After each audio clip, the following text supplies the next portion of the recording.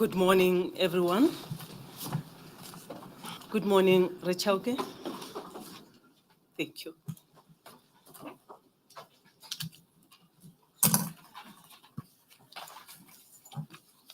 Advocate Mutlamunyane. Good morning, Good Madam morning. Chair. I don't see your witness on the stand. Is she here? She's here. I've sent for someone to go and call her. She's just been sitting in the other rooms.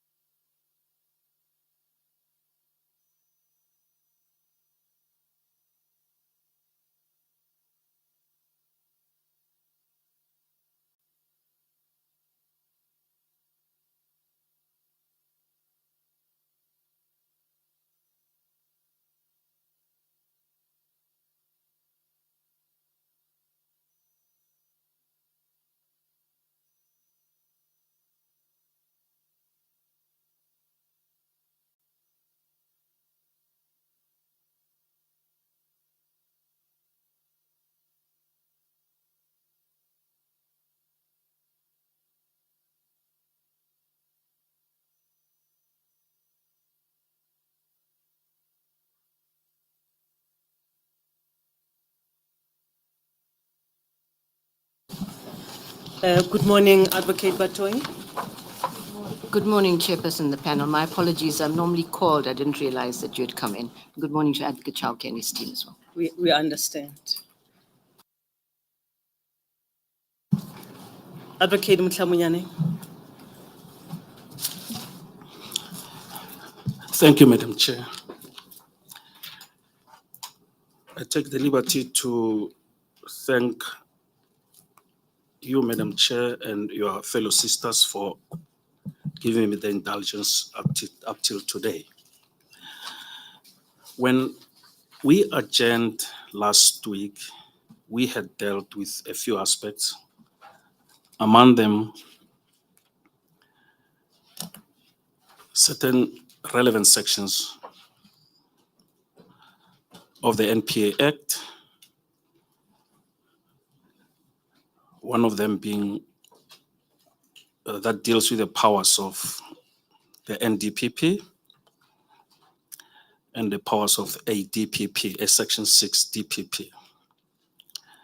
And when we adjourned, we had just dealt with authorization in terms of the Poker Act.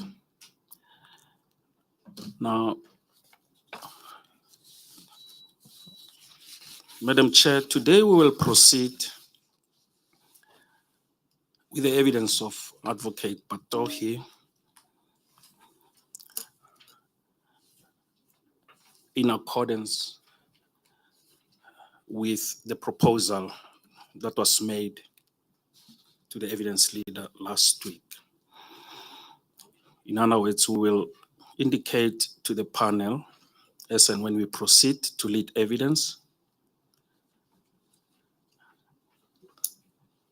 which part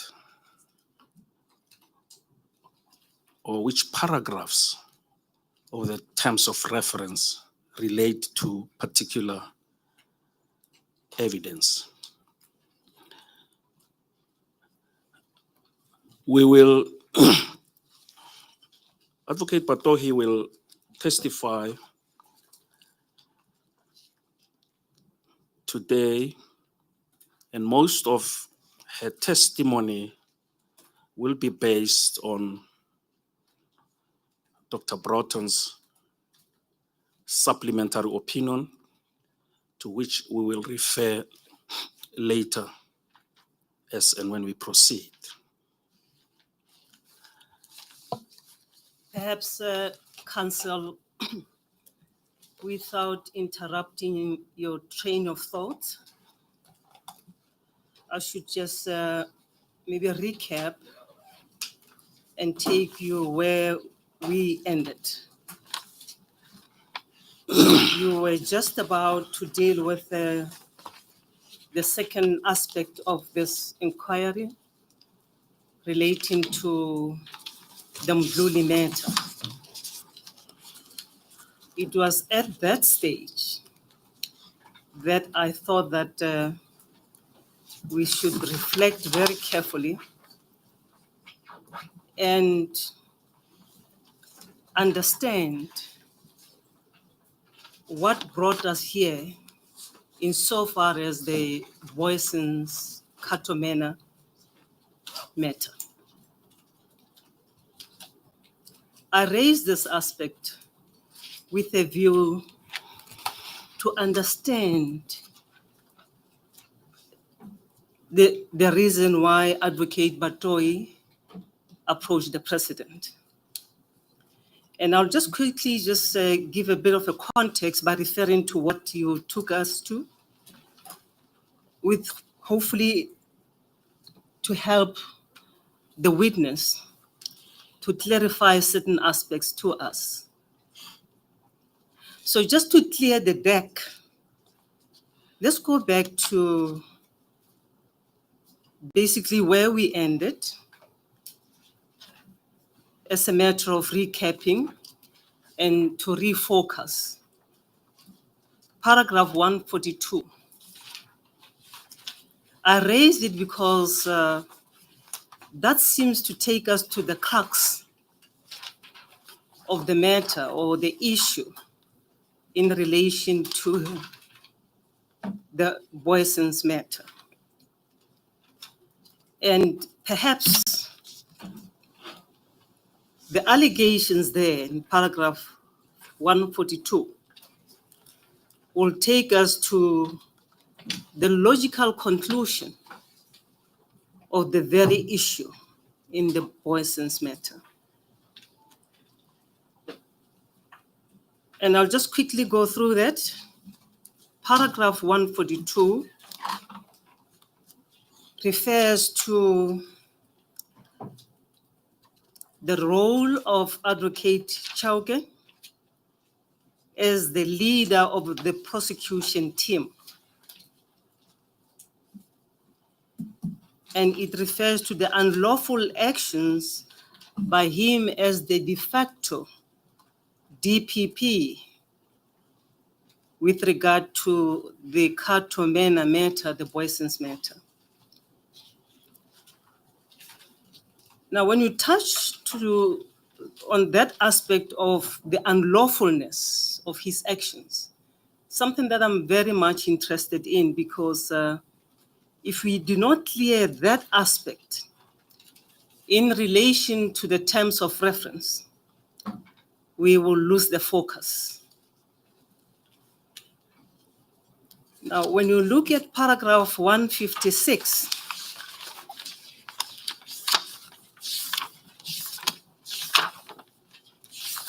that paragraph gives us this essence of the allegations against Advocate Chauke. It refers back to the de facto role that he played in the prosecution of the alleged crimes, when he allegedly went out of his jurisdiction over the jurisdiction of another DPP in KZN. The second aspect of paragraph 156 is that he exercised or purported to exercise prosecutorial powers. I need to hear more from the witness on that. And I may just hasten to say, and correct me if I'm wrong, Advocate Mutlamanyani, with the witness, as to whether Advocate Chauke took the prosecutorial decision in relation to the Katomena matter. Of course, the third aspect of that essence relates to him having settled the affidavit of Advocate Jiba. I'm not sure to what extent that aspect is relevant to the issue of Boysen's, the Boysen's matter. You'll just give us clarity there. Now, from paragraph 156, let's go to the letter that Advocate Batoyi wrote to Advocate Chauke. Counsel, I'm giving you this context so that you can help us, because we are all here on a fact-finding mission. We need to get the context right. If you don't, we are going to lose the focus of why we are actually here. The letter, Advocate Batoyi, if you remember, is attached to your affidavit. That letter that you wrote to Advocate Chauke is a letter of 2021. It's at page, or rather it's marked SB 5231. It's a letter by yourself, dated 13 May 2021. Chairperson, I wasn't reminded that I'm still under oath, if I I beg your pardon. I beg your pardon. I do acknowledge that. Let me remind you, Madam, that you are still under oath. Thank you, Chairperson. Unfortunately, you have not spoken. Thank you, Chairperson. Remember, you are still under oath. I do. Thank you very much for that. That letter that you wrote to Advocate Chauke is marked as SB 5231, attached to your affidavit. In that letter, you drew Advocate Chauke's attention to the decisions made by him. I'm interested to understand the decisions that he took or allegedly took in relation to the Boysen's matter. We will deal with them duly decisions at the later stage. But before we close this chapter on the Boysen's matter, we need to get the crux of the Boysen's matter very, very clearly and understand precisely what is it that is alleged to have been done by him unlawfully, as you say, Advocate Batoyi. It is the impugned decision that we need to understand the context thereof, at least for me to understand precisely why we are here. You will see on page 231 of that letter, you refer to 1.1 Sorry, regarding, Chairperson, which page? it is that SB 5231, the letter. You have that letter. That letter seems to draw our attention to matters that concerned you, that culminated into the complaint to the president. You see, in 1.1, you refer to Annexure A. That annexure is the affidavit of Mr. Mlochwa. It's marked SB 5A235. It is also attached to your affidavit. That is correct. Now, Council, I'm going to pause there. I thought that this sequence may help us to unravel the facts that culminated to the complaint and why we are here. The next and final aspect that I think we should look at are the terms of reference, because it is this context that I've mentioned very briefly that seem to have culminated in the terms of reference. Madam Batoyi. That's correct. I will just briefly, Council, just raise few aspects in the terms of reference quickly, very briefly, so that when you lead the witness, she will help us understand those issues arising from the terms of reference.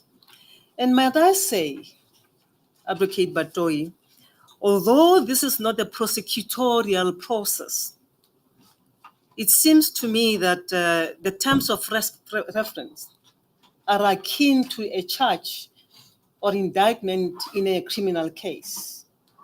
Is my understanding correct? Chairperson, broadly, I would agree, but it's not restricted to that, because I think the terms of reference say, I don't have it in front of me, but it's not limited to. That's No. my understanding. Yes. Let's look at the term as they are. Mm-hmm. And I'm just juxtaposing the terms of reference with what we normally refer to the indictment in a criminal prosecution. I understand. Not that we are in that zone. I understand, Chairperson. Am I correct, though? Yes, that is so. So if the terms of reference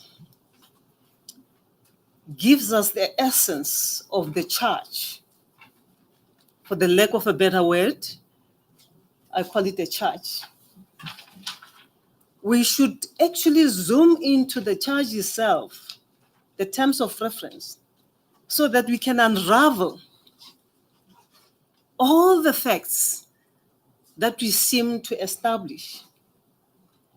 That will make us understand why we are here. So quickly, if you look at the terms of reference, I think they can borrow you a copy. Your junior advocate can assist you and give you the terms of reference, the copy of the terms of reference. Okay, my clerk is behind you. He's going to help you there. Yes, thank you very much. Thank you. Now, if you look at the terms of reference, and Advocate Mutlamunyane, please indulge me. I have, Madam Chair, in my heart. I'm raising these things because we are working together to unravel all the facts that are relevant to the issues before us. and I'm doing so briefly so that we can have a structured understanding of what the evidence is.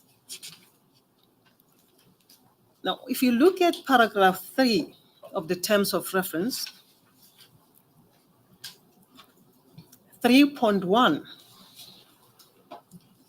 maybe you can start reading from 3. It refers to the fitness of Advocate Chauke to hold office.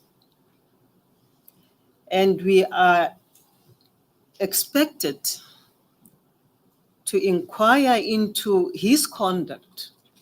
Now, 3.1 talks about his direct or indirect conduct regarding those two matters. The first is 3.1.1. It reads, the institution of the racketeering charges. I'm more interested in that concept, the institution of the racketeering charges, whether he, Advocate Chauke, instituted the racketeering charges, be it directly or indirectly. I would like to understand that. If you can clear that aspect for me. And then when you go to the sub-paragraphs, 3.1, it suggests that, or rather the allegations are that Advocate Chauke supported a decision to prosecute in the Katumena matter. The second one is that he recommended to Advocate Jiba that the certificate should be issued. It is that recommendation that we need to understand very clearly, at least for me, whether it constitutes an illegality or an unlawfulness. Because remember in paragraph 142 of your affidavit, you refer to the unlawfulness of his conduct. 3.1.1.3, it is alleged that Advocate Chauke sought to defend the institution of the racketeering charges in the review proceedings. I'm keen to understand the impropriety of that alleged conduct. And the next one, 3.1.1.4, is that he, Advocate Chauke, instituted an appeal against the judgment of Judge Govan. Also there, to clear my mind, I need to understand the unlawfulness of that aspect, or the alleged unlawfulness of that aspect. So I am mentioning these matters before we deal with them Mdluli matters, so that we can wrap up this chapter properly to know where we come from and where we are going to. Otherwise, we're going to lose focus. I may not have captured everything.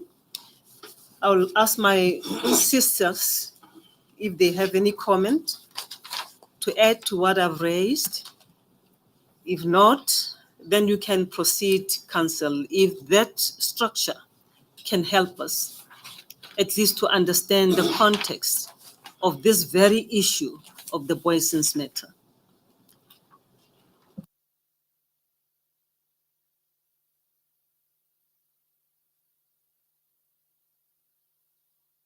Thank you, Advocate. Maybe before you start, I hope that I've made myself clear, Advocate Batoyi. Yes, absolutely, Chairperson. The concerns that I have so far as we have gone, because it doesn't appear that we have really gone to the crux of the matter to understand the illegality or the unlawfulness of his conduct, if any. So somebody must explain to us so that we can understand the charges correctly, and also to understand the evidence or facts underpinning those charges. I thank you. Proceed, Council. You may proceed. Kate Halley. Good morning, welcome. We got your apology. Thank you very much. I did intend to advise you last week of my intention to appear before the court this morning. Unfortunately, it was unavoidable.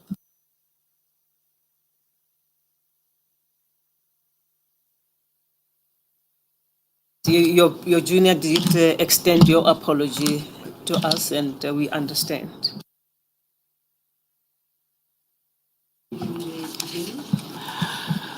Thank you, Madam Chair. You may begin, sir. Thank you, Madam Chair. We, in fact, are going to proceed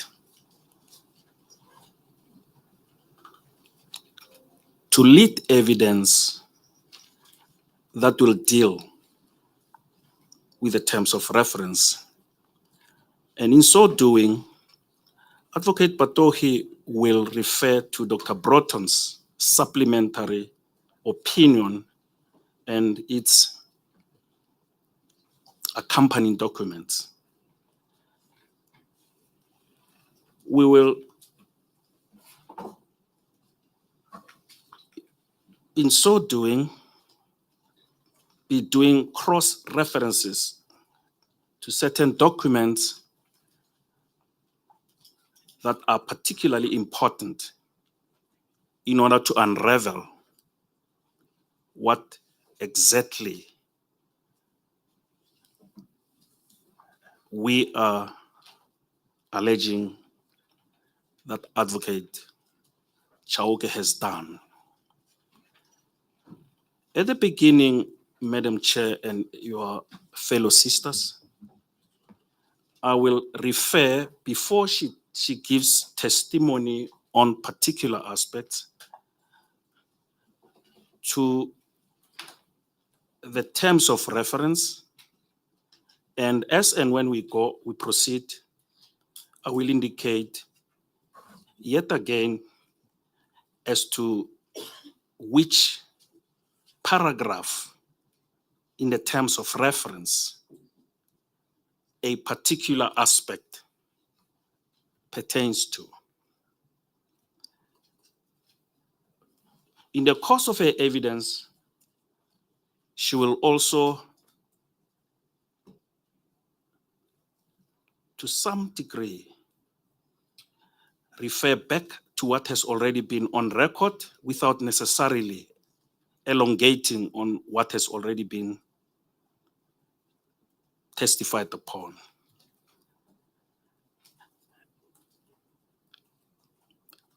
And Advocate Patohi, go to page 66 of your affidavit,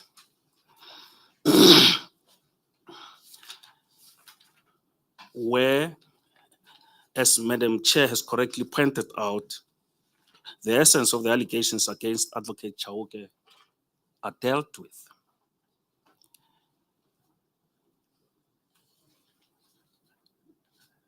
Now, you will remember that we will deal with paragraph in the main, 156, together with its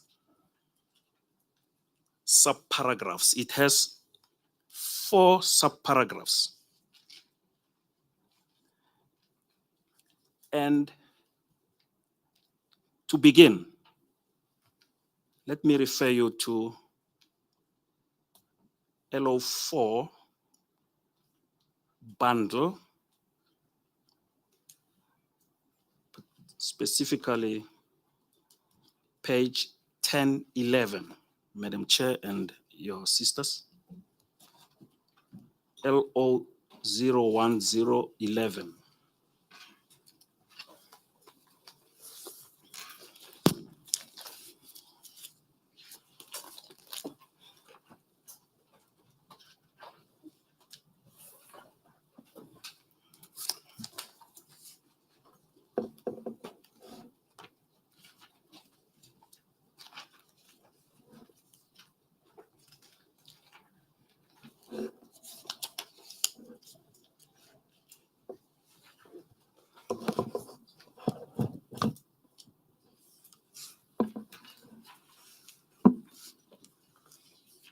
Are you there? If you just pardon me.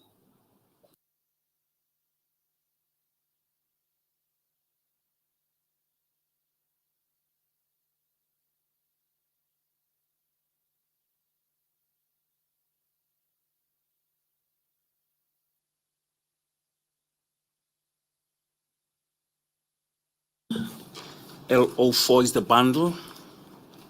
The page is LO 1011, which contains some exchanges of emails between Advocate Chauke and Advocate Cyril Molocho.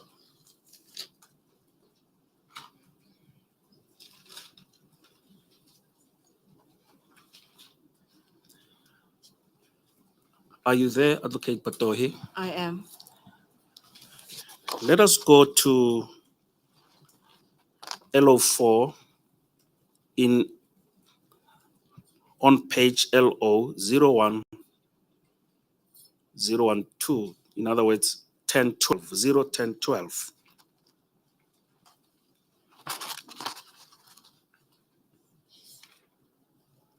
Are you there? I am. There is an email which has been sent to Cyril Molocho. Do you see that? I do. Can you explain the email?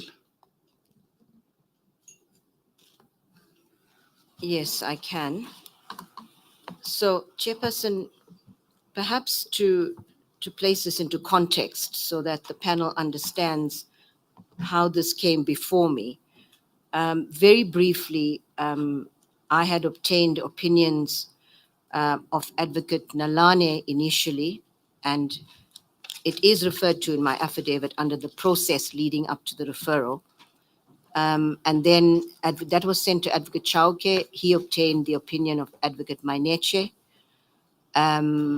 And thereafter, because of certain gaps that were identified, I asked Dr. Broughton, who is a legal advisor in my office, to look into the matter and look at all of the evidence so that the gaps are then addressed and provide me with an opinion.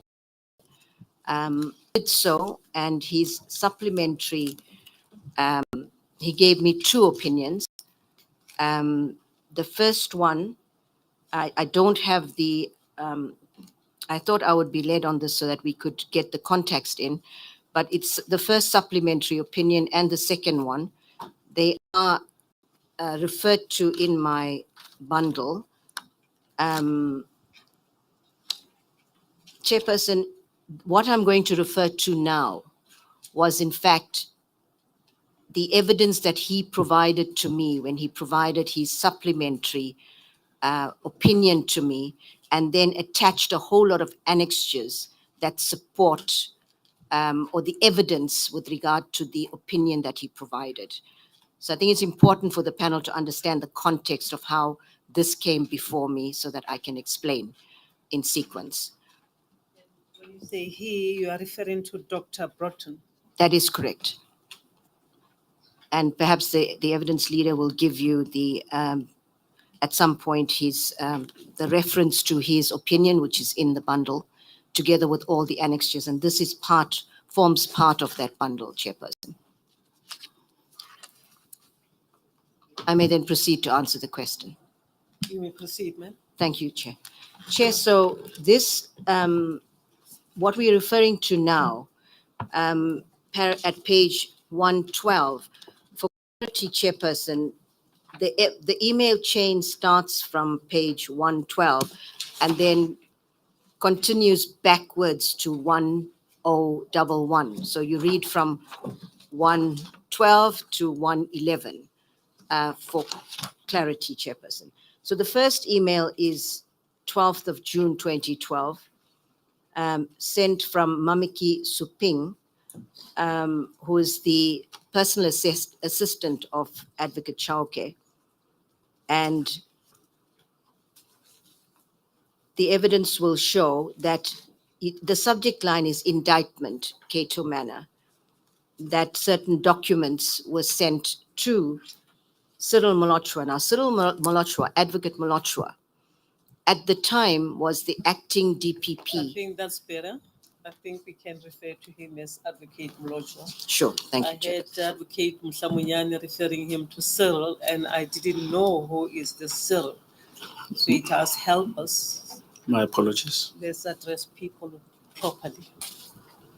Chairperson, Advocate Molochwa was at the time the acting DPP in KwaZulu-Natal.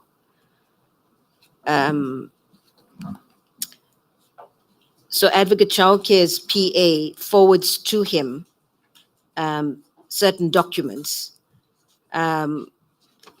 Thereafter, you have if you turn over to page 1011, at the bottom, the second email in that chain is one from Advocate Molochwa to Advocate Chauke. And he states the following: Dear Advocate Chauke, our telephonic conversation today refers, kindly furnish me with the prosecutor's memo or report so that I can have a wraparound view of the matter. The report must also have the police stations and CAS numbers so that we can open the DPP's file. Thank you in advance. From that, it appears that at some point before this email was sent, there was a telephonic conversation between Advocate Molochwa and Advocate Chauke. And my understanding from the evidence leader is that Advocate Molochwa will in likelihood be called. Chairperson, in response to that email, we go still on 111, LO 1011. Advocate Chauke responds on the same day to Advocate Molochwa and states, I'm not sure that I need to read the entire document, but perhaps I will read a few parts from it. But if the panel wishes the entire document, I'm happy to do that. Dear Advocate Molochwa, who is the prosecutor that you are referring to? I have forwarded you the indictment, which has all the detailed summary by which you ought to be in a position to open your file. I also forwarded to you details of the inquest with the police CAS numbers to which you referred to Advocate Toko Majokweni for reasons that I do not follow and understand. The indictment with respects gives you the whole view of the matter. And I emphasize that the indictment with respect gives you the whole view of the matter. He then goes on to say, you are kindly and fervently requested to please discuss any issues, if any, with me. I really do not see any need for me to give you any report other than that which I have forwarded to you already. And this is important as well. It should become clear. Please, if I misunderstand you, make me understand. I do not want to play you or undermine your jurisdictional authority in any way whatsoever. It then proceeds, Chairperson, he then on the next paragraph says, I've also learned with utter dismay that you have now issued an instruction to senior prosecutors that all dockets that are with us must be brought to you. What is not happening here, my brother? Please, if you have any issue again, talk to me or arrange that we see the acting national director urgently, and that would be Advocate Jiba. And he then goes on to raise a concern. He states, another concern to me is the delay in you issuing the instruction of reopening the inquest in view of the fact that you have been requested to sign the indictment, which must be preceded by a decision to reopen the inquest. If this makes you uncomfortable, please indicate so I may urgently take the matter up with the acting NDPP as well as the minister. And I emphasize that as well, for reasons that will become clear later. I do not want to step on your toes in the last paragraph. I was informed that you agreed and arranged with the acting NDPP for someone from outside to do the prosecution of these matters. If you now have a change of heart, please indicate so that we may resolve it as soon as possible. That is the end of the letter.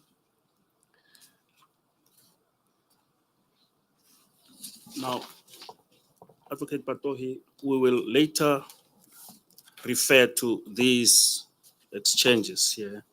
But for now, go to paragraph 60 in bundle LO1 on page 60 Sorry, or 16? sorry, Advocate. I beg your Before Advocate Batohi steps off this letter, she read the letter, but at paragraph 2, she skipped a line, and I'm not sure whether it's not supposed to be in the record, but I think it is important when we quote someone, we quote the whole thing, unless if we feel it is not important. In paragraph 2, line 3, the sentence that starts with "there are." If I may, Chairperson, yes, I had not intended to read the whole thing, but perhaps and I went on and read most of it. So perhaps I will just add paragraph 2, the last sentence, or third line. There are serious issues of security in this matter, which if necessary, you will be briefed about, which are not relevant to you, and I cannot expose you to such at this stage. I think I read the rest of the letter completely, except for that. Thank you, panel. Thank you, Councillor. Thank you, Madam Baloyi-Mere. Advocate Batohi, go to LO1 on page LO00266.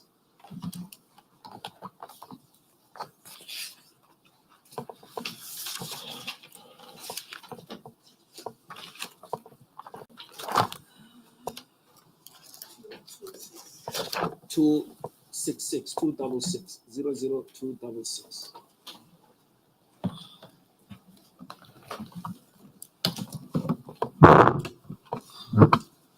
Therein, you will find 266. yes, 266 is a witness statement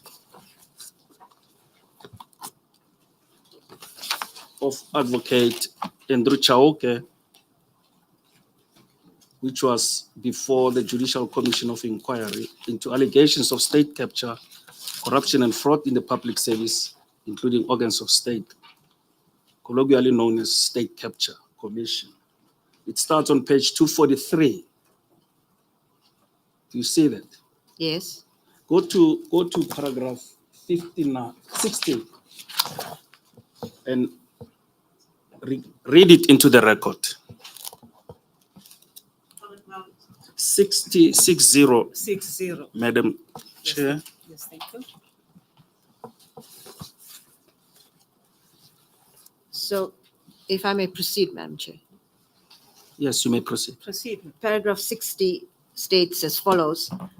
Jiba requested me to assist with putting together a prosecution team which will guide members of the police and members of IPID, open brackets, in quotation marks, the Cato Manor team, close quote, close brackets, on the investigation and prosecution of the matters. I agreed to be the coordinator of the prosecution team. The prosecution team was comprised of the following advocates: 60.1 Advocate Maema, DDPP, in brackets team leader, in brackets Miami, Advocate K.R. Matenjwa, DDPP co-team leader Matenjwa, Senior State Advocate M. Ntlakaza in brackets, Senior State Advocate J. Mlochwa in brackets, and Senior State Advocate F. Fuchane in brackets, and Senior State Advocate P. Moleko in brackets. We know that Jiba is reference to the then acting Director of Public Prosecutions. Acting National Director. Acting National. of Public Prosecutions. Yes. Is that correct? That is correct. Now, go to the next page, which is What is the relevance of this paragraph 60? Before we forget about it. the relevance of paragraph 60, Madam Chair, has to do with the request that the acting National Director of Public Prosecutions made to Advocate Chauke to put up a team together that will go to KZN to deal with the Katomana incident. Now, when you go back to the terms of reference, 3.1,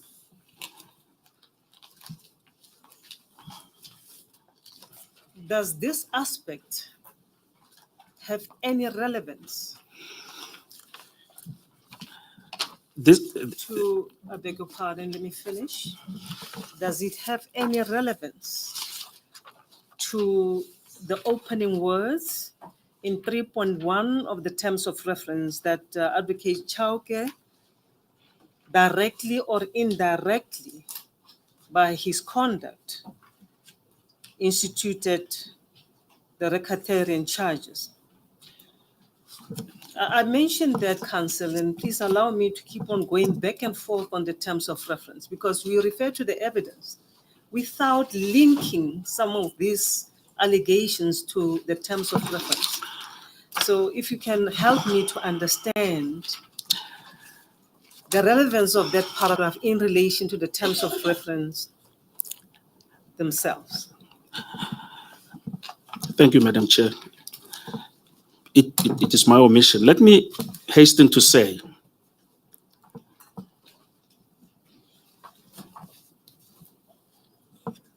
paragraphs 3.1, 3.1.1,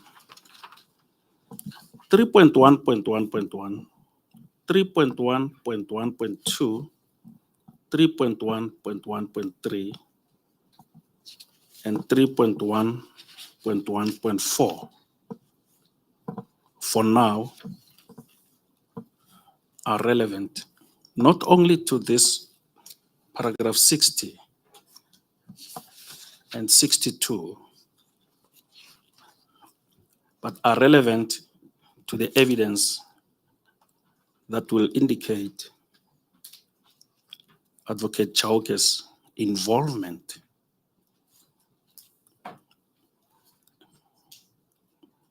in the prosecution of the Katomana police officers.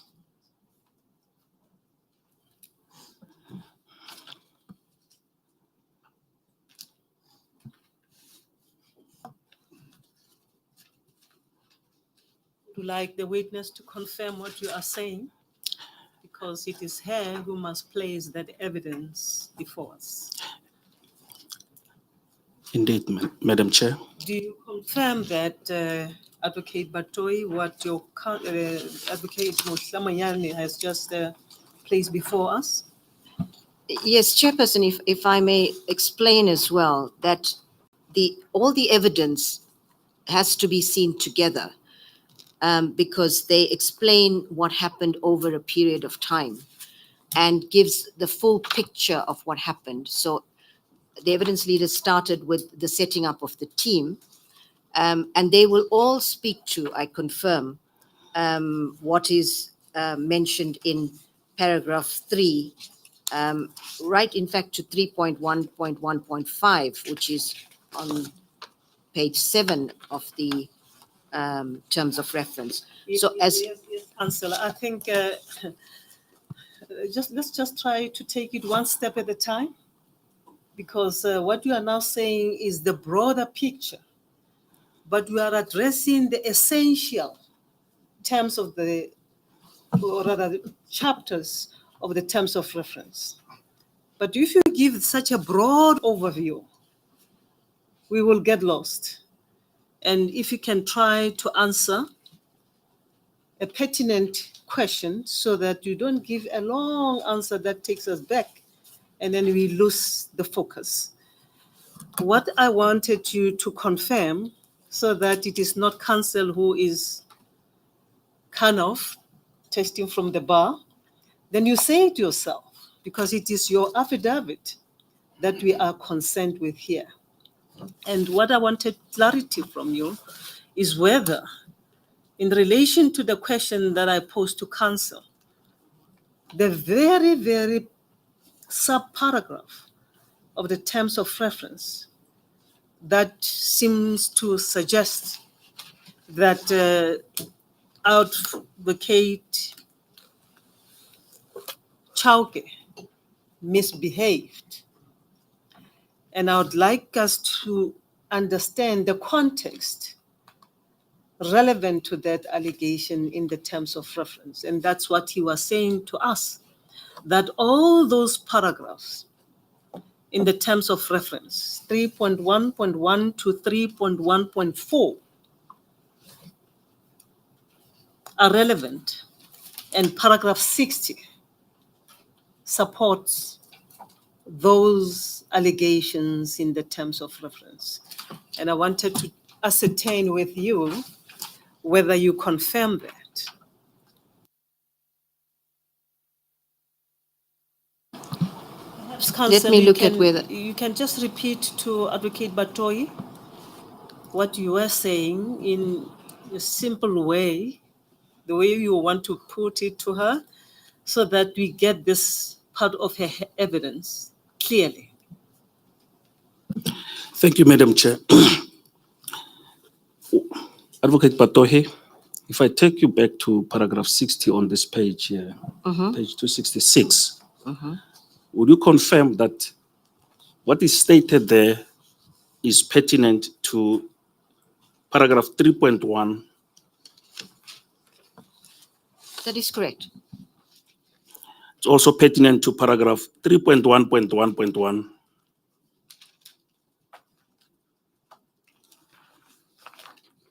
Well, Chairperson, I'm a little confused because paragraph 60 deals with the team that was set up.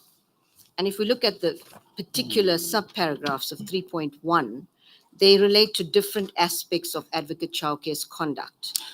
And so I'm a little confused about answering the question that paragraph 60, which simply deals with the team setup, how it links to each one of the subparagraphs that describe Advocate Chauke's conduct. You remember, through you, Advocate Mutlamuyani, we zoomed into the terms of reference, 3.1. That talks about Advocate Chauke's direct or indirect conduct. And your Advocate Mutlamuyani took us to paragraph 60. That speaks to the role played by Advocate Chauke, if I may put it that way. That's correct. That is how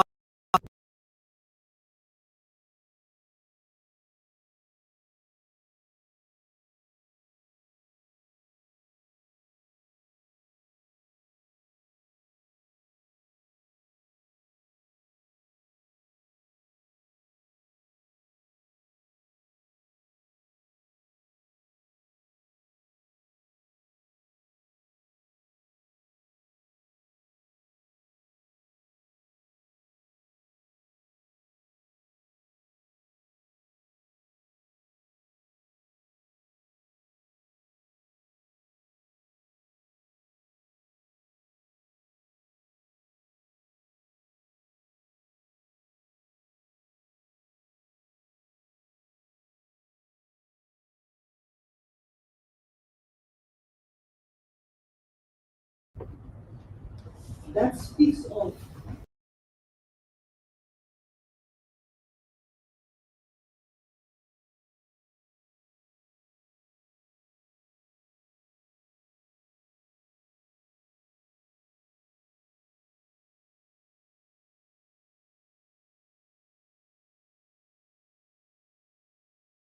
to get the factual metrics.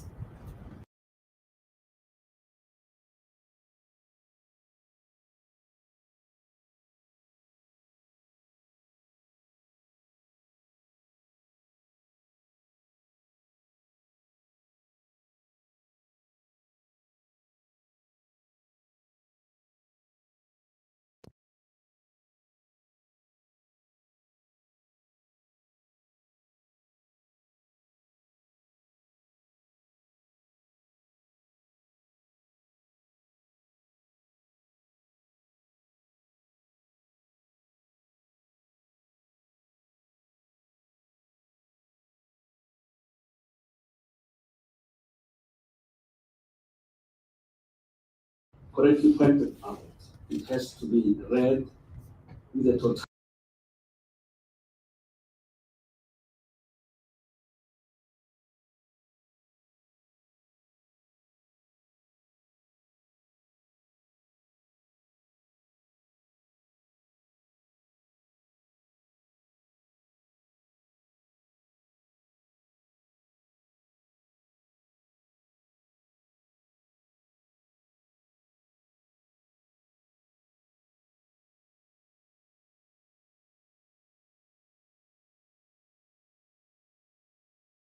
With its sub-paragraphs into the record.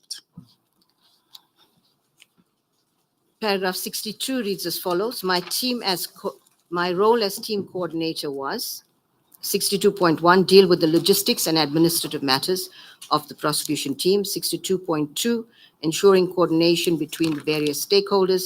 62.3, my involvement excluded taking prosecutorial decision whether to prosecute or not. 62.4, feedback and briefing on the team to JIBA, including the submission of documentation from the prosecution team. Chairperson, if I may at this point explain that paragraph 62.3 refers to taking prosecutorial decision whether to prosecute or not. My evidence will include the fact that a prosecutorial decision is not one that is limited on whether to prosecute or not, but there are various prosecutorial decisions that are taken in the course of the prosecution process.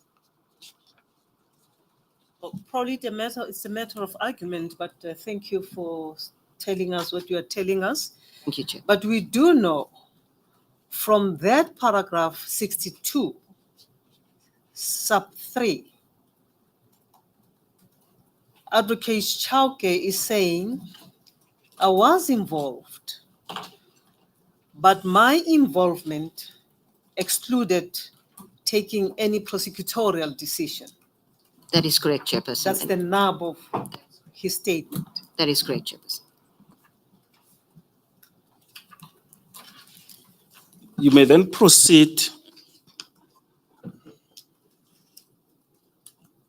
to paragraph 64 on the same page and read it into the record. I beg your pardon, Counsel. I beg your pardon. I beg your pardon. And please correct me if I am missing something. That very aspect at paragraph 62.3 will probably take us to the statement or affidavit of Advocate Musing. It will. It will. It will, Madam Chair, as and when we proceed. Thank you.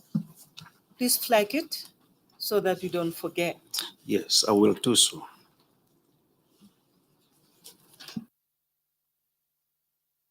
If you may, Advocate Batohi, read into the record paragraph 64, and I will later refer you to paragraph 60, 95 and 96. But for the moment,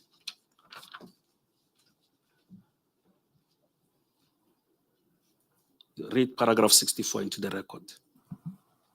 Paragraph 64 reads as follows. On 3rd May 2012, I attended a briefing with Jiba, during which it was arranged that the prosecution team brief her on the Cater matter on 18 May 2012.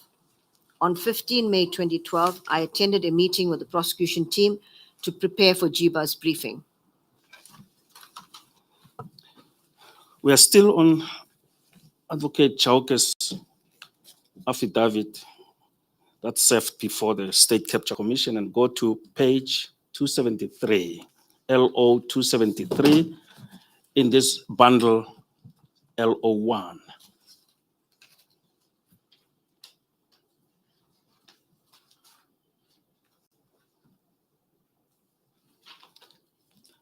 Read paragraph 95, which ties to the one, which paragraph 60, which you read earlier.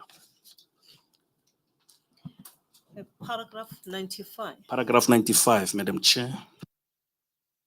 Paragraph 95 reads, I have read the affidavit by Advocate C.S. Mlotshwa dated 23 July 2015 under Silverton CAS, which is annexed to the Rule 3.3 notice. I refer to what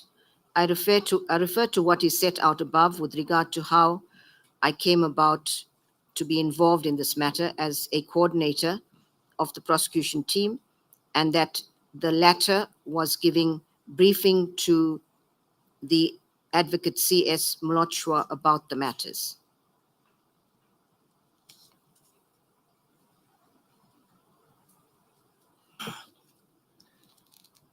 Will you confirm that this paragraph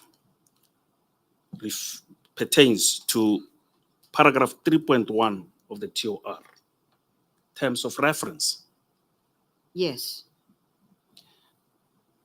Proceed to go to paragraph 96 on the same page and read it into the record. I confirm that I had the email exchanges with Advocate C.S. Mlotshwa. The issue was sorted out between me and him. I considered it resolved and did not take it any further. I held the view then, and even now, that he was sufficiently briefed by the prosecution team about the matters. I realized the omission of the memo, which I thought was part of the draft indictment, for which I apologized. This is borne out of the fact that he indeed received the memo and the indictment. I even indicated above with him and attended meetings with him and the AJP on 18 June 2012 and the court appearances by the suspects.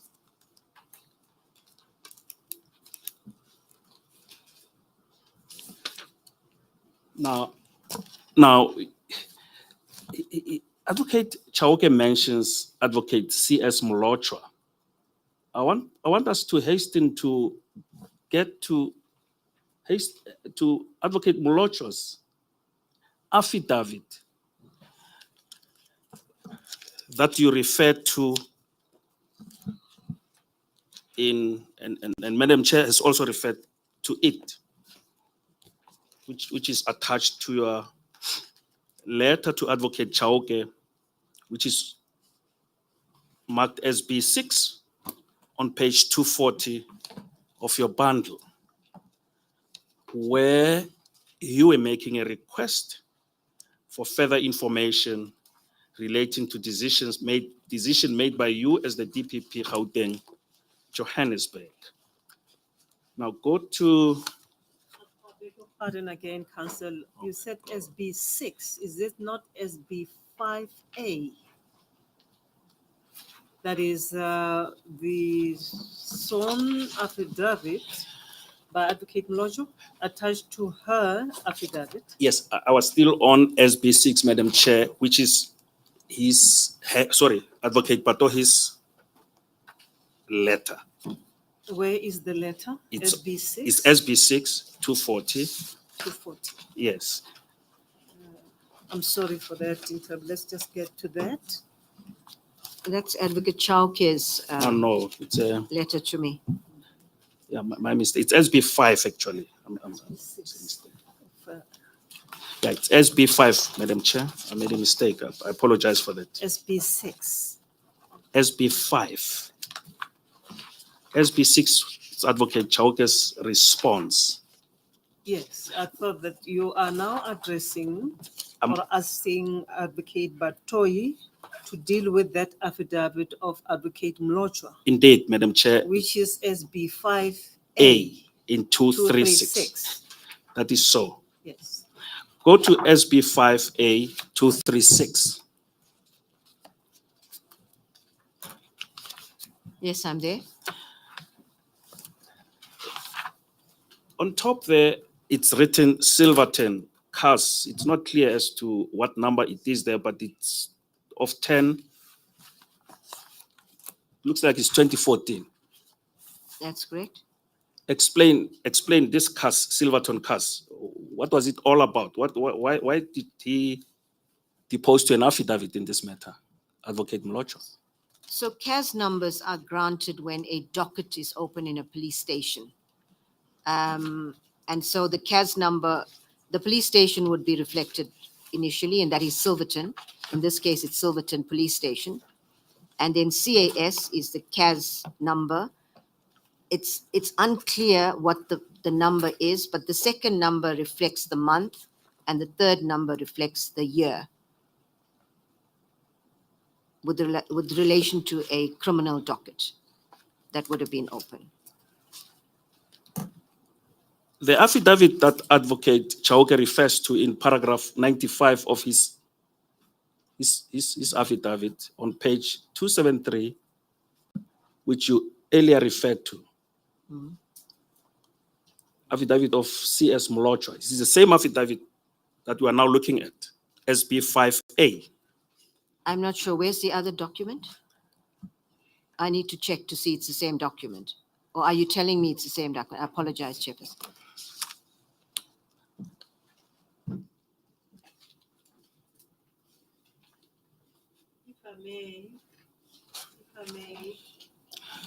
If I may, Council, remember SB5, which I mentioned, is mentioned for the first time in the affidavit of Advocate Batoyi under the rubric of process leading to the referral to the President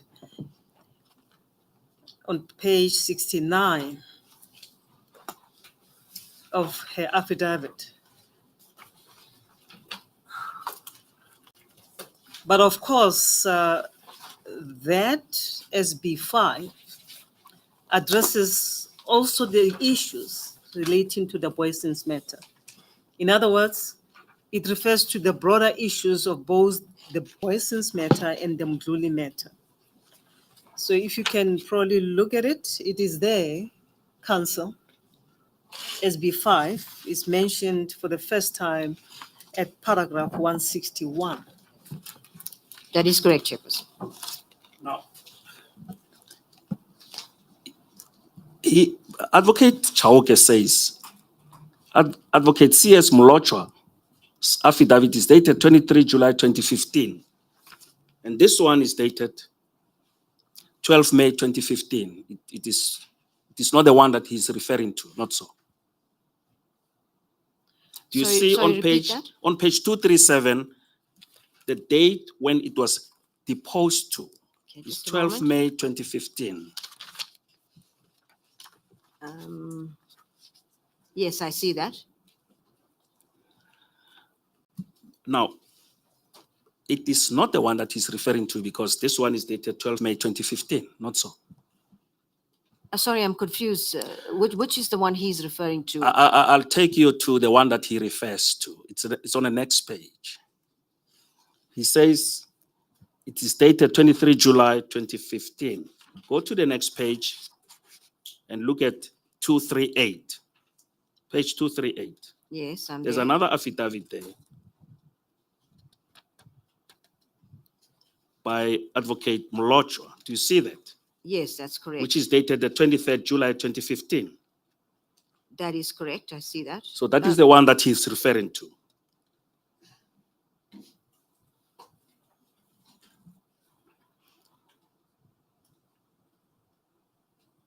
Sorry, I'm confused, Chairperson. I'm not sure who's referring to which statement. Let me take you back to 95. Page 95 or Advo- paragraph 95 Paragraph 95 of? of LO1, which is the affidavit of Advocate Chauke, in which he says he has read the affidavit of CS Molochwa, dated 23 July 2015. I'm with you.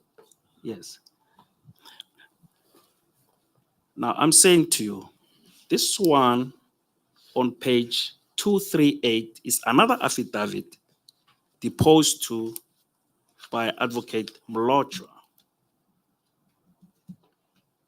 Do you That's see correct. that? Dated 23 July 2015. Yes, that's correct. Now, can you read it into the record? Which one? The one on page 238. I, Cyril Simpiwe Molochwa, hereby state in English that on 23rd July 2015, the investigating officer, Major General Chalo, requested me to hand over the emails referred to in my statement dated 12 May 2016. Emails herewith. That's the content, and then it's the oath after that. It's signed and there's the oath. If you go back to the previous affidavit, you will see that the paragraph on page 27, which is the last paragraph of Advocate Molochwa's affidavit, I beg your pardon, paragraph? it's not marked. It's not marked or given numbered, rather. It's not numbered, but it's the only paragraph before the commissioning, before the. Is that the one with handwritten 491? Yes, Madam Chair, with the old bolded number 156. Do you see that one? In the bolded number? 156. But the correct number, the paginated number is 237, SB 5A 237. Council, you are taking us all over the show. Where are you? I want the witness to confirm the issue of emails and tie it with the exchange of emails between Advocate Molochwa and Advocate Chauke. Are you finished? Are you done with SB 5A 236? That's the affidavit of Advocate Molochwa. I thought that you were there. I am there, Madam Chair, because it goes to the second page. Yes, it goes to the second page, 237. Yes. Now,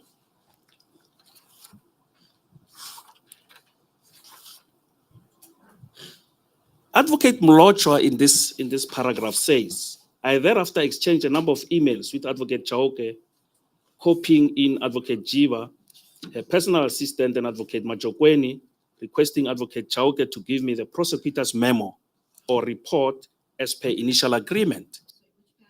Which paragraph are you at? 237, where the affidavit of Advocate Molochwa ends, Yes, I'm where there. he has deposed, where it is commissioned. Yes, I'm there. Now, he says on 12 June 2012, Advocate Chauke's personal assistant, Ms. Mamiki Suping, emailed me only the indictment without the prosecutor's memo or report. Can you read that into the record? On 12 June 2012, Advocate Chauke's personal assistant, Ms. Mamiki Suping, emailed me only the indictment without the prosecutor's memo or report. I thereafter exchanged a number of emails with Advocate Chauke, copying in Advocate Jiba, her personal assistant, and Advocate Toko Majakweni, requesting Advocate Chauke to give me the prosecutor's memo or report as per the initial agreement. My acting appointment came to an end on 9 July 2012. I never had anything to do with the matter after 9 July 2012. Now, this ties with the exchange of emails you referred to earlier That's correct? in LO4, page LO 1011. Do you want me to go back there? You don't No, have to. that is I just correct. wanted you to confirm whether it ties with that. That is correct. Thank you.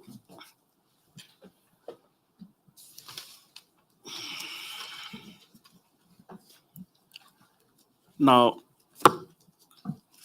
go to SB6. And if I may, this aspect that you are asking the witness to read into the record has a direct link to the terms of reference. If I'm correct, which one? Madam Chair, it has a direct link with paragraph 3, paragraph 3.1,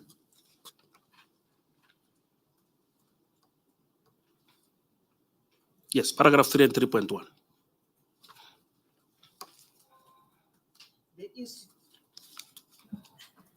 The institution of the racketeering charges. It will, yes, indeed. It will, I beg your pardon. No, I no, beg not your that. pardon. His direct or indirect conduct. Indeed, Madam Chair.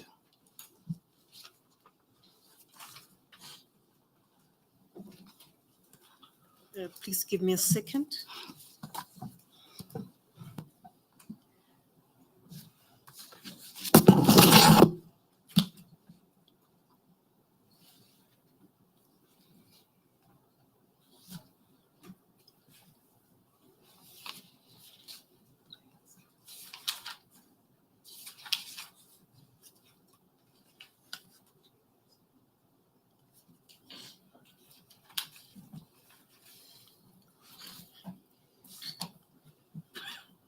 If you may unpack that aspect for me to understand clearly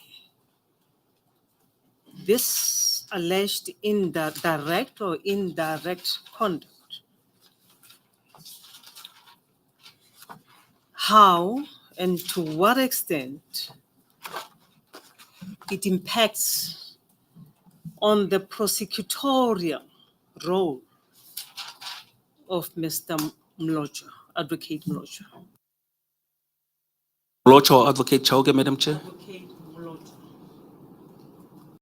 The indirect, the direct, or the alleged direct or indirect conduct of Advocate Chauke's how it impacts on NDPP Advocate Mlojo's jurisdiction or space. It will become clearer as and when we proceed to lead evidence, Madam Chair. However, for now, Advocate Mlojo was the acting DPP in KZN. No, I understand that. Yes. You are busy leading evidence. And this evidence is really the crux of the case because Advocate Batoyi is laying the foundation of why we are here. And we need to understand this foundation correctly because other witnesses, as you referred to Advocate Mlojo, are going to either confirm their affidavit, the contents of their affidavit, or the evidence of Advocate Batoyi. So I don't want us to have that disjuncture. We may just lose the connection. That is why I keep on taking you back to the terms of reference so that we understand the relevance of this evidence to the terms of reference themselves.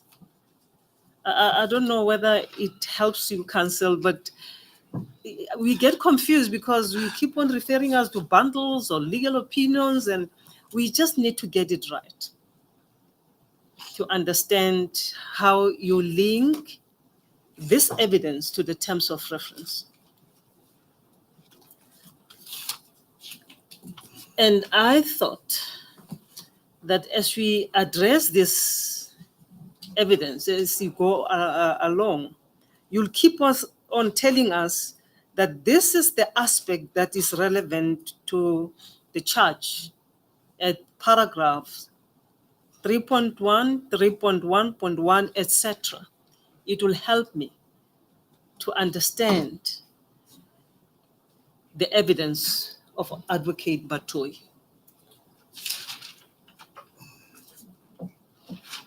I don't want to derail your line of the train of thought, Counsel, but if you may also help me.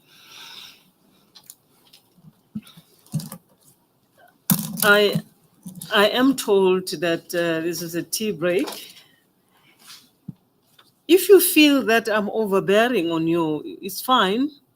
We will get clarity at the later stage. Maybe you can proceed when you reconvene, and I'll note all these questions on the side so that I don't interrupt you. No, you're not overbearing. You're perfectly entitled to the clarification, Madam Chair. I thought I had made it clear that the evidence that she's leading pertains to 3.1, but I'll take it a piece for a better understanding and for the comfort of everyone. Yes. Yes, I'll try and take it a piece. Thank you, Counsel. Thank you, Counsel. We will take Advocate Batoyi. We take a tea adjournment. It's already closer to 11:30. We will adjourn now and reconvene at 11:45. Thank you, Madam Chair. Thank you. We adjourn for tea.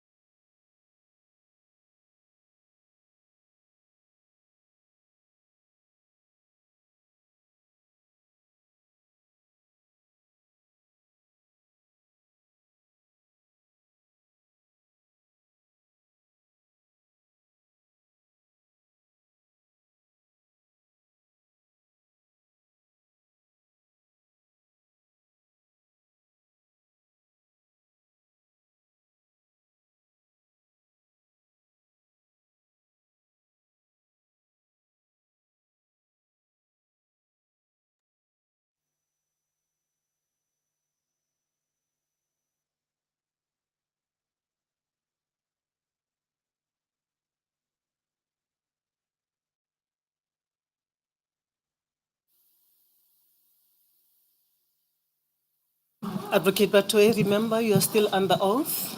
I do. Thank you, Chair.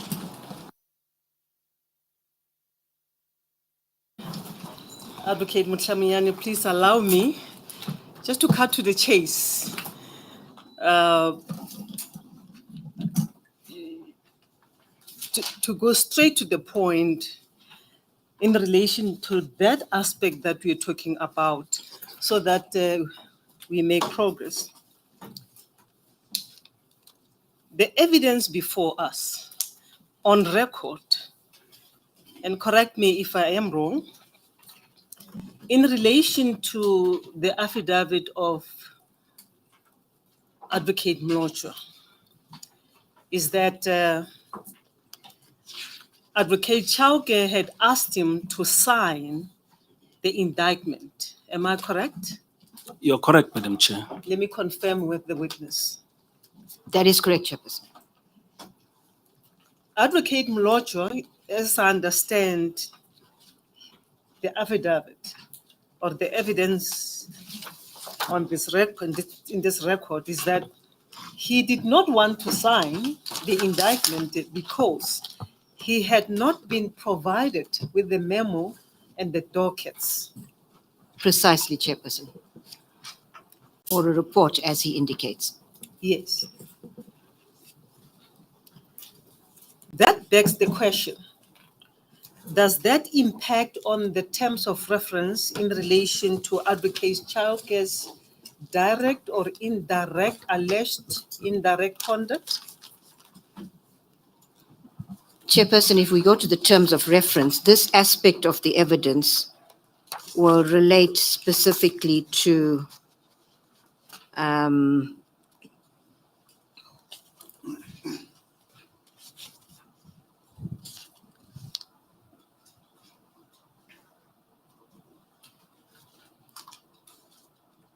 Chairperson, let me, if I may, explain something. I know I've been asked to keep it short, and I really do, but I want to try to help I want the panel to understand the circumstances. So these terms of reference were drawn up.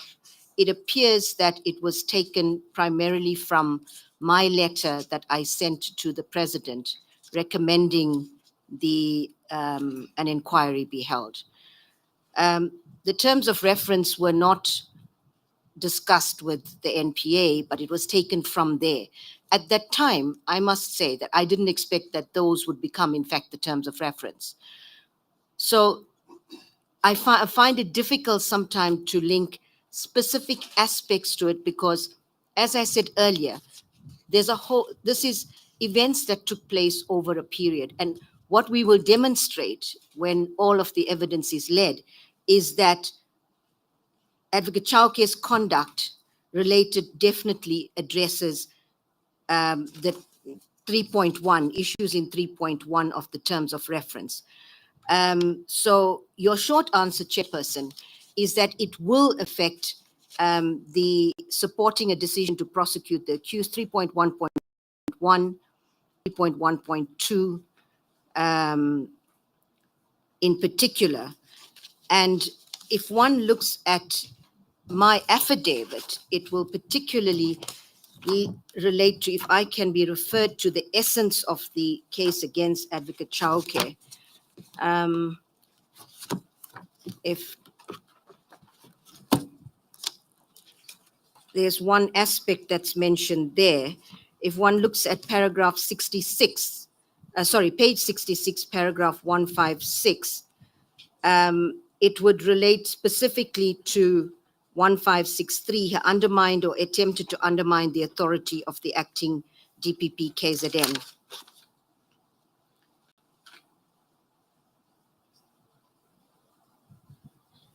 Thank you, Advocate Batoy. Thank you, Chairperson. It helps. Thank you, Chairperson. And if I may explain to the panel how racketeering certificates are authorized. With regard to racketeering charges, the National Director of Public Prosecutions is required to authorize these charges. And what happens in terms of the process is that the DPP of the division where the charges emanate would submit a memorandum, a covering memorandum, generally with a prosecuting, with the indictment, with the prosecutor's memo, and any other relevant documents to the national director for consideration of the application for racketeering charges to be authorized. So in this case, what will emerge from the evidence, Chairperson, is that, as you correctly stated, Advocate Chauke and Advocate Molochwa will testify to this, is asking Advocate Molochwa to sign the indictment, and Advocate Molochwa is resisting, saying that I will not sign it unless I have these other documents. And he's correct in that regard, because he needs the evidence. The indictment sets out the charges and summary of facts. The prosecution memo generally will set out the evidence that actually supports the indictment. Thank you, Chairperson. I hope that helps. It helps, Advocate. That settles my mind. Then proceed, Madam Chair. Proceed, sir. You may proceed. Thank you, Madam Chair.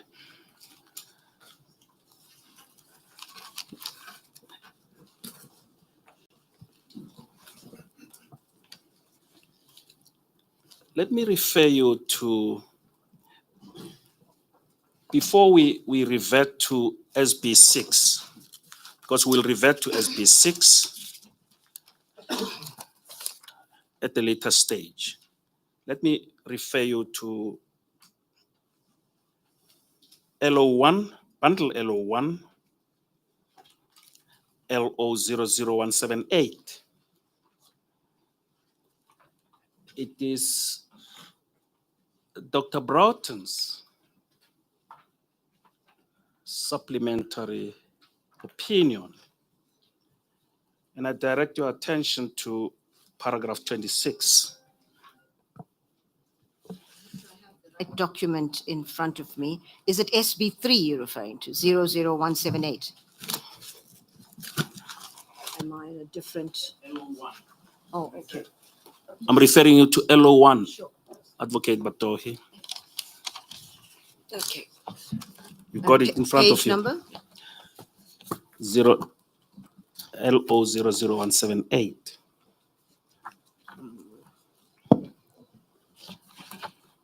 Yes. Where Dr. Broughton deals with, and he has a subheading there, a subtopic, which reads above paragraph 25. It reads as follows: Advocate Chauke's prima facie involvement in taking prosecutorial decisions to prosecute poison. And I must mention that this has to do, and I want you to confirm, it has to do with paragraph 3.1.1 of the TOR, the terms of reference. That's correct.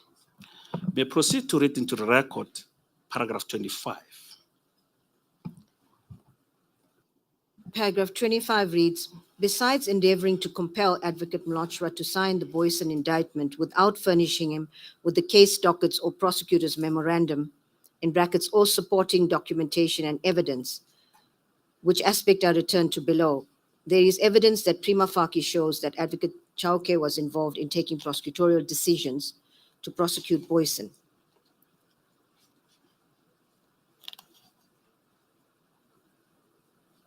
That's paragraph 25. Now, I'm going to ask you a specific question about an indictment. For a trained lawyer, we know what an indictment is. For the public out there, can you explain what an indictment is? Indictment is a document that is used generally in the High Court that sets out the charges against an accused person, and generally also has attached to it a summary of the substantial facts relating to the charges. Thank you. Proceed to paragraph 26. Paragraph 26, it should be recalled that it was on 12 June 2012 that Advocate Molochwa refused to sign the Boyson indictment sent to him by email by Advocate Chauke without seeing the supporting documentation and evidence. The supporting documentation and evidence were never presented to Advocate Molochwa, even though the latter requested same from Advocate Chauke.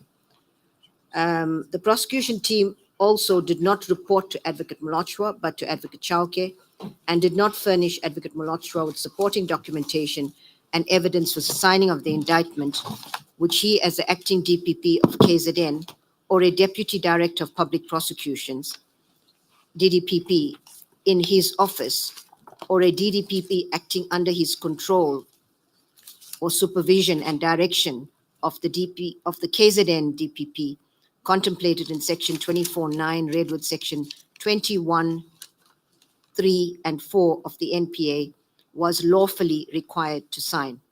As a result, Advocate Molochwa never signed the indictment. Indeed, after the exchange between Advocate Molochwa and Advocate Chauke in June 2012 regarding the signing of the indictment, and the request from Advocate Chauke to Advocate Molochwa to consider reopening a series of inquests relating to the matter, he heard no more about the Boyson prosecution. And Chairperson, if I may say, that to ask Advocate Molochwa to sign the indictment in these circumstances would in fact be unlawful. And the exchange, the email exchange that we referred to earlier, we referred to 2 emails, but it's important that the other emails are also considered because it shows the response of Advocate Molochwa and what the impact was of what he considered to be an unlawful instruction that he was receiving from Advocate Chauke to sign the indictment without the evidence. And the importance of this, Chairperson, is that when you put your signature to an indictment as a DPP or as any prosecutor, it means you are satisfying yourself that there is evidence that supports the charges in the indictment.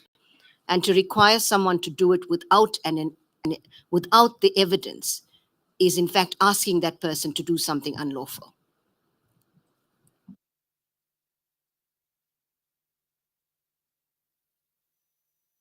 If I may refer you back to the emails,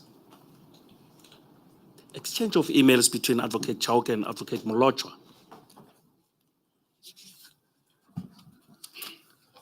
LO4 1011, to which I referred to earlier.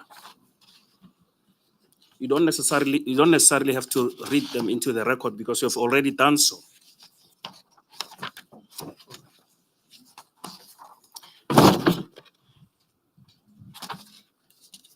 I've read 2 of the emails into the record, or 3.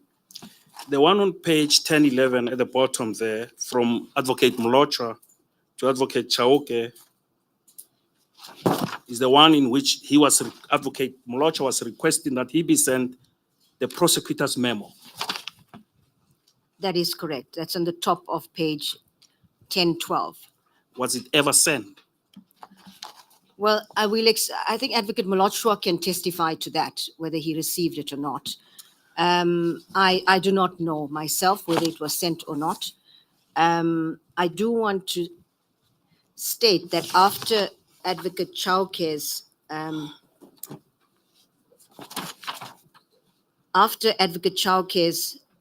email, that is on page 1011, LO 1011, which I read into the record, Advocate Molochwa responded to that email, and that response is then on page 1014.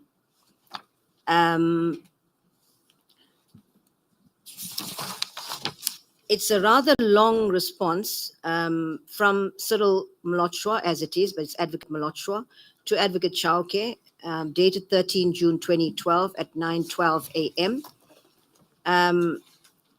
And it's a very long email, as you can see. It spans almost the whole, beg your pardon, the entire page. But I think it's important for the panel to get the import of this email. I will read just a few lines from it. The first one is, Dear Advocate. I beg your pardon. Is that LO 01011? No, Chairperson, we are on LO 01014.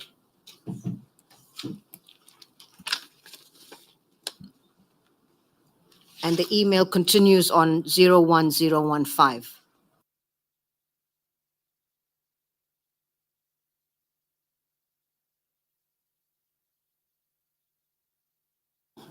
Proceed with.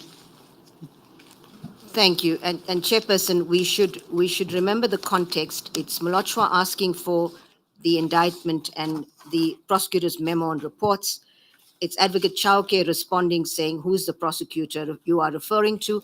I have forwarded you the indictment, which has all the detailed summary by which you ought to be in a position to open the file. The indictment with respect gives you the whole view of the matter. Advocate Mlotshwa then responds on the 13th of June at 9:12 a.m. on page 1014, as I indicated. And I'll read just a few lines, Chairpersons, and you can see it's a really long email. It says, Dear Advocate Chauke, I operate from the premise that the mission of the NPA enjoins us to be guided by the Constitution.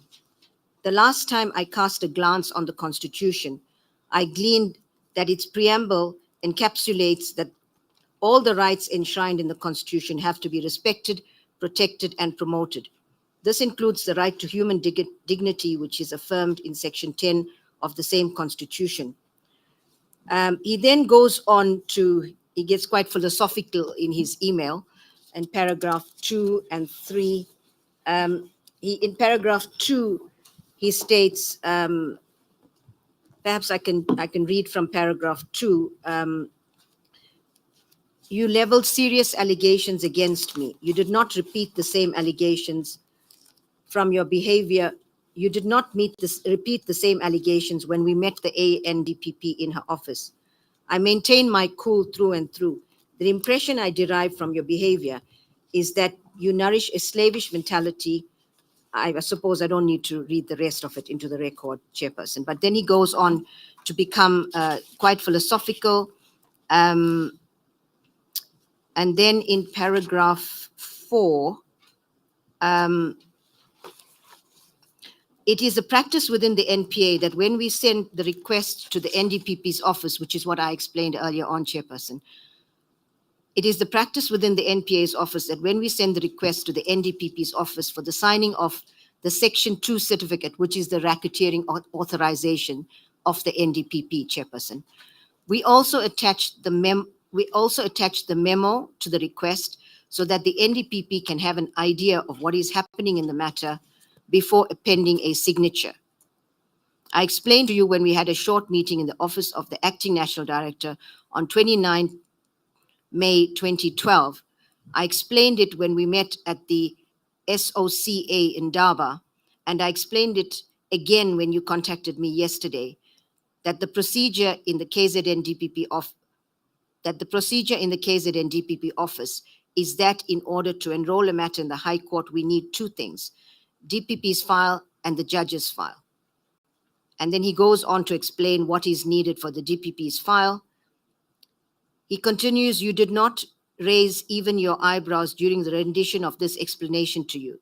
That is why my eyes popped out and my lower jaw dropped, shocked to the marrow of my bones as to what has happened now. Because in your email, you are now asking me for the first time who I am referring to when I speak of the prosecutor.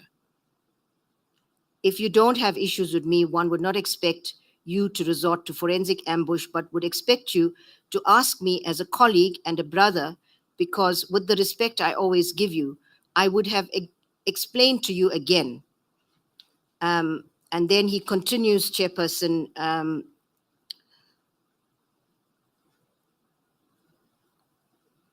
in the third paragraph of your email, this is on paragraph 5 of Mlotshwa's email. In the third paragraph of your email, you state in bold that you have learned with utter dismay that I have issued an instruction to the senior prosecutors that the dockets must be brought to me. I have been brutally honest with you. I never get excited over nothing. I'm not a person in the habit of making a mountain out of a hillock. Firstly, it was your suggestion that the inquest must be reopened. I fervently hope that you know, or ought reasonably to know, that we do not keep the inquest record in the DPP office, but they are kept by the criminal court clerks in the lower court. Chairperson, I'm just trying to read the relevant parts that would be appropriate in this. You may leave it at that, Advocate Batohi. Yes. It might be helpful, counsel, just for completeness, to let the witness not choose what he wants to put. I think put the whole letter there.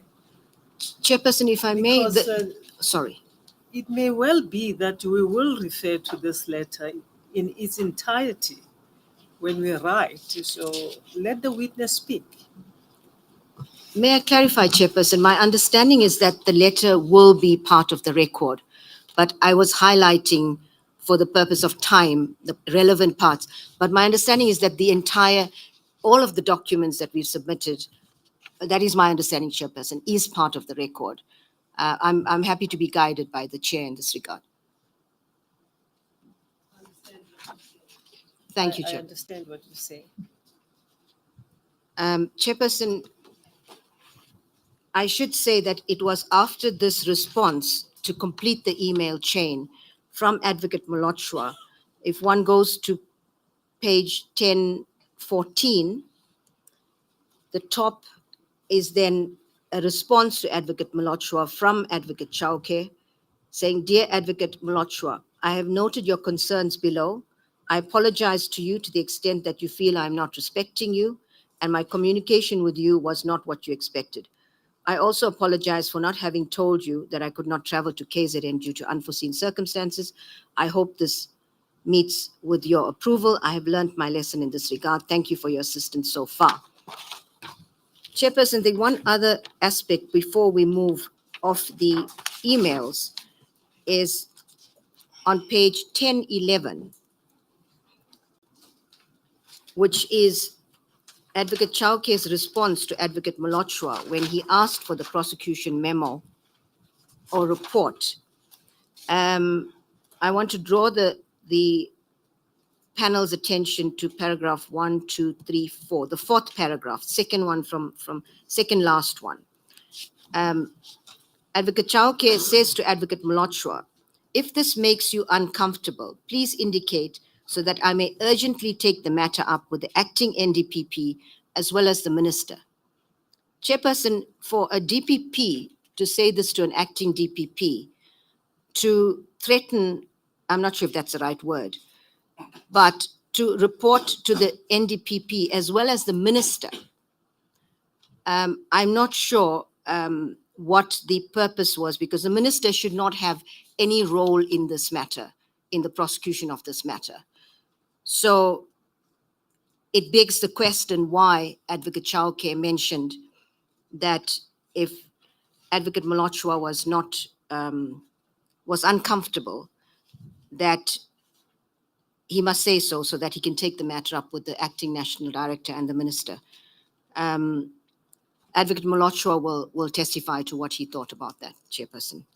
Thank you.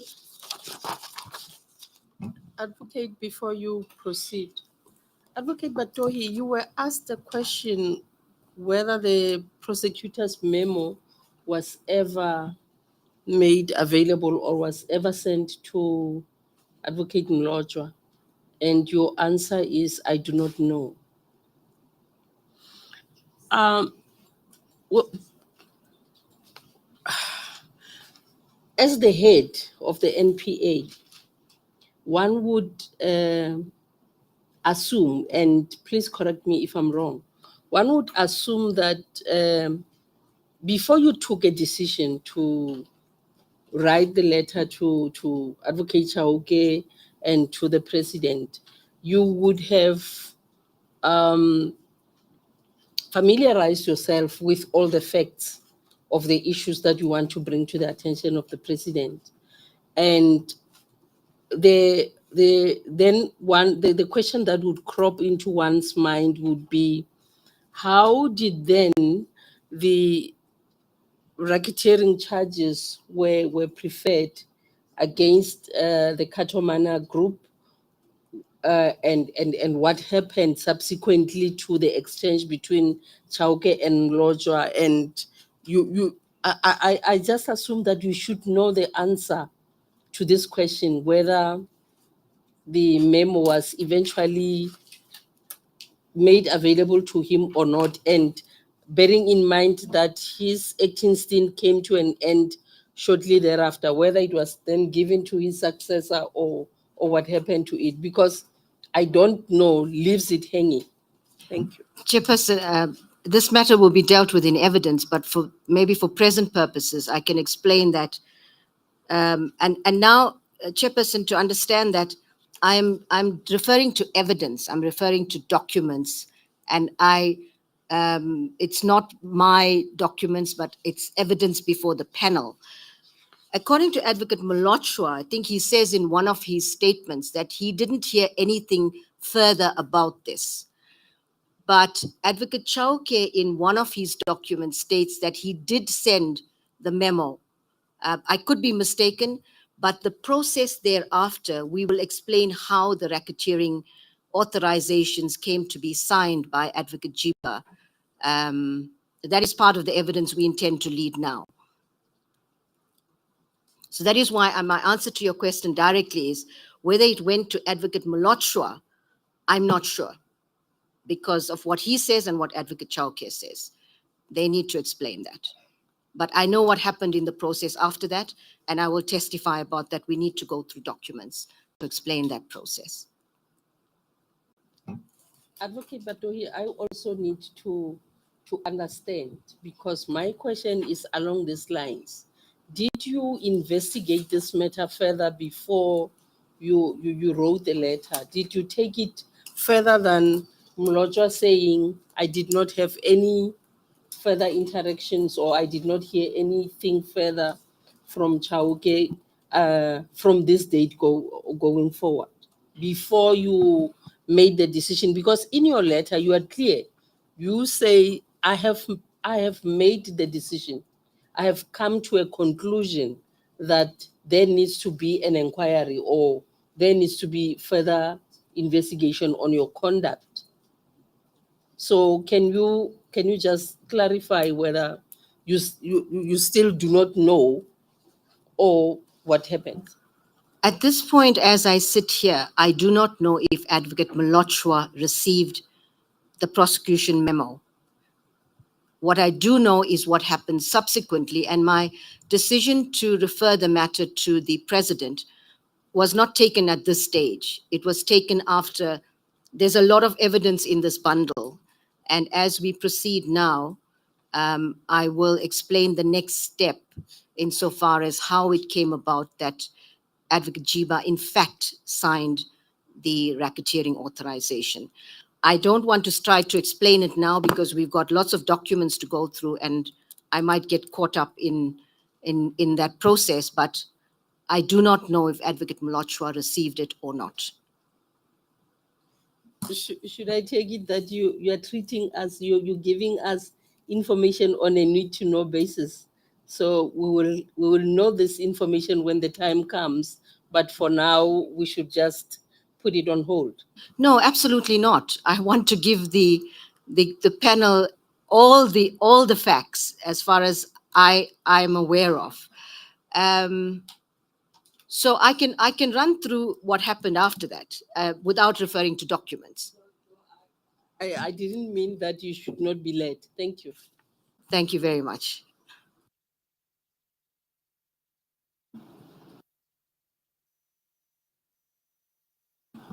Madam Baloyi, may I proceed? Yes. Sure. Advocate Batohi, I'm of the view currently that I should refer you back to Advocate Molochwa's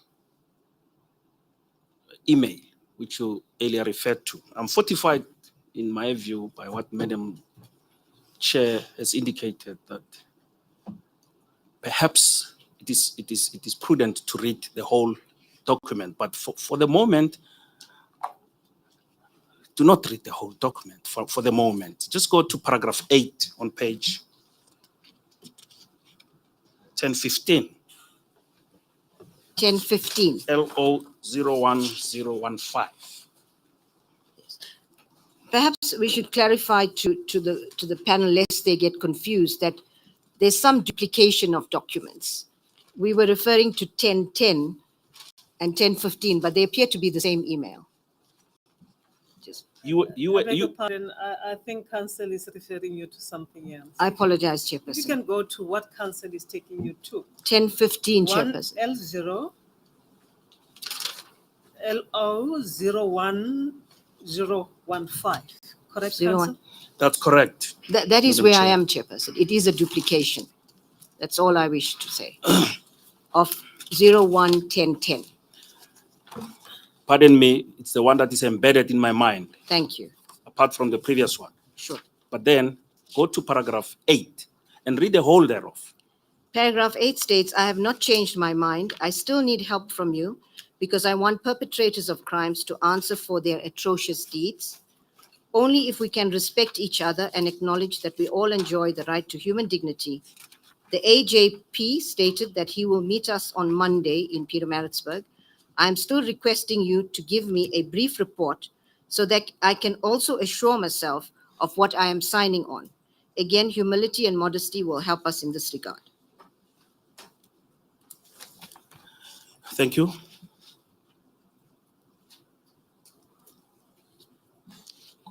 Go to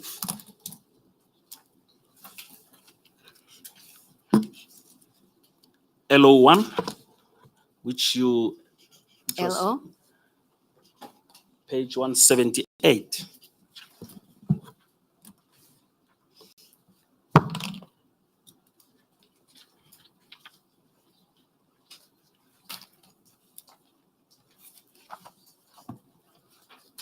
Yes. You read I'm there. paragraph 25, not so. I did. Paragraph 26, may you read it into the record? We are still on Dr. Broughton's Yes. supplementary affidavit, rather supplementary opinion, not so. Yes. The chair can assist. I think I read paragraph 26 into the record already. Did you? My apologies. I can be corrected. Which paragraph? Are you looking at LO00149 178. or 170? Yeah, she says she has read it into the record. It's paragraph 26. Yes, paragraph 25, 26 were read into the record. Proceed then. Thank you, Madam Chair. Proceed then to paragraph 27 on the next page, 179. Advocate Mlotshwa was then removed as acting DPP KZN on 9 July 2012. Advocate Noko was appointed as the new acting DPP of KZN on 12 July 2012, which appointment would come into effect as from 16 July 2012. The removal of Advocate Mlotshwa as acting DPP and the appointment of Advocate Noko as acting DPP was on the recommendation of the acting national director at the time, Advocate Jiba, as per the latter's memorandum to Minister Hadebe dated 26 June 2012. Should I read the rest of it as well? It deals with Nkabinde Enquiry. You don't have to. You don't have to. Go to paragraph 28. Paragraph 28, it is striking to note that the very next day after Mlotshwa's acting appointment as DPP was terminated, an application dated 10 July 2012 in the name of Advocate Chauke for racketeering authorization to be issued by Advocate Jiba was submitted by the Boyson prosecution team to the NPA National Office, VGM, in brackets VGM. This is according inter alia to the affidavit dated 17 May 2012 of Advocate Gladstone Maema, in brackets Advocate Maema, a DDPP of the Northwest DPP Division, who was the lead prosecutor on the Boyson prosecution team. Advocate Maema's affidavit was deposed to, for, and presented to the SEC, that's the State Capture Commission. The said application, I continue, is attached here too in the evidence bundle as Annexure C. The application is an exhibit that was annexed to Advocate Maema's affidavit marked CM77. The application is unsigned.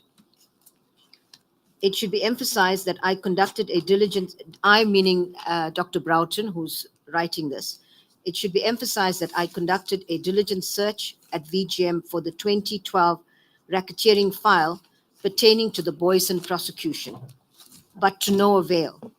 This file can seemingly not be located at the present time, which with respect is disconcerting.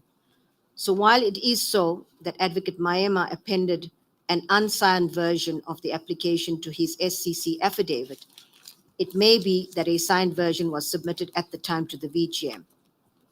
Why would such an important application be submitted to the VGM unsigned? Needless to point out that it is undated, needless to point out that in his undated but signed affidavit of November 20th and presented to the State Capture Council, State Capture Commission, SCC in short, Advocate Advocate Mosing, a DDPP of North Gauteng DPP office, Pretoria, who at the time was the head of the Special Projects Division, SPD, in the office of the NDPP, in brackets ONDPP, fulfilling inter alia a coordination function in the receiving and processing at VGM of racketeering authorization applications and advising the NDPP on the authorization of racketeering prosecutions. He states that on about the 10th July 2012, he received the aforesaid application for racketeering authorizations from the prosecution team under cover of the letter from DPP South Gauteng. Relevant excerpts of Advocate Mosing's affidavit to the SCC are attached hereto in the evidence bundle as Annexure D. Chairperson, I should, for clarity, state that the Annexure C and Annexure D that Dr. Broughton refers to were marked as annexures to his supplementary affidavit.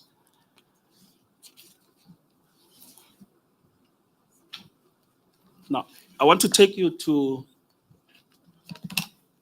Council, if I may.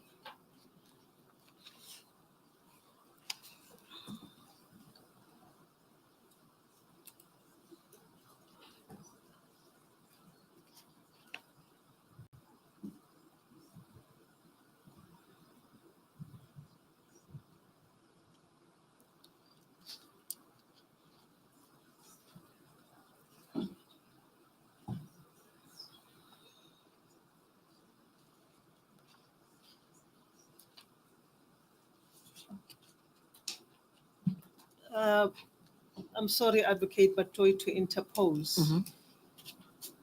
It occurs to me, Advocate Mutlamunyani, that since we started, we have been referring to a list of documents which are not marked exhibits. What we request you to do, or your colleagues to do, at the end of this testimony, please give us a list before we close. A list of all those exhibits properly marked, following from the last marked exhibit. We'll do so, Madam Chair. If perhaps the last one that I remember was Exhibit 2. We never had any subsequent. If We my had memory two serves. exhibits. Yes, we had two exhibits Yes. that were marked. It means, I don't want to keep on interrupting you. That's why we request that you bear that in mind before the witness steps from that box. You place on record the list of all these exhibits, properly named, so that they can be properly placed on record. In other words, Madam Chair, correctly, before we adjourn these proceedings for today, it has to be placed on record, properly placed on record. It would be helpful if you can do that with the assistance of your colleagues. I know your junior is not here, but it will help us so that we have a complete record for today. Because you are referring to this document as referred to in the affidavit itself. But for the purpose of this inquiry, we must mark them so that they can be properly bundled. as exhibits. Will it be possible for you to do that at the end of business, when you finish, before Advocate Batoyi leaves the stand? May I inquire from the NPS team as to whether they will be able to do that?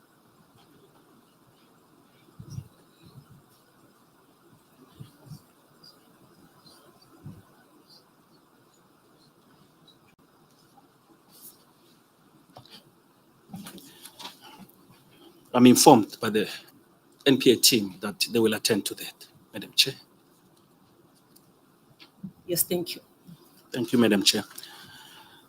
Advocate Batohi, what you were reading from that document has an impact on paragraphs 3, 3.1, 3, and 3.1.1 of the terms of reference. Can you confirm that? That is correct.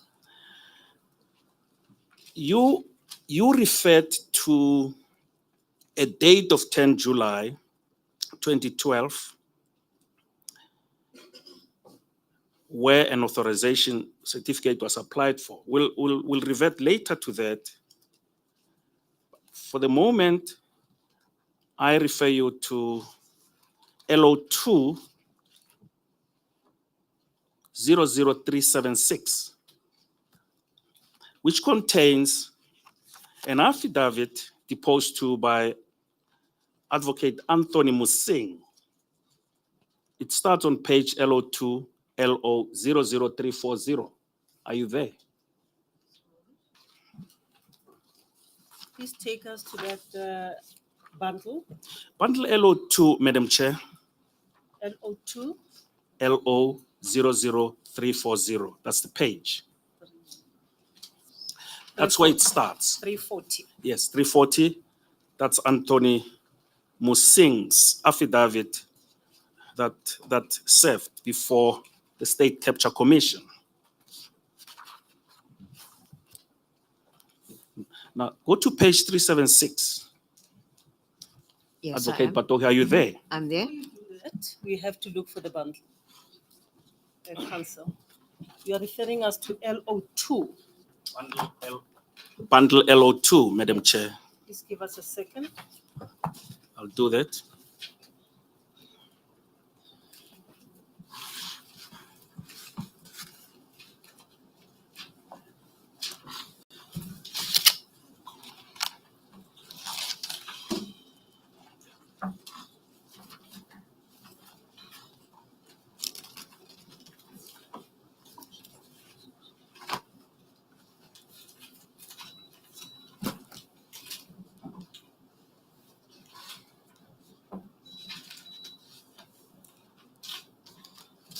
Thank you, Council.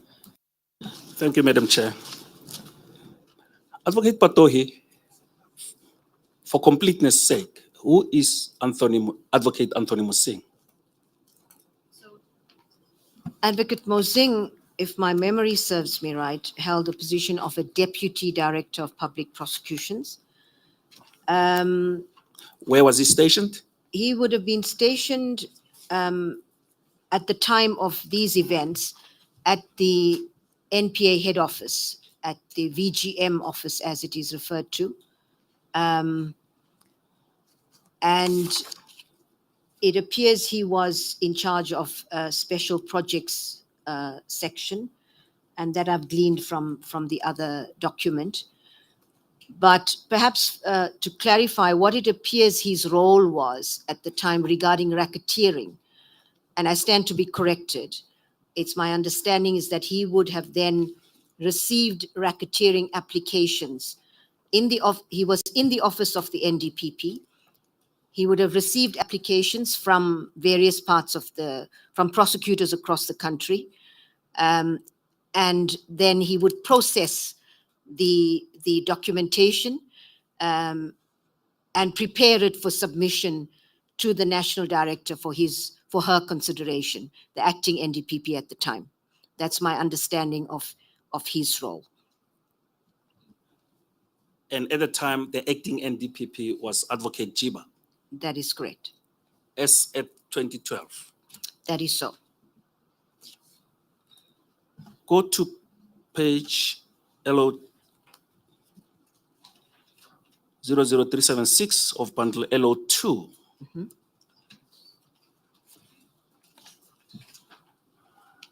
Are you there? I am. LO2, page LO 00376, Madam Chair. Go to paragraph 95. That is the affidavit of Musing, Advocate Anthony Musing.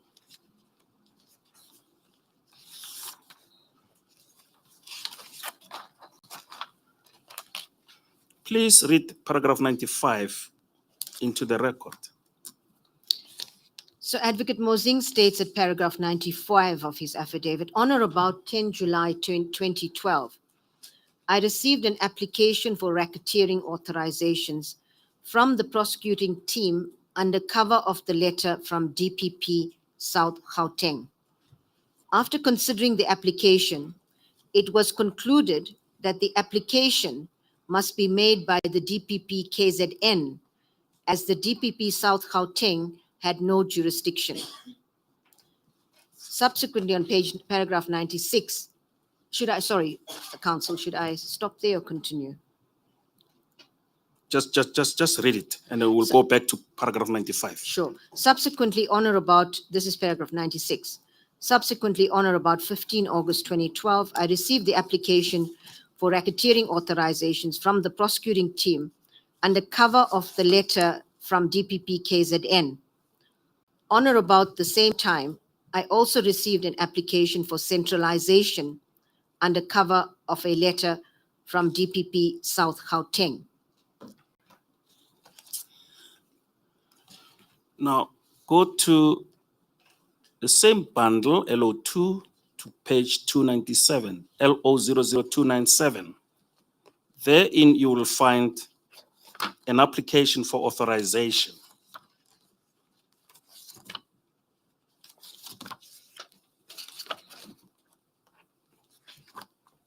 (297).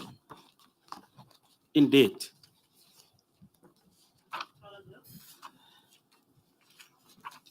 It's an application for authorization, Madam Chair. Yes, it's on page 00297. It's in bundle LO2.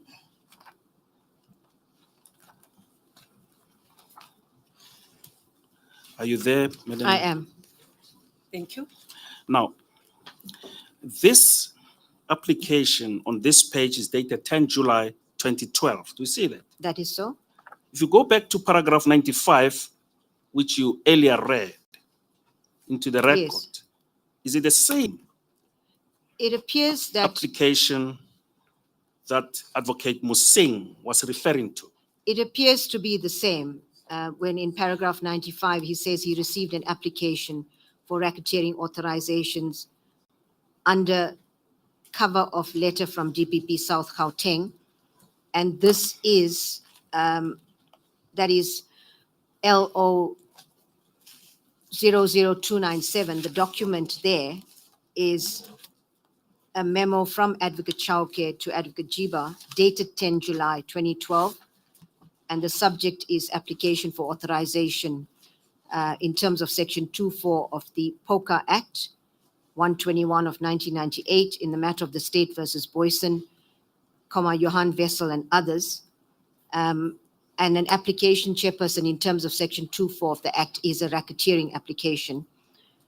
If I may, the body of that document states here with the following: the application for the racketeering certificate, I paraphrase, phase 1.1.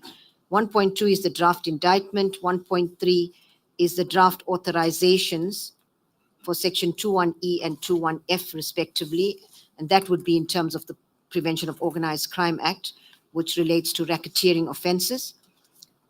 Paragraph 2 states, I have perused the documents and recommend the application.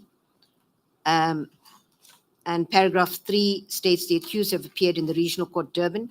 Matter has been postponed to 24 April 2012 for the racketeering authorization. 18 of the accused persons are on bail. Other accused still need to be added to the charge sheet and indictment. And there's a place for signature by Advocate KMA Chauke, DPP Johannesburg. The document is unsigned. In paragraph 1.2, it refers to the draft indictment. If you That go is to the correct. next page, LO2, LO00298. Explain that document there. So this document on that page, as well as the following page, would be the documents referred to in paragraph 1.1. Well, actually, it's 1.3. It would be the draft authorizations. So if the National Director, Acting National Director, time Advocate Jiba was satisfied, she would have signed these documents, which are the draft authorizations. Go to the next page, LO2, LO00299. Yes, that's also a similar document for a certification by the National Director that he or she is, in this case, Advocate Jiba, is approving the authorization for racketeering charges. Go to the next page. The following page is 300. Before you do that, Council, L000299, is that the page you've just referred to now?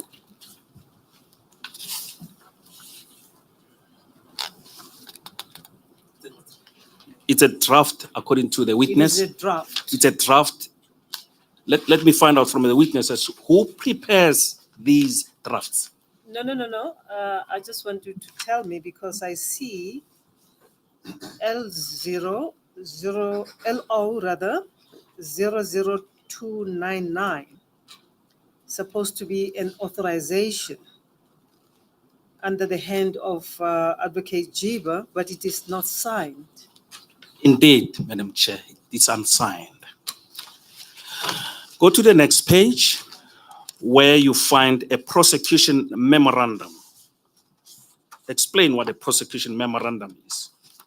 The prosecution memorandum would normally set out the case against the accused persons, setting out the charges as well as key aspects of the evidence.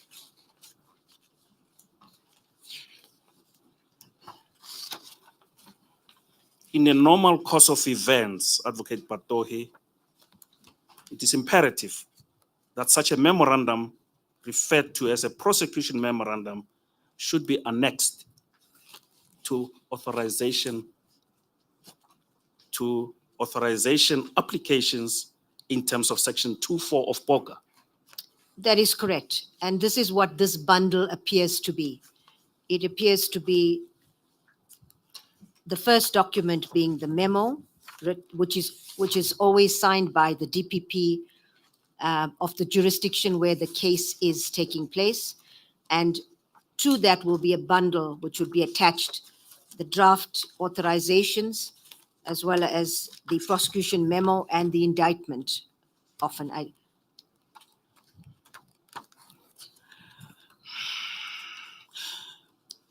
I see on page 301, if I may refer you to it.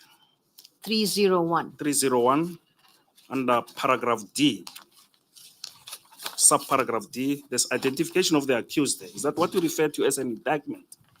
No, this is What part. is this? This is part of the prosecution memorandum, which starts on the page before that, LO 300, and continues. So that is the prosecution memorandum. It's part of that document. But it identifies the accused. It identifies the accused. Yes, that's correct. You go to the next page, the page that follows the identification of the accused. On page 305, LO 305, there is analysis of evidence. That's correct. The next page contains a list of proposed charges. That is correct. Is that the indictment? No, it isn't. It is still part of the prosecution memo. If you look at the page numbers, they follow, and it appears that this prosecution memo proceeds right until page 43, which Three, is LO 3339. So that's one document, the prosecution memo. And I should indicate that, no, I think that's all for now.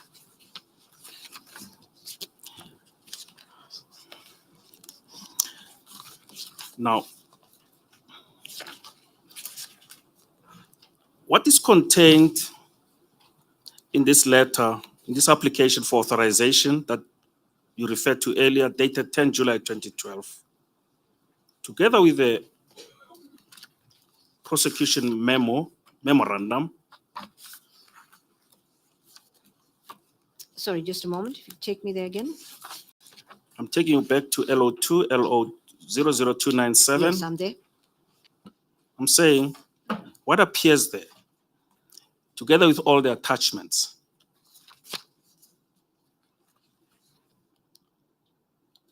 to this application. Yes. In, As I indicated, it's a memo from Advocate Chauke, yes, the DPP of Johannesburg, yes. to Advocate Jiba, My que- the acting national director. yes. My question is, what appears there, the application itself, together with the memo, including what you have read in paragraph 95 and 96 Yes. of Musing's, Advocate Musing's affidavit, pertains to paragraphs 3, 3.1, 3.1.1, and 3.1.1.1. That's correct.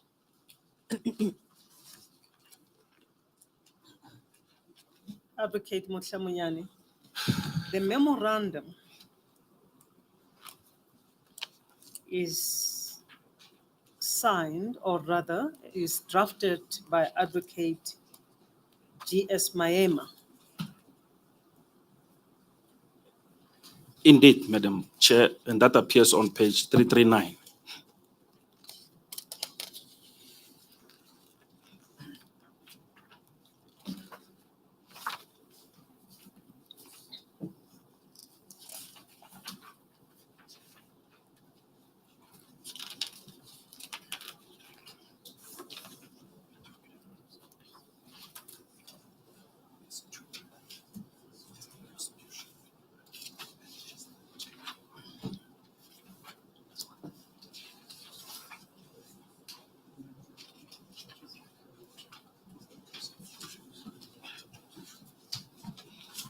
Now, when you look at the terms of reference,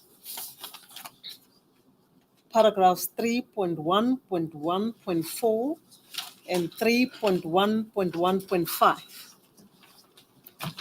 of what relevance is this memo to all these, at least to the two paragraphs I have referred to, 3.1.1. 0.4 and 3.1.1.5 of the terms of reference? I don't remember mentioning 3.1.1.4, Madam Chair. I don't remember. I said 3.1.1. I'm not suggesting you did. I'm asking a question for my own clarity, just to understand the relevance of this memo, the pages that you've referred us to, For, insofar as the terms of reference are concerned. for the moment, it doesn't pertain to paragraph 3.1.1.4 of the terms of reference, but it has a bearing and an impact on paragraphs 3, 3.1, and 3.1.1, as well as 3.1.1.1.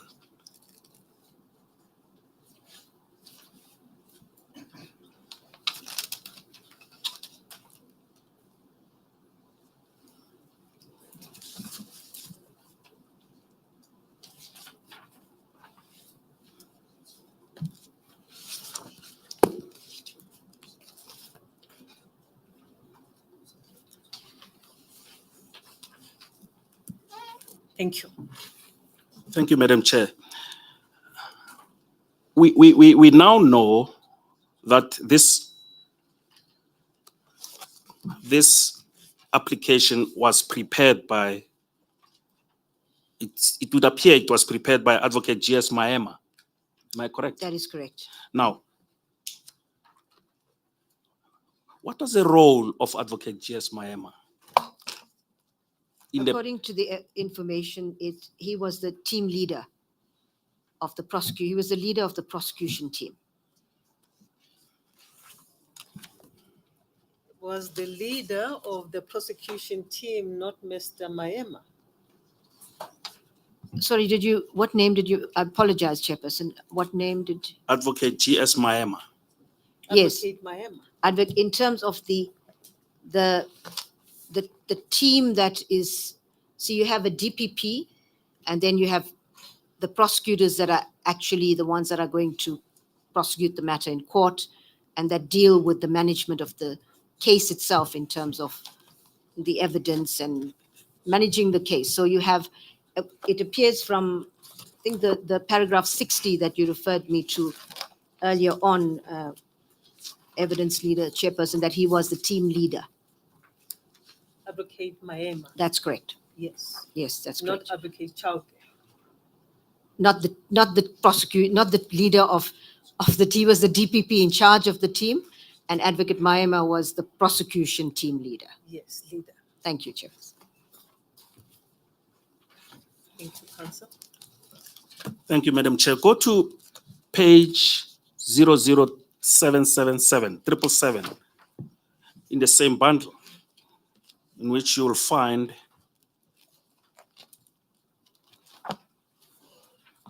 an email trailing there. Sorry, which bundle?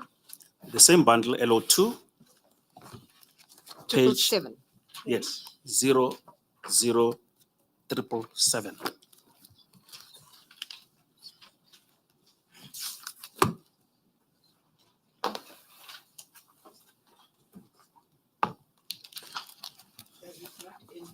Also, 664.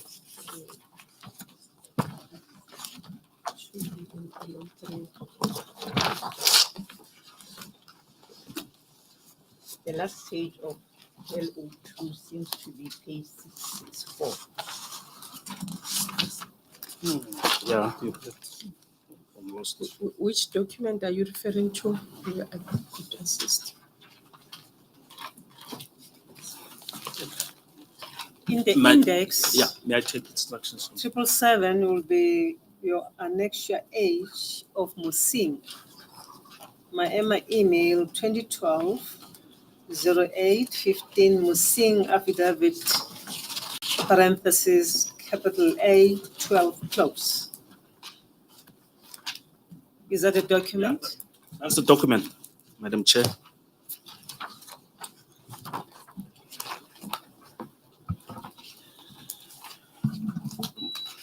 My junior has assisted me. She says it must be contained in LO3.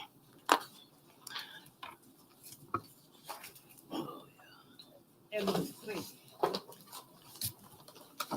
Indeed, Madam Chair.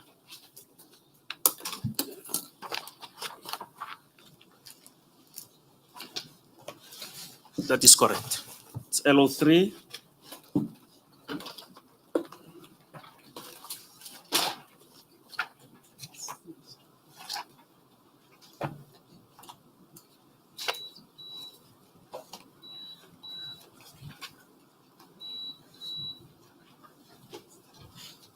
Advocate Patohi, have you located the document? Yes, I have. It's an exchange of emails between is so. Advocate Maema and Advocate Musing, not is- so? That is correct.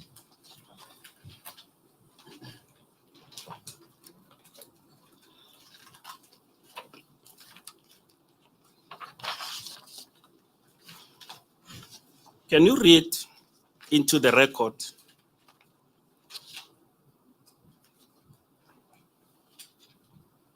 the email on top of the page and go down the page?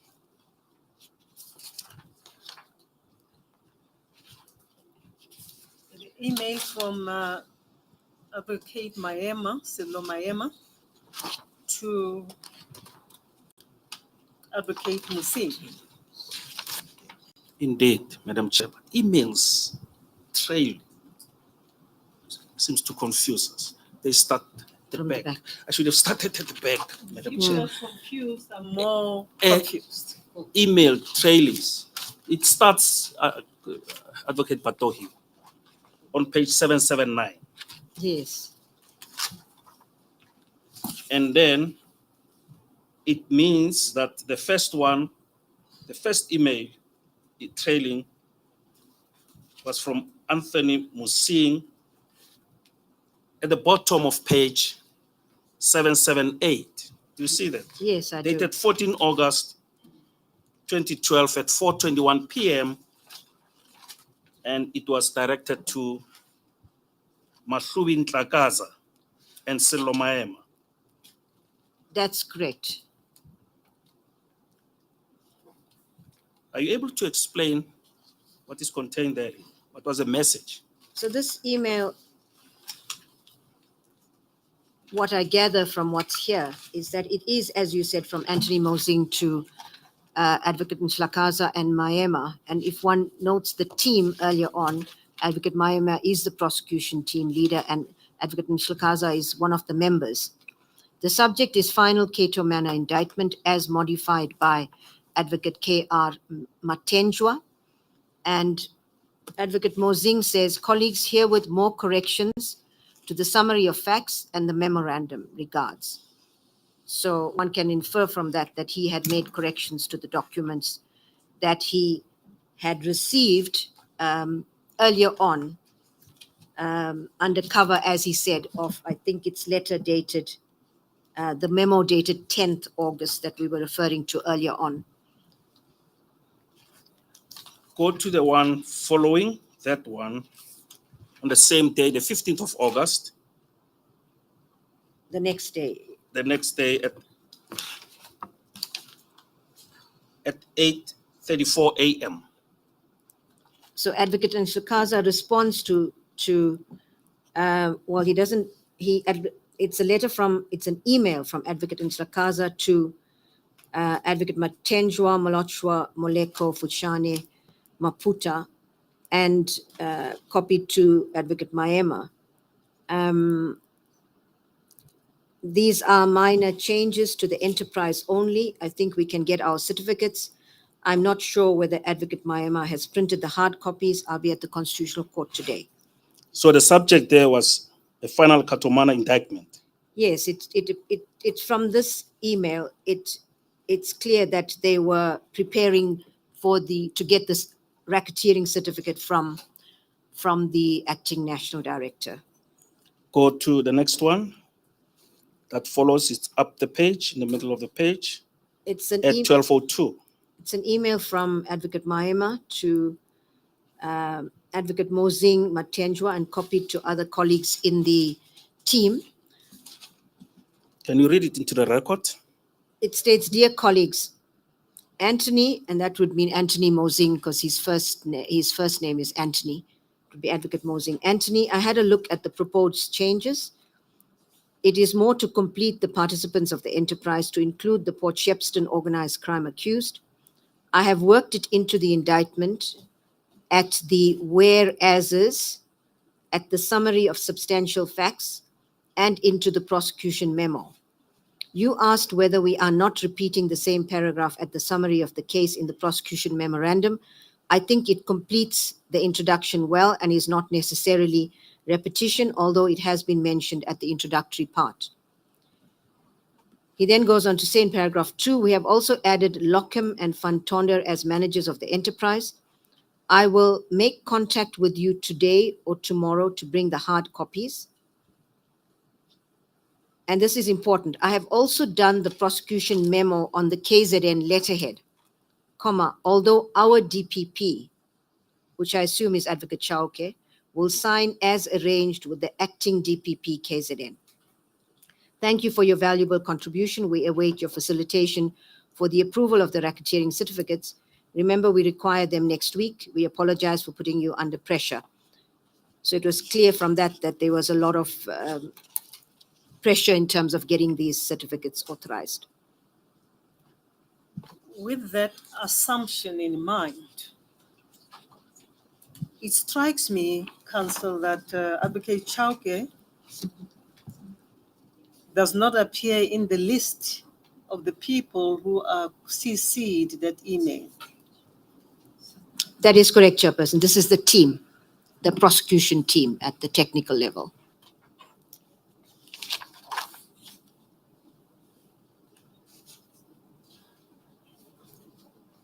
Am I correct to assume that at this stage, Advocate Chauke played no role whatsoever? He's played no role in getting these documents together for the purpose of submission to the National Director.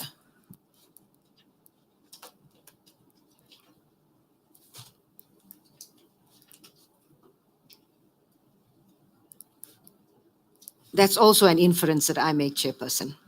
The assumption. The assumption. I beg your pardon, not an inference, the assumption. Thank you.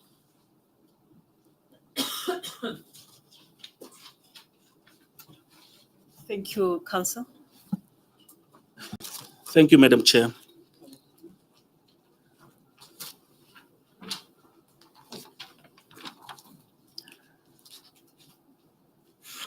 Advocate Patohi,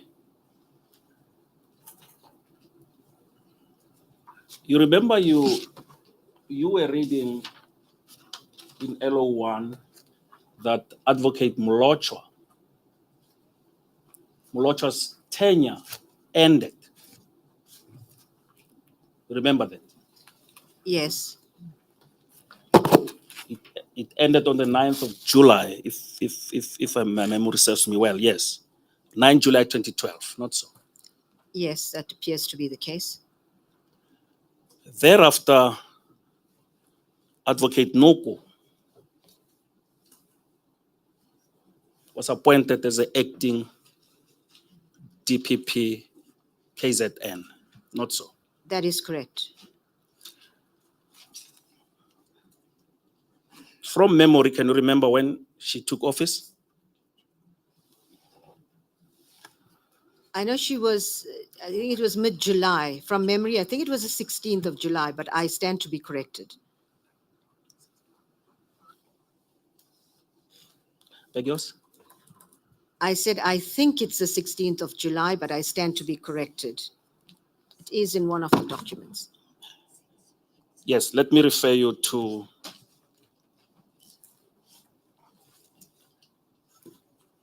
a document contained in ZC 11. ZC for Zondo Commission. Yeah, I just need to find the bundle, please. Council. Let's see, 11. I'm told it's in one of your bundles, Advocate Batohi. ZC 11. ZC 11, page ZC 02708. I will repeat it for the benefit of everyone. I'll repeat the page.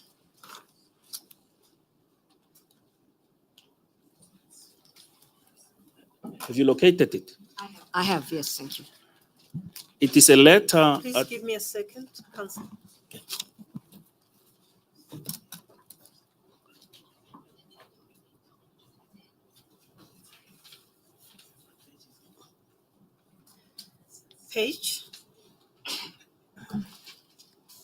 Page ZC 02708. It is a document prepared by the Office of the National Director of Public Prosecutions, addressed to JT Khadebe, MP.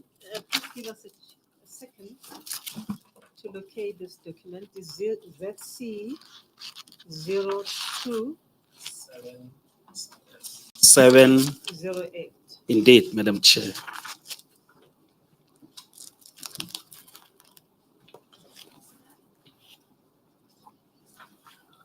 Are you there?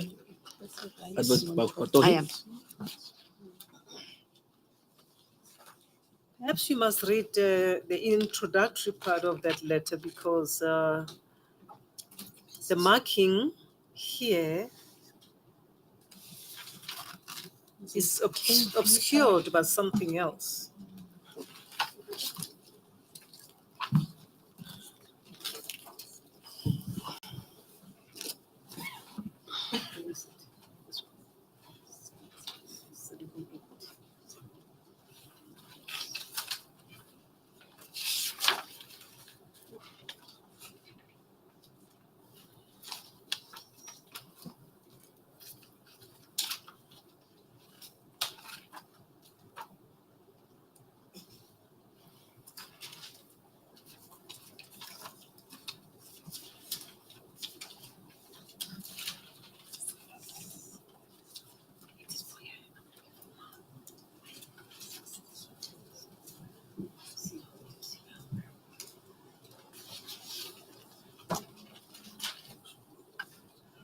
The numbering in our record is obscured by some kind of deletions.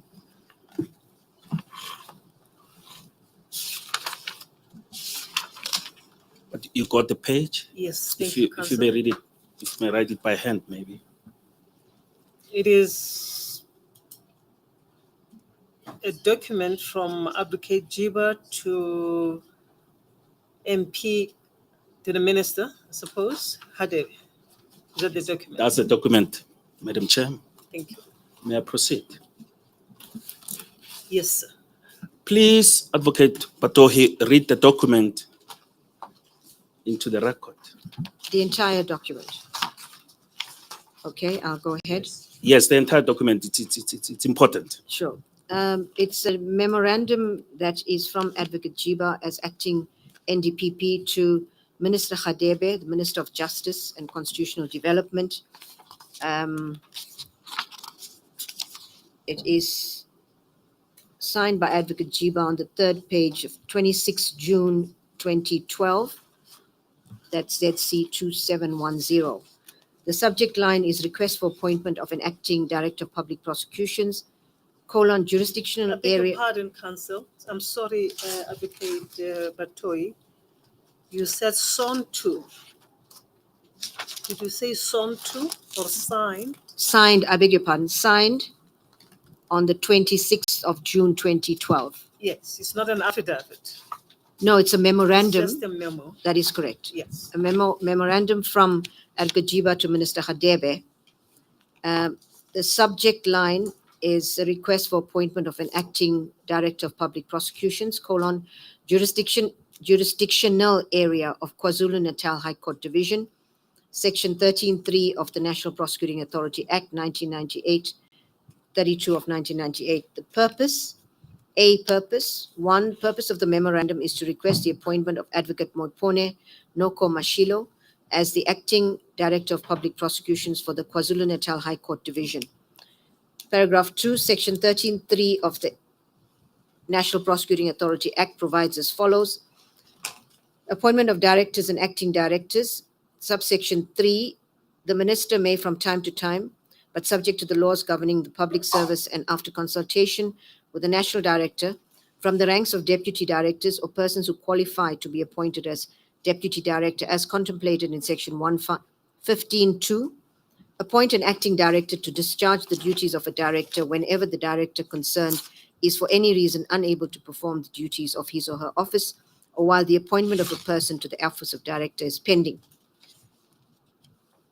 And then below that, it says request for appointment. I think that's the subject of the memo. B is background. Paragraph 3, the minister has due to Advocate Batoy's secondment to the International Criminal Court in November 2009 and a subsequent resignation from the NPA, from the National Prosecuting Authority in April 2012, appointed various deputy directors to discharge the duties of Director of Public Prosecutions in KwaZulu-Natal, the most recent being Advocate C.S. Malochwa. Paragraph 4, to ensure adherence to the prescripts of the Senior Management Service Handbook and that no expectation is created by an extended acting appointment, I deem it necessary to request the appointment of another Senior Deputy Director to act as DPP for the period 16 July 2012 until further notice, or until the vacant post is filled. It is thus hereby requested that Advocate Moipone Noko Mashilo be appointed to act as DPP for the requested period. Advocate Noko Mashilo is a Level 14 Senior Deputy Director at the DPP office in Pietermaritzburg. She is a competent, committed, and dynamic person, and I am of the opinion that she will be able to execute her duties of acting DPP. C. Recommendation. It is recommended that Advocate Moipone Noko Mashilo be appointed in terms of Section 13(3) of the Act as acting DPP for the period 16 July 2012 until further notice or until the vacant post is filled. Attached, find a draft appointment for your consideration, Annexure A, and it's signed by Advocate N. Jiba, Acting National Director of Public Prosecutions, dated 26 June 2012. And below that, the recommendation, paragraph 6, is approved. Draft appointment signed, comments none, and it's signed what appears to be by Minister Hadebe it appears to be 12th of July, 2012. I'm not sure if it's 02 July or 12 July. It's unclear. It might be 02 because if you look at the next, I'm looking at the next document, which is 02 ZC 02711.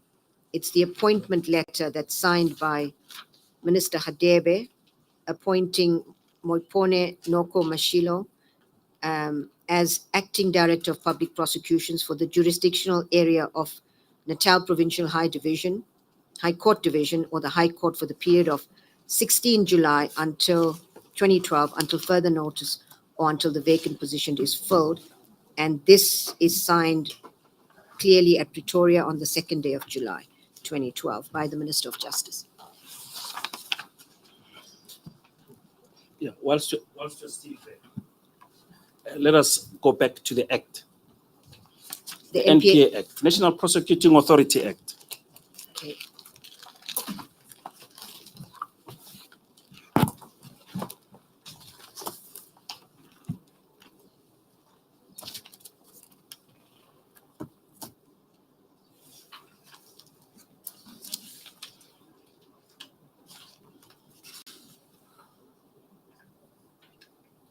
Go to Section 13 and confirm whether this appointment of Advocate Moipone Noko Mashilo was done in terms of Section 13. That's correct, as the memo indicates. Now, the appointment says for the jurisdictional area of Natal Provincial High Court Division. Yes, that's the appointment letter that's signed by the minister. Can you explain that jurisdictional area? What does that imply? Well, it means that Advocate Noko Mashilo is appointed as the acting DPP for the KZN division.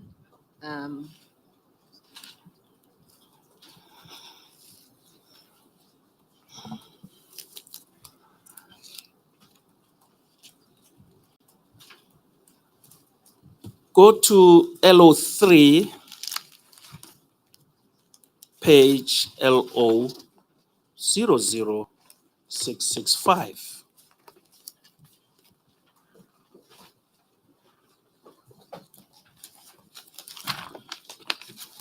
Before you go to that bundle, Council, what is the import of that letter that has been read into the record? The appointment of Advocate Noko? Is it merely to place on record that Advocate Mlocho was replaced?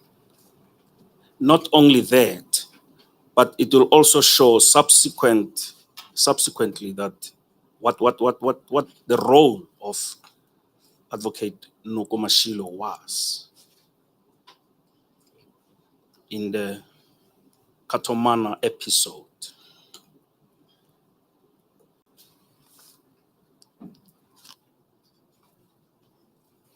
Thank you, Council. You may proceed. Thank you, Madam Chair. Are you there, Advocate Batohi? I am. You see that there's a letter.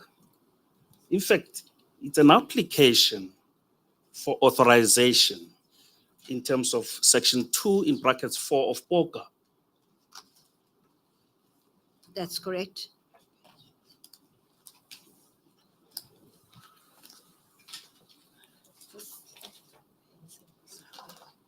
May you kindly read it into the record? So this is an application,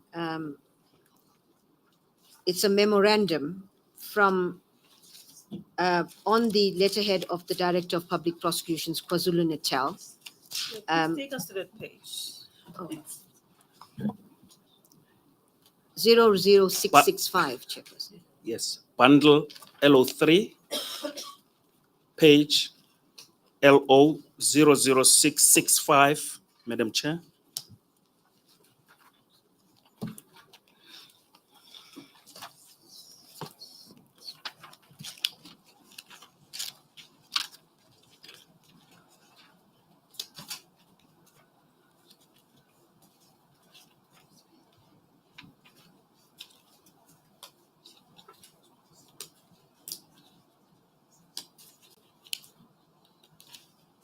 Yes, Council. Thank you. You may proceed. Thank you, Madam Chair. May you proceed, Advocate Batohi, to read that letter into the record. It's a memorandum from, it's, as I said, it's on the letterhead of the DPP KwaZulu-Natal. It's from Advocate M. Noko Mashilo, the acting DPP of KZN. It's dated 16 August 2012.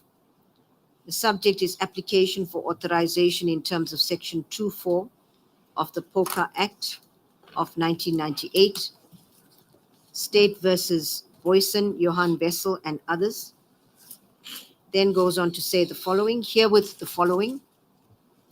1.1, application for authority in terms of Section 2.4 of the Prevention of Organized Crime Act, 121 of 1998 for your consideration and approval.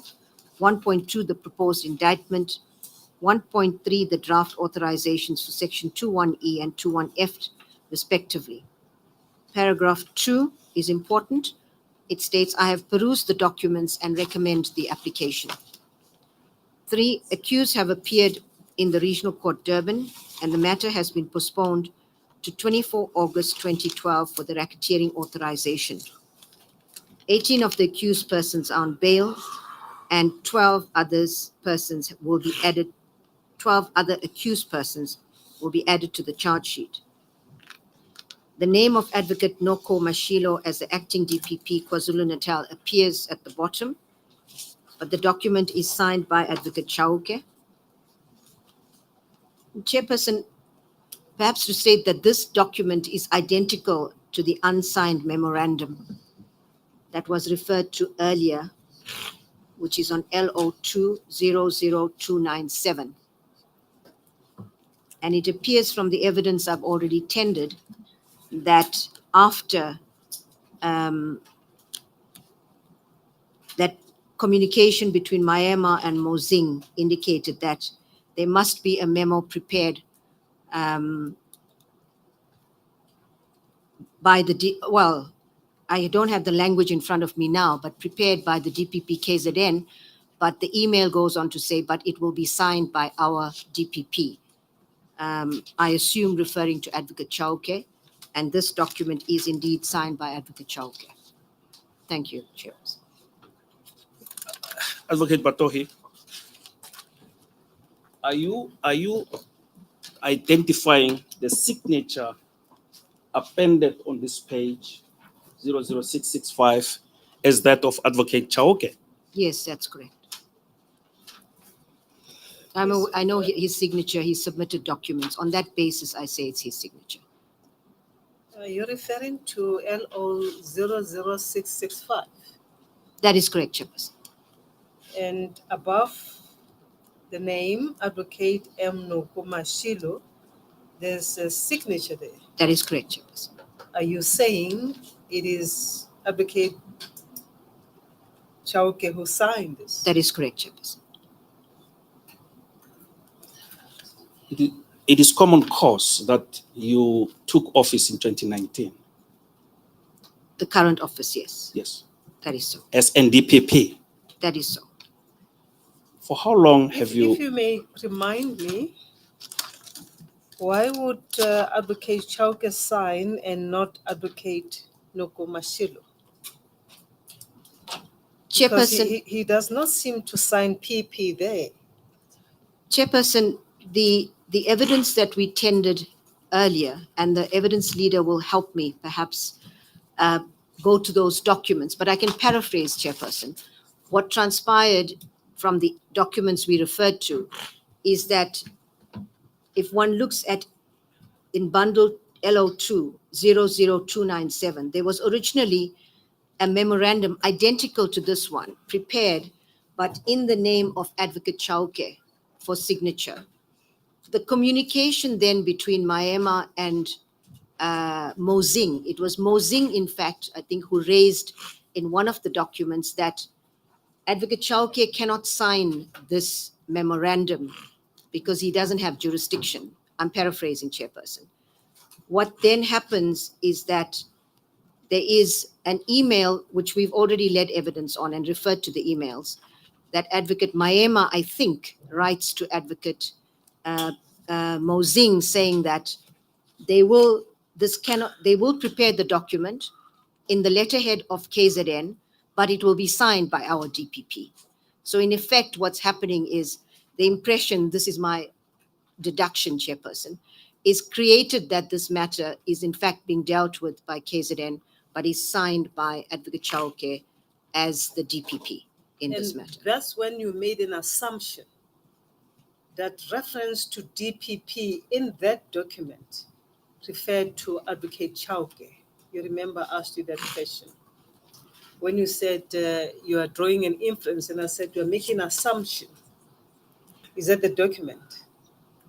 My memory is not that great, Chairperson.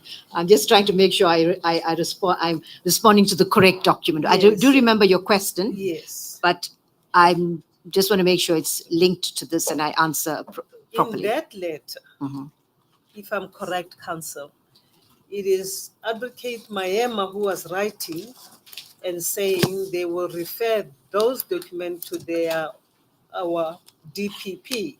Yes. And then I beg your pardon, may I finish? And then you then said, you drew an inference, and I said you are drawing an assumption that DPP there refers to Advocate Chauke. I recall, Chairperson. Now I'm asking you a question on LO 00665, where you have that letter from Advocate Nokomashilo, Acting Director of Public Prosecution, KZN, to Advocate Jiva.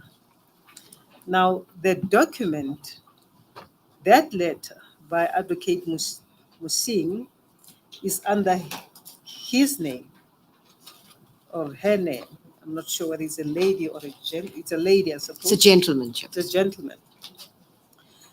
There's a signature there, but it doesn't appear to be PP.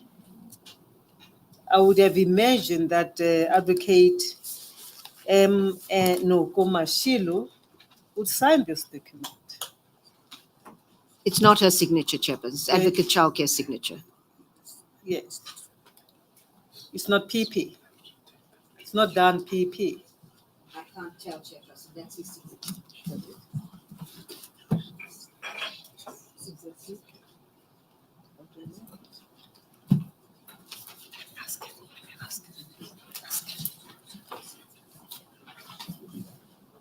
My colleague is saying Advocate Chauke signed PP. Can you confirm that by me looking at that document? Chairperson, he's certainly signing for Advocate Noko Mashilo. I don't know whether that's part of his signature. Or whether there is a PP, whether the arrow is meant to be PP or it's part of his signature. It could potentially be a PP, well, not but Chairperson, but it's his signature and it's Advocate Noko's below, name below.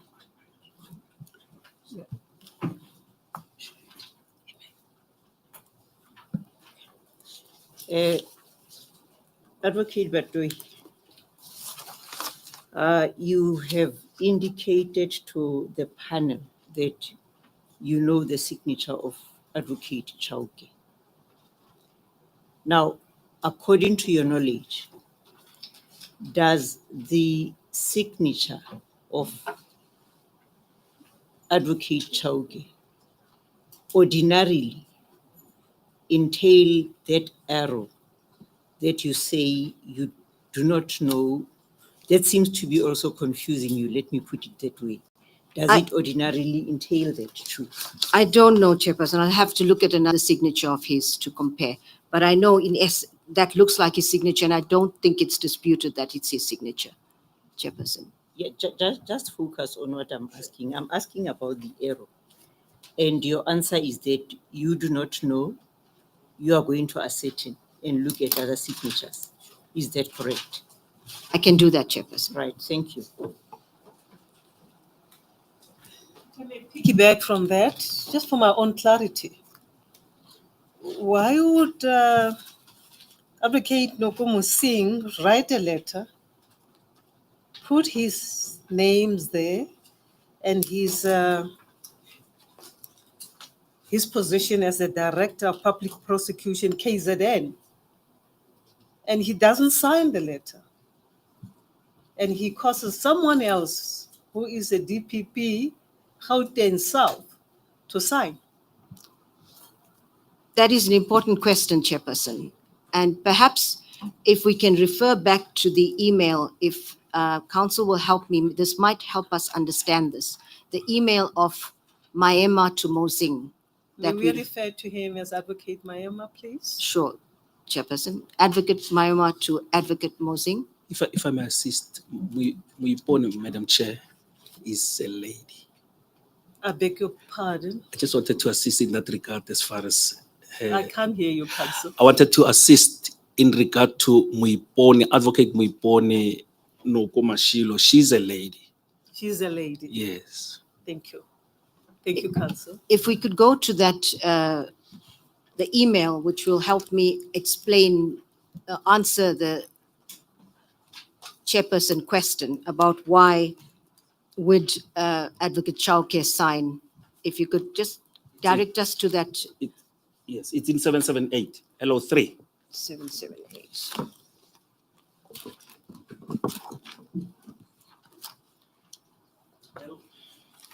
LO 00778, Advocate Patohi. Yes, thank you. Chairperson, again, it's an email from Maema to Mosing, where they are preparing the documents for submission to the National Director for the authorization or the approval of the racketeering certificates.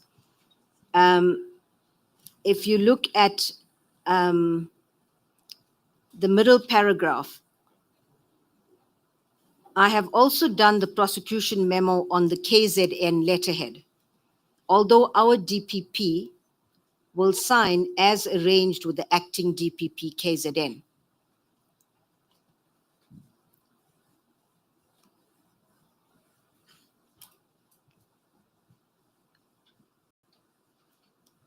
That will perhaps assist in explaining that, Chairperson.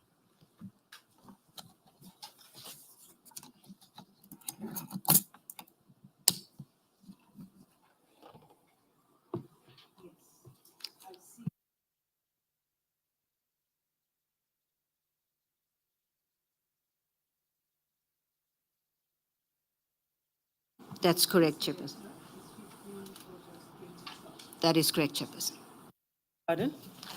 When one looks at the email at LO00778, the date is 15 August 2012, and the letter that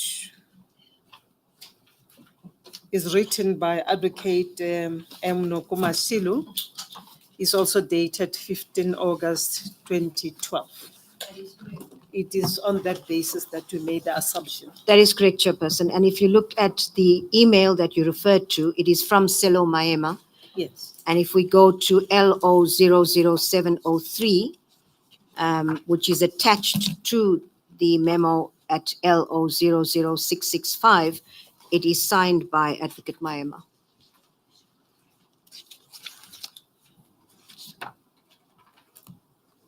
It is signed by who? Advocate Maema, the same person who sent the email that we just referred to, Chairperson. 00778. That's correct, Chairperson. Yes, thank you. I have a follow-up. Advocate Batohi, if you can assist Advocate Maema, from which jurisdiction is he? He is from, well, he's now retired, but at the time he was from the Northwest jurisdiction and was part of this team. Northwest Division. That is correct, Chairperson. Now, if he say,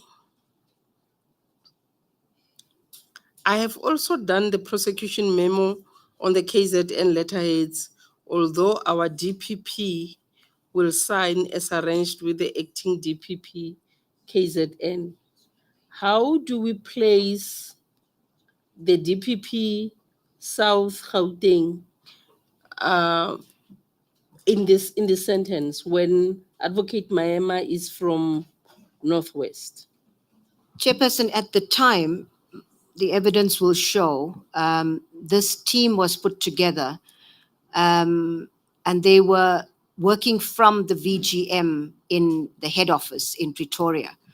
So the team was predominantly from Johannesburg, and I'm not sure how many, Advocate Maema might have been the only one from Northwest, but they were all, they'd come together in VGM Pretoria, and they were working from the VGM office, head office, on these cases.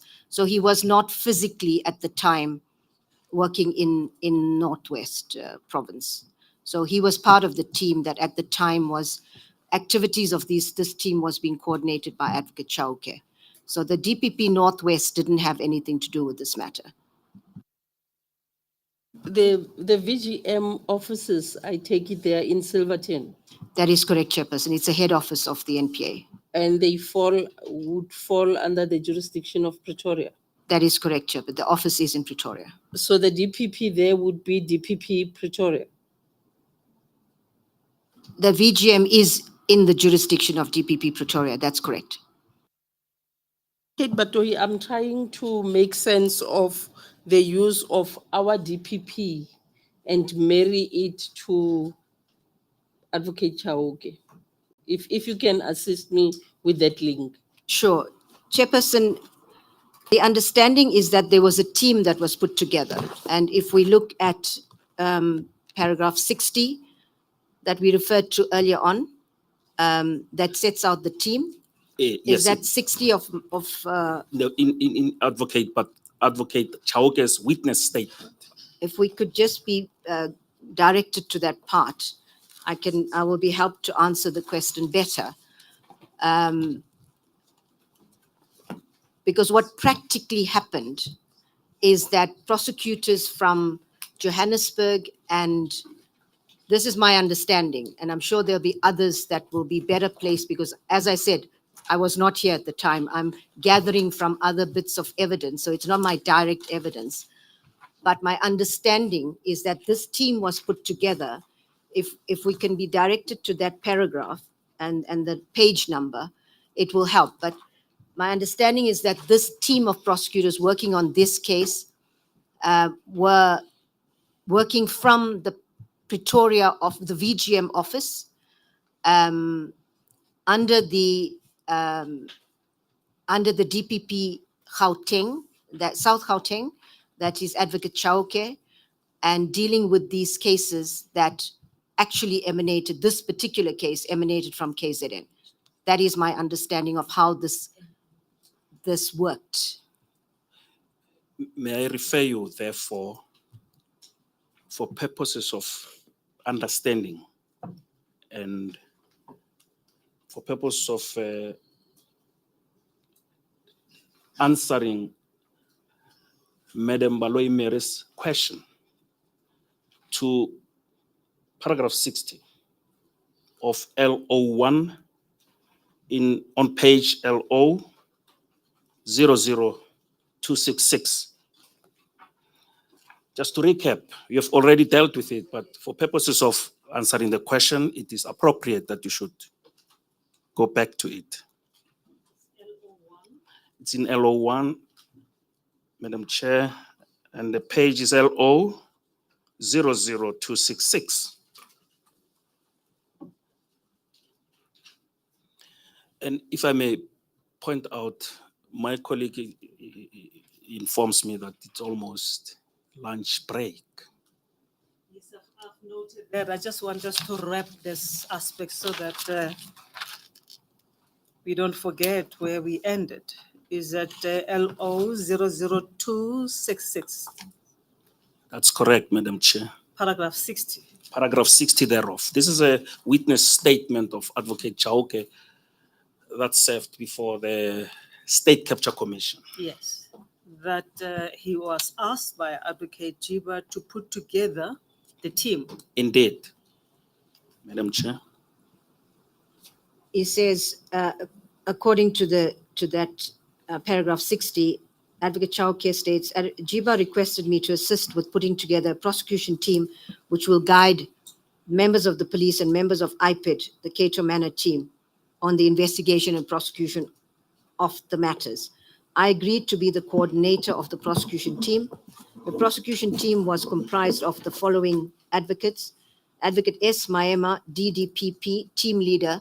Now he was at the time, my understanding is, I'm not here, and Advocate Chauke will be able to better testify to this, a DDPP in Northwest, but working now as part of this team, the team leader, in fact. Advocate Matenjwa, DDPP, my understanding is that he was based in Johannesburg at the time. Advocate Ntlakaza, I'm not sure which division he was from. Advocate Molochwa, I think was also from Johannesburg at the time. Advocate Fushane was from Johannesburg. And Advocate Moleko, I don't know from which division. Whilst you're still there, let me interpose. When you refer to Advocate Molochwa, make a proper distinction between this Molochwa and the Molochwa in KZN. That is correct. They are not Yes. the same. They are different persons. This one is Different people. This one is referred to as Advocate JJ. Yes, Molochwa. that's correct. The other one is Simpiwe Molochwa. And the document on page 665, the memorandum that you referred to earlier, which was signed by Advocate Chauke, together with the documents attached there to So Have- 665 on which bundle? LO3,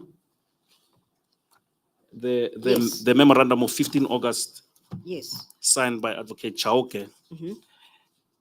have an impact on paragraphs 3, 3.1, 3.1.1, 3.1.1.1, and 3.1.1.2 of the terms of reference. Can you confirm that? That's correct. And I should mention that the second paragraph, which states, I have perused the documents and recommend the application. The applications to the National Director for Racketeering are submitted by the Director of Public Prosecutions from the jurisdiction where the case emanates, which is normally the case. And the DPP must be satisfied that there is sufficient evidence to support the application and then would recommend the application. Chairperson. And in this case, it appears that Advocate Chauke is recommending the application. Whether it's on behalf of Advocate Noko, I think she needs to explain, but that's the position. Perhaps to answer the question by my sister, Advocate Baloyi SC, a very pertinent answer could be at LO 00267, paragraph 62, 62.4, Advocate Mshamunyane, where it reads, this is Advocate Chauke speaking, 62.4, and correct me if I'm wrong, feedback and briefing on the team to JIBA, including the submissions of documentation from the prosecution team to the NDPP. Yes, that's correct, Chairperson. It would be consistent with this. Yes, thank you.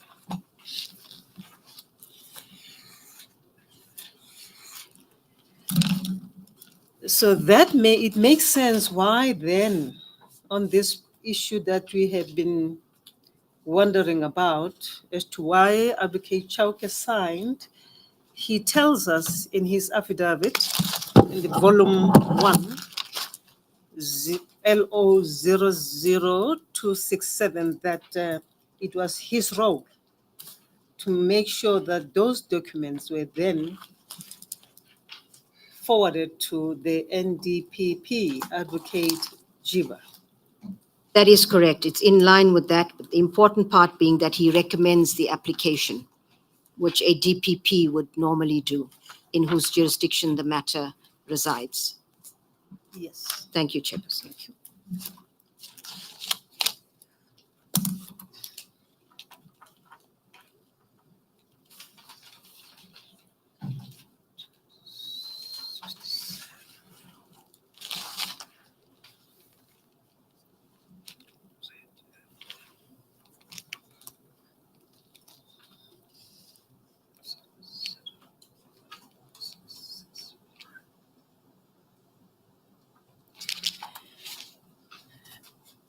Thank you, Council. I think this is an appropriate time to take a lunch adjournment.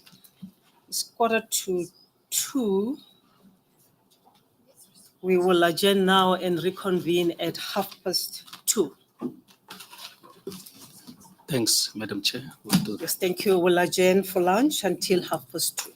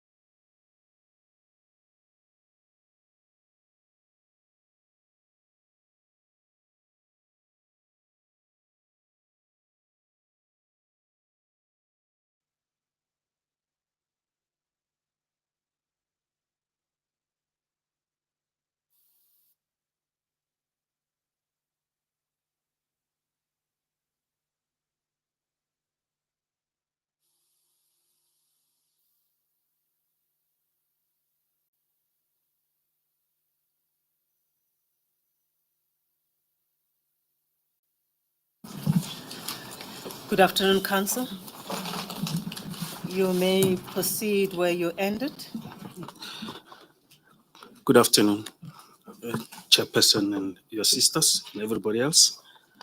Advocate Batohi, Madam Chair has referred you to when we adjourned, just before we adjourned for lunch recess, to LO1, paragraph 62.4. Paragraph 62.4, LO 00267, that's the page.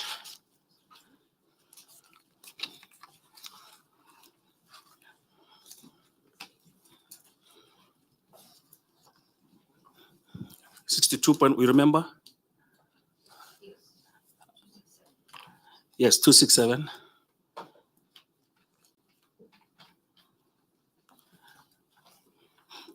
I'm going to ask you a very pertinent question regarding this sub-paragraph.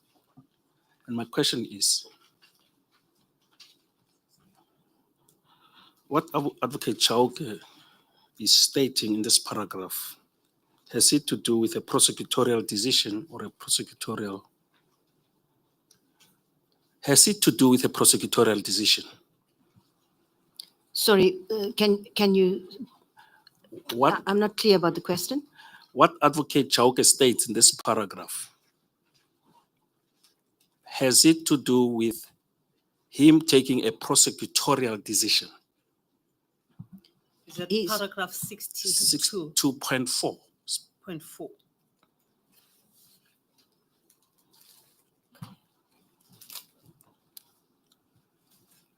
In paragraph 62, Advocate Chauke sets out what he says his role was as team coordinator. And in 62.4, he says it included feedback and briefing to the team, including the submission of documentation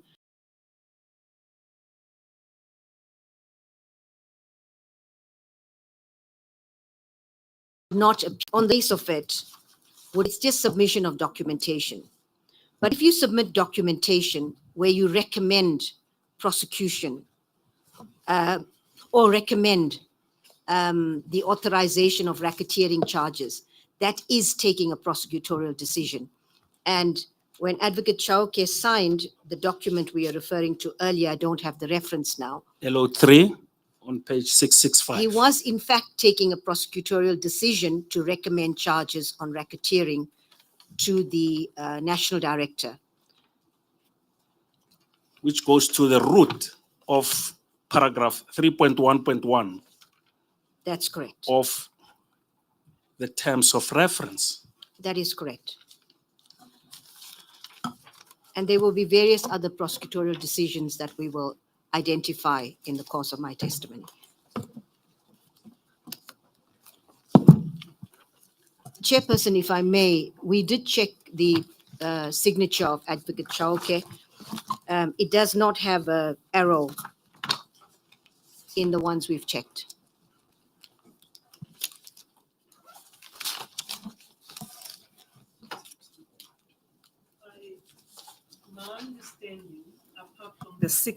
My understanding apart from the signature was that 62.4 of LO 00267 might do the trick to answer why, instead of why Advocate Chauke signed instead of Advocate Noko. Chairperson, I'm not sure what you mean by might do the trick.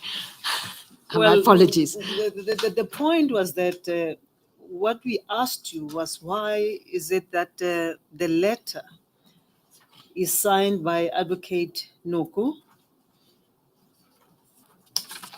Which letter, Chairperson? You remember the letter is 26. Is it 265? Advocate Mutlamuyana 266. 265. Just check that letter again. Is it 265? LO. Let me just. 665, Madam Chair, if you are referring to that one, 665. which bears the names of Advocate Nokomashilo. Yes. We asked you several questions about why Advocate Nokomashilo did not sign that letter herself. And you said that the signature looks like the signature of Advocate Chauke. That's correct, Chairperson. And I asked further, if that is the case, why didn't he sign PP? Because he is signing as the DPP KZN when he is not. That is correct, Chairperson. And then we went through the record, and a letter, or rather the affidavit of Advocate Chauke in paragraph 62, Yes, Chairperson. he explains his role there as the coordinator of the team. That is correct. And he explains that 62.1, what he did, 62.2, what his role was, 62.3 exclusion, that he was not taking any prosecutorial decision, whether to prosecute or not, and 62.4. He then explains that it was his responsibility to give a feedback and briefing on the team to Advocate Jiba, including the submissions of documents from the prosecution team to the NDPP, Correct, Chairperson. which seems, and I emphasized, which seems to support the proposition that he signed that letter following what Advocate Maema said. That is correct, Chairperson, because it includes submission of documentation. So that is correct, Chairperson. But the same document, before we move off it, that's 665, doesn't support what he says in 62.3 as not taking, excluding prosecutorial decisions, because recommending a racketeering charge is taking a prosecutorial decision. Recommending a prosecutorial charge in the, Racketeering in this instance. In the letter That is correct. that he purportedly signed. He said that he took that decision. He recommended. He does. Paragraph 2. I've perused the documents and recommend the application. Let's unpack that. A recommendation is a recommendation. A decision, taking a decision per se, is a decision. Am I correct that the two concepts and the legal meaning thereof might differ? In other words, you recommend for someone to take a decision. I understand, Chairperson. In the context of prosecutions, a DPP, when there is a case that involves racketeering, and the DPP then makes a recommendation to the national director, the DPP cannot take a decision to prosecute racketeering without, it's the national director's authority. But when a DPP recommends a prosecution, that DPP is taking a prosecutorial decision to recommend the prosecution. In that sense, you must be satisfied that the evidence supports your recommendation. And prosecutorial decisions, there's a range of decisions that prosecutors take in the course of a prosecution process that are prosecutorial decisions. And in this case, although it's a recommendation, it is a decision to recommend, a prosecutorial decision to recommend to the national director, and also saying that by saying I have perused the documents and recommend the application, you are satisfied that there's sufficient evidence to support the application. So that is the distinction, Chairperson. My mind, let me clear my mind.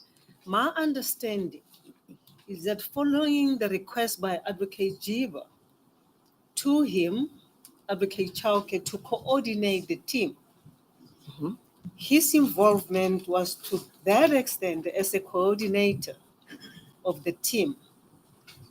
But we do know, when you look at that list that you referred us to earlier, of all those advocates from different jurisdictional areas, including Advocate Mayema from the Northwest, who was the head or the lead prosecution, the lead of the prosecution team. How then do we suggest that Advocate Chauke could take a prosecutorial decision when he is merely a coordinator? Chairperson, Advocate Chauke says he's merely a coordinator, but the evidence does not bear that out. And if we refer it, Chairperson said, and I hope I'm correct, Chairperson, you mentioned that Jiba asked him to coordinate. But if you look at Advocate Jiba's affidavit that she made, and I would ask the leader of the evidence to guide me in that regard, because I don't have it here. I think that will make it clear what Advocate Jiba's view was, that he was not merely a coordinator, that he was in fact the de facto DPP. The DPP in charge are the words that she uses in that affidavit. If I can be guided so that we can direct the panel to that particular aspect. And my point being, Chairperson, Advocate Jiba in that affidavit states that Advocate Chauke is the DPP in charge of this matter. And that's important to understand his role. I'm not sure what it means. That may be open to different interpretations. When you say he is the advocate in charge, it could mean many things. Chairperson, the evidence will guide what that can mean, and that will emerge from the evidence that will be placed before the panel. And the evidence of Advocate Musing, to the effect that Advocate Chauke was a coordinator, a mere coordinator, seemed to support his view that he was not involved as a decision maker, prosecutorially and otherwise. I'm not sure where Advocate Mosing said that, but if that is what he said, he would definitely be supporting Advocate Chauke's case in that regard. Yes, we'll look at the page, and if you look at Advocate Mosing's evidence, I'll pick up that page. Sure. Counsel, I'll pick up that page and refer you to it later. You may please proceed so long. May I just come in here?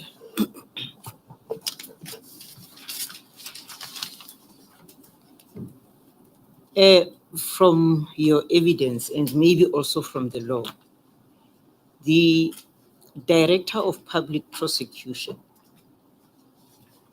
does not have the power to institute action or criminal action relating to racketeering. The furthest, I want to understand exactly what your evidence is. Is it your evidence that when it comes to racketeering, the Director of Public Prosecutions can only go as far as to make a recommendation to the NDPP, and the power to then take the matter further lies with the NDPP? Is that a correct understanding? If not, please correct me. That is a correct understanding. Now, when you say that Advocate Chauke was exercising the prosecutorial power when he wrote, or rather, when he signed this letter that was addressed to the NDPP, the one that is at LO3, page 665. Maybe I should draw your attention to paragraph 2 of that letter in particular, which reads, I have perused the documents and recommend the application. Now, recommend in the sense and in the context of this letter, would you see it as a recommendation meeting the threshold that you are talking about, the threshold of the director making a recommendation to the NDPP, or what is your understanding? So the first point would be, I didn't say it's a prosecutorial power. I said because that is not the power that the DPP has in respect of racketeering charges. I said that it was a prosecutorial decision that was taken by Advocate Chauke. And that's important because Advocate Chauke says he did, if we go back to it, he did not take prosecutorial decisions. And in this case, the point is that making a decision that there is sufficient evidence in a matter to recommend a prosecution to the national director is a prosecutorial decision. And there are various other kinds of prosecutorial decisions that we take during a prosecution process. So just to have a clear distinction for my own better understanding, the distinction between the prosecutorial power and the decision to make a recommendation. You would say the directors of public prosecutions do have the power to decide whether to prosecute or not to prosecute in respect of many other crimes, to the exclusion of racketeering. Is that correct? That is absolutely correct. That's fine. Thank you. If I may, Counsel, just to follow up on that proposition that I made earlier, that the evidence that you submitted as annexures to your affidavit, the opinion of Advocate de Kock. If you look at the record, your annexure SB 3132, the internal memo to you from Advocate R.J. de Kock and team of 27 June 2019. It appears as SB 3132, your annexure. If you look at page SB 3138, paragraph 12, it speaks to the delegation of powers, where Advocate de Kock and team suggests that there was a delegation and authorization issued to the prosecution team that was constituted by those people: Advocate Maema, Advocate Mtenjwa, Advocate Ntlakaza, Advocate Muleko, Advocate Mlochwa, Advocate Putani. And Advocate Chauke does not appear there. Then read paragraph 12 in conjunction with paragraph 13, where Advocate Musing is referred to by Advocate Kock. There it reads, Musing states that his understanding of Advocate Chauke's role was that he was open quote, merely to manage the team as they were mainly from his office, but would not be vested with any decision-making powers regarding prosecutorial decisions.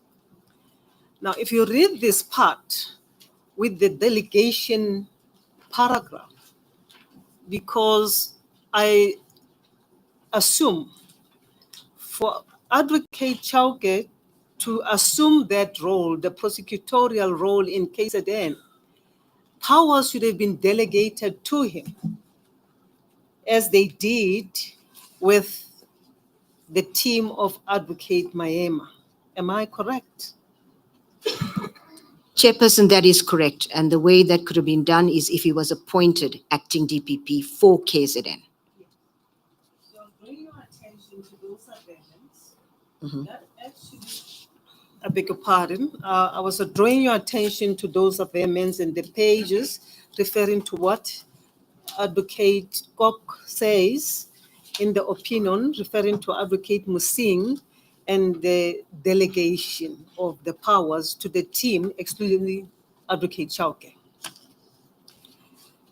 Thank you, Chairperson. That's what Advocate Mosing says his Yes. understanding was of Advocate Chauke's role. That said, what then do you make of this paragraph 12 and 13, where there's a delegation to a specific group, excluding Advocate Chauke, and the authorization to prosecute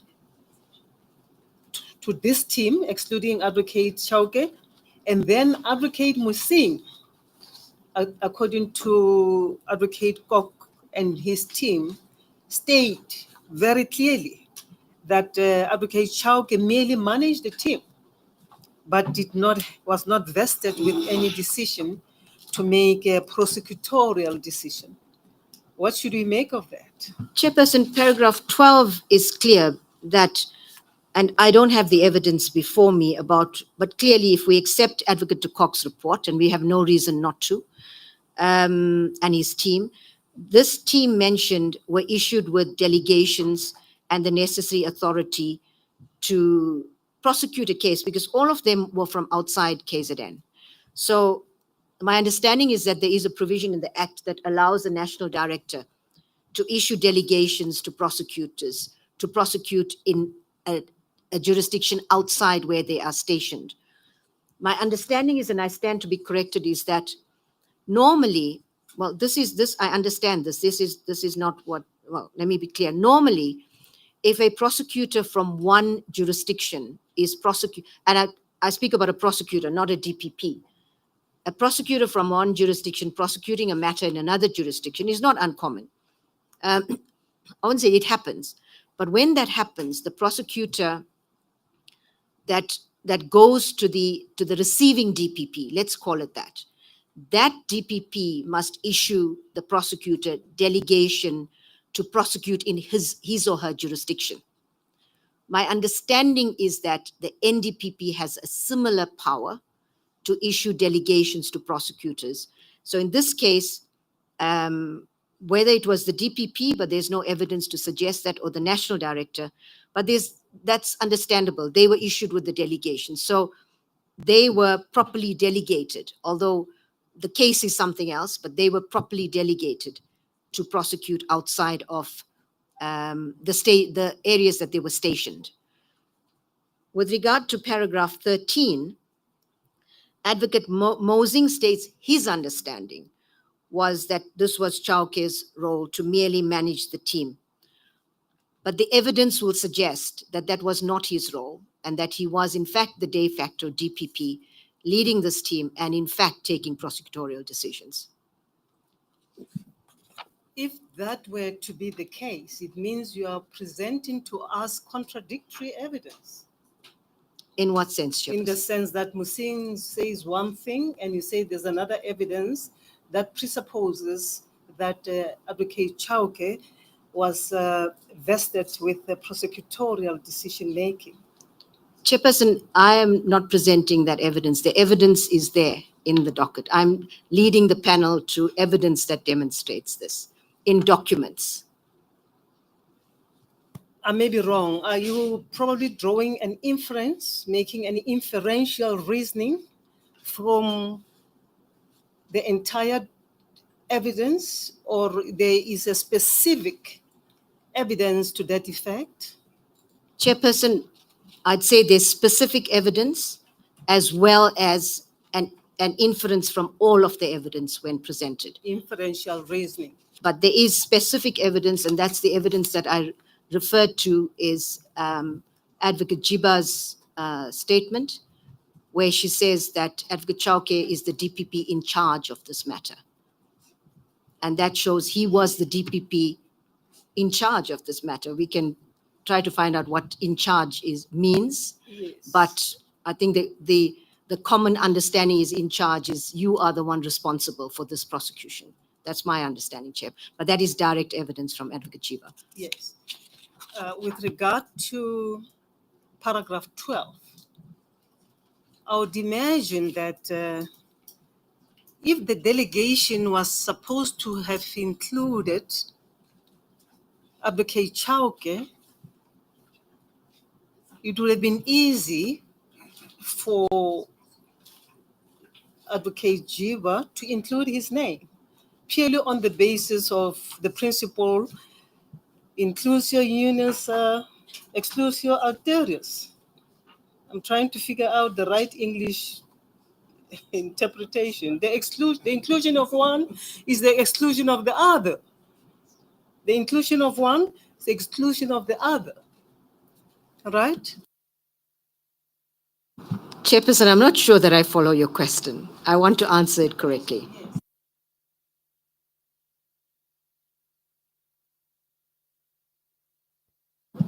When you make a list of things and then you include certain things and then you exclude the others, that principle kicks in, that you decide to include a group, and that inclusion means there's an intentional exclusion of the others. Am I wrong? Chairperson, in this, you're not wrong on the principle. But Chairperson, in this regard, Advocate Chauke was appointed specifically as DPP in Gauteng. He could not exercise his powers as DPP in any other division. No, I understand that. I understand your evidence around that. Mhm. What we are doing now, we are unpacking the facts that you are presenting before us to make a determination around those two bigger issues, whether he is fit and proper to hold office. Now, when we unpack that, it takes us to things like paragraph 12, whether he was indeed vested with the power to prosecute or not to prosecute. Now, what I'm saying is when the list is made where power is delegated, you would imagine that everybody to whom the power is to be delegated will be included in that list. And Understood. anybody who does not appear in the list means it was an intentional exclusion of that person. Because delegation is critical here. You don't just go to somebody's jurisdiction and exercise powers. You ought to have been delegated to do that. Understood, Chairperson. Yes. Now, paragraph 12 tells us subsequently delegations and authorizations were issued to the prosecution team that was constituted as follows. And it names those people, but excludes Advocate Chauke. And That that's is where correct. I am. That is correct. Thank you, Councillor. Just once more. Just, you know, I'm trying to settle this issue of jurisdiction, trying to distinguish between the Director of Public Prosecutions on the one hand and the prosecutors on the other hand. I'm struggling to do that, and I know you will assist me to understand that better. Is the understanding, maybe let me start off this way. let's talk about prosecutors just for a short while. The prosecutors get appointed by who? Is it the minister who appoints the prosecutors? The minister appoints deputy directors of public prosecutions. That is the one level below a DPP. The level from DPP upwards are presidential appointments. The minister appoints deputy DPPs and chief prosecutors. They are on the same level. The one level below that, which are then your senior state advocates, it's not the minister, and it would be, geez, I don't know whether it's the DG that appoints, but the ministerial appointment is only at the deputy DPP level. Right. Do you know whether prosecutors are appointed for specific jurisdictions, or what is the position? Yes, they are appointed in specific jurisdictions. So for them to migrate to another jurisdiction, be it, I think temporarily in the context of this matter, would that require, whose authority would be required to authorize that temporary operation from a different jurisdiction from the one which the prosecutor would have been appointed for? If that scenario happens, then what would normally happen is the two DPPs would speak and they would agree that a prosecutor from one division will go to the other division to assist or to prosecute. In that event, the DPP of the receiving DPP will have to issue a delegation there that gives that prosecutor the power to conduct a prosecution in his or her jurisdiction. And finally, would the NDPP have the power to delegate the Director of Public Prosecutions? Chairperson, I seem to think there's a provision in the Act that allows for that. Perhaps the evidence leader can check and correct that, but I could be mistaken. I have not done that in my term. I can't recall having done that. But I think there is a power. We can correct that. Yeah. Would you like the evidence leader to give you the relevant I would appreciate legislation that, Chairperson. so that you can refer? I wouldn't want him to be giving evidence. I would appreciate that, Chairperson. That is the NPA Act. That is correct, Chairperson. You don't have it with you. I do have it, but I need to be referred to the section, if there is one, that in fact confers such a power to the NDPP. Otherwise, I need to go through it to check if it is there. Yeah. So what I'm trying to avoid, you are saying it would rather be done that he then give information on the relevant enabling provision. If there was one, if they direct me to it, then I can Okay. testify to that effect, Chairperson, whatever it might be. Chair, through you, may he just do that. Yes, Council, are you in a position now to assist with the relevant provision of the Act so that Advocate Batoyi can reflect on that?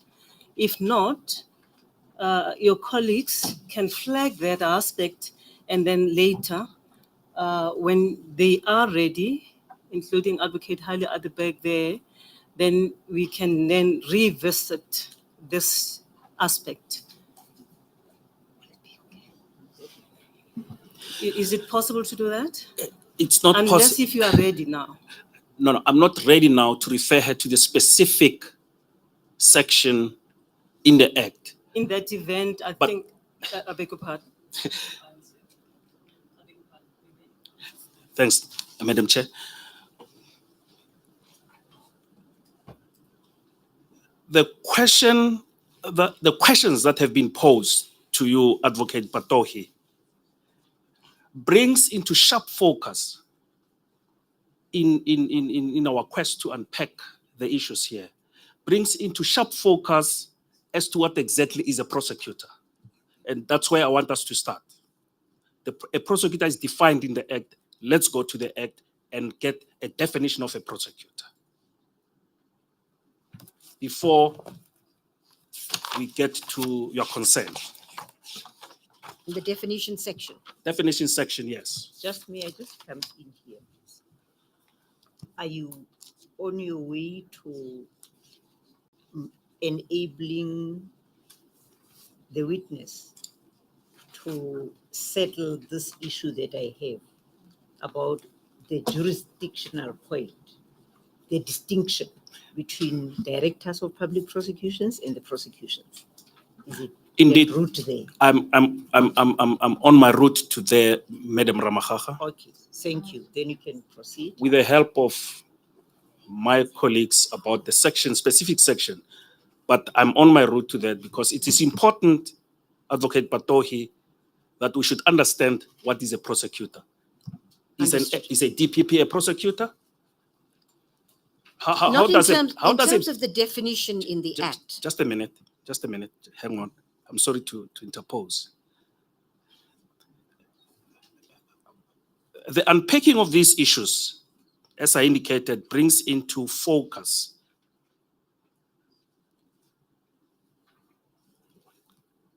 what is a prosecutor? How does a prosecutor how do you compare a prosecutor with an NDPP? What is the role of a prosecutor vis-a-vis a DPP? Let's go to the definition section then and kindly read the definition section of what a prosecutor means. So a prosecutor in section 5, No, no, it's before, not, so it's in the bef- definition section. yes, sorry. go to the first, Chapter let's 1, start. section Yes. 1. Prosecutor means a prosecutor referred to in section 16(1). Then Let- if we, Let's go to 16.1 and hear who a prosecutor is and what is a prosecutor. section 16(1) states, prosecution shall be appointed on the recommendation of the national director or a member of the prosecuting authority designated for that purpose by the national director, subject to the laws governing the public service. Prosecutors may be appointed to the office of the national director. Two, prosecutors may be appointed to A, office of the national director; B, offices established by section 6(1), and that's the DPP offices; C, investigating directorates; and D, lower courts in the Republic. Paragraph 16(3) states the minister may from time to time, in consultation with the national director and after consultation with the directors, prescribe the legal qualifications for the appointment of a person as a prosecutor in a lower court. 4, insofar as laws governing the public service pertaining to deputy directors and prosecutors may be inconsistent with this Act, the provisions of this Act shall apply. Having said that, I want to correct something that I said earlier on when asked about the appointment of prosecutors, and I mentioned the DG. The DG doesn't have a role in appointing prosecutors. The HR functions are with the minister, but the minister can delegate those functions. So I just want to clarify that, and I'm not sure where it's delegated to, but we can check that in terms of who appoints below the level of DDPP.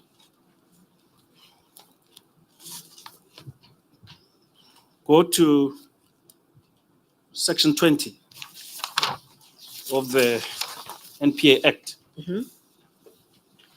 20 subsection 5.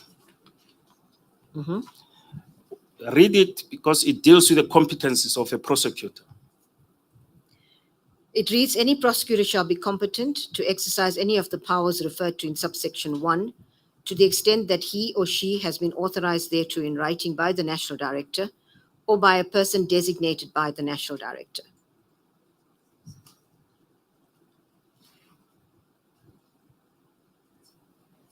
And if we go to Subsection subsection 6. 1, sorry. You want to go to subsection 1? No, just to explain subsection 5, because it refers to the powers in subsection 1.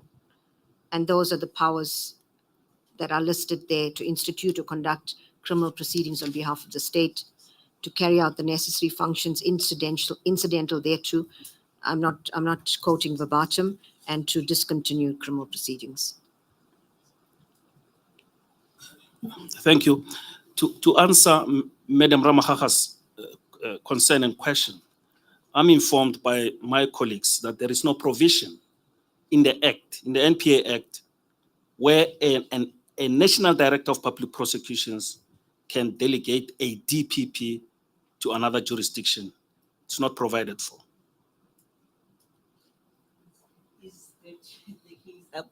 Is that the case? Do you confirm what the evidence leader is placing on record? Chairperson, if I could have a look later, and then I'd be happy to confirm that at a later stage. I will discuss with my team, and I'd like to check. I'm under oath, and I want to make sure that that's the correct information. I have no doubt. I have no reason to doubt them, but I want to make sure. Yes, Madam, I think it is proper to take that posture. Advocate Mutlamunyane, you may be entering the zone of argument, legal argument, with the position that you've just made, because the very evidence you are talking about is the evidence that your client, or rather Advocate Batoyi, has presented to us. The DCOC documents are part of her evidence. And it is that evidence in paragraphs 12 and 13, whether it is in line with the law or not, the fact of the matter is that it is the evidence that Advocate Batoyi presented to us. We will deal with the veracity of that evidence probably later if a need arises, remembering that we are on the fact-finding process. So I suggest that we don't get into legal argument. Let us concentrate on the facts. Chairperson, may I clarify something? I beg your pardon, May I madam. clarify? Please wait a minute. Let counsel confer with Advocate Mutlamunyane.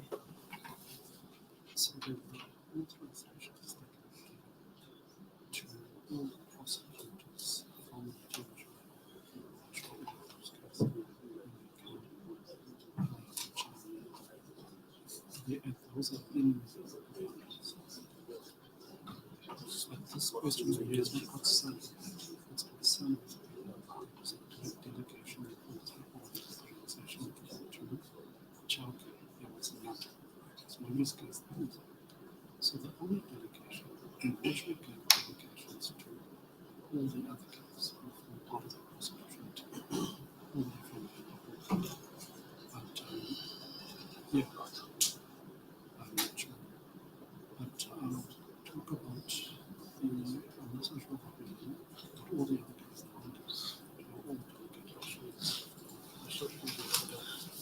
I will proceed with the question.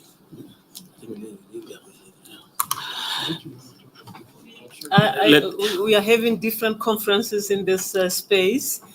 I think we will have time to revisit these topics at a later stage, because I'm not sure what the right answer is, but we are guided by the affidavit of Advocate Batoyi together with her annexures. We are working on that evidence as we are clarifying few aspects by asking her questions. Chairperson, if I may clarify something on Yes, that ma'am. aspect, because it Yes. is my affidavit, and I'm listening very carefully to what you're saying. I want to explain that my affidavit, firstly, was drawn up at very short notice. We were under tight timelines. There may be things that are in here. There may be things that are not in here that should have been here. But of course, we tried to be as precise as possible in the very short time space that we had. To explain that the annexures to my affidavit are not necessarily my evidence. I want to explain what I mean by that.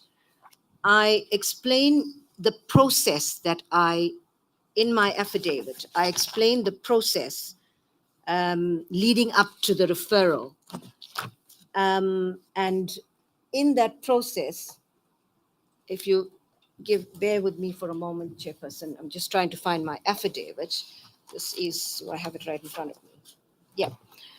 In the process, which is on page 69 of my affidavit, I have set out what the steps I took leading up to the referral. And I mentioned the various legal opinions that I received. So that is not, it's attached to my affidavit as opinions that I received. And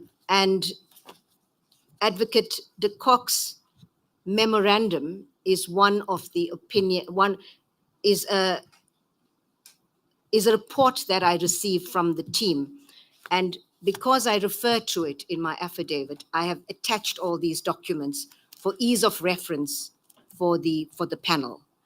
There may be parts of it that I may not agree with. There may be parts of the annexes that I agree with, but I wanted to clarify that. Thank you, Chairperson. Well, of course, it is so that these documents formed part of the documents as a result of which you formed a prima facie view when you referred the matter to the president. Chairperson, let me explain that because it's important for the panel to understand. I received these opinions. When I received Advocate Nalane's opinion, which is referred to in this process and is an attachment, I then sent that document, this is all set out in my affidavit, to Advocate Chauke and asked him to respond to that. He then submitted Advocate Maineche's report, which is also attached to this. As a result of those two legal opinions, it was clear that there were gaps in evidence. And I emphasize those are opinions. There were gaps. And so I then asked Dr. Broughton in my office to get all the evidence and then to prepare an opinion to me. He initially prepared one opinion, which I gave him just a week to do it, and it was too short notice. He came back to me and said he needed more time because he needed to look at a whole range of documents. He then provided me with a supplementary opinion. But that supplementary opinion, in my view, is almost like a forensic analysis of the evidence, because together with his opinion, he provided me a bundle of evidence. And my decision to recommend to the president was based primarily on the evidence that was provided to me, attached or forwarded as annexures to Dr. Broughton's opinion. So I want to be clear about that because the others were opinions that I considered, but when I made the decision, I looked at the documents, many of which we are presenting now. Some of that may not be presented, but I will speak to council about the entire bundle being handed in as evidence because that is what I based my decision on, looking at actual documents, statements, etc. I hope I've clarified, Chairperson. Yes, and I think you repeat what I'm saying, but in different words. In other words, when you made a referral to the president, these very documents were part of the initial bundle. That is correct, Chairperson. In terms of which the president had to consider your request. That is correct, Chairperson. And these documents assisted you, all of them, assisted you in formulating a view whether to refer or not to refer. They certainly assisted me, Chairperson, but I do want to emphasize that I looked at the underlying evidence, and that was the main. I came to a conclusion based on my own analysis of the underlying evidence together with the opinions.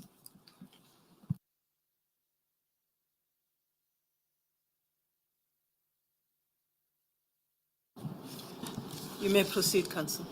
Thank you, Madam Chair.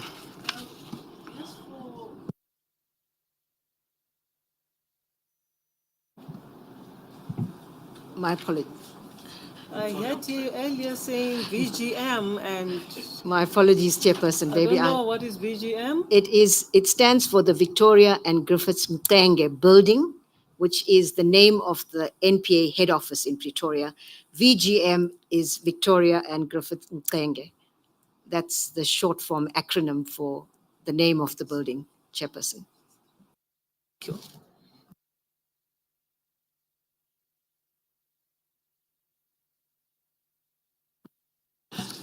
Thank you, Madam Chair. Perhaps it is an opportune moment, Advocate Patohi, to, whilst unpacking issues, explain to the ordinary person what racketeering is. So that it should be clear why prosecutors acted in the manner in which they did. What is racketeering? How So, Pick, Council, please pack it there.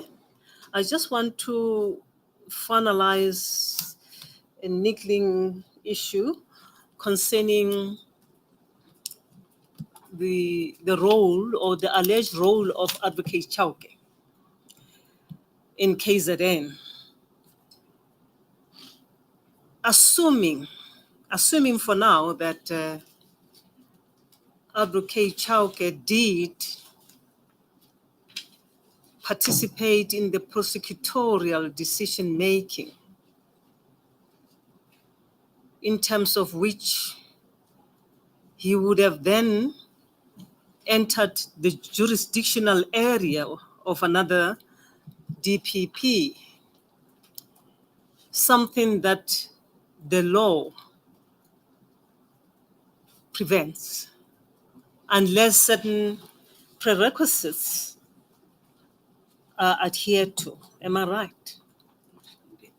indeed, Madam Chair? Would you please deal with that aspect as to what is it that ought to have been done if we assume that indeed Advocate Chauke, as Advocate Batwe is saying, did participate in the prosecutorial decision-making. This is just a proposition that need not be correct, but it's on the assumption that what he says is correct, then what ought to have happened as a requisite or a prerequisite for doing that, leaving Gauteng, South Gauteng division, going to KZN division to do that? What does the Act requires? Madam Chair, that can be explained by Advocate Patohi, and maybe the law provides for that. But I was of the view that because we are dealing with very serious offenses, or an offense called racketeering, I should start there so that racketeering can be explained as to what it is, and the seriousness thereof, before we could get into the issue of whether another DPP can get into the area of one DPP can get into the jurisdiction of another DPP. In other words, I ran ahead of you. Indeed, Madam Chair, Thank you. you preempted me. Along those lines. As it pleases, Madam Chair. Advocate Patohi, may you explain what a racketeering offense is? It's a very complex offense. What does it entail? Bearing in mind what was earlier read into the record as far as the law is concerned on racketeering. so I suppose you don't want me to give you the legal definition, in which case we have to go to the Prevention of Organized Crime Act and deal with the legal definitions. You just want me to explain in layperson's terms what racketeering means. Start with the legal definition and you can go to the layman's term. We will need to go to the Prevention of Because- Organized Crime Act then, if I could. I don't have that in front of me.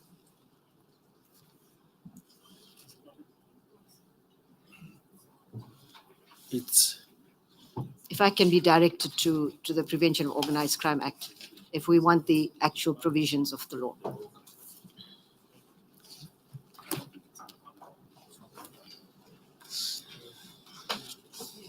We'll make a plan that you get a copy.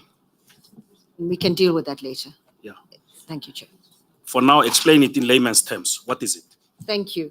So racketeering is basically a charge where the prosecution needs to prove that there is an enterprise.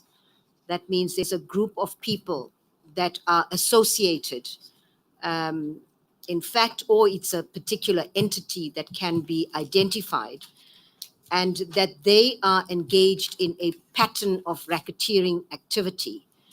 And it's not very easy to describe it in layperson's terms, but it means that this group has together engaged in various types of criminal activities, are the predicate offenses, and that they worked together in order to achieve the objectives of that group, which is normally a criminal objective.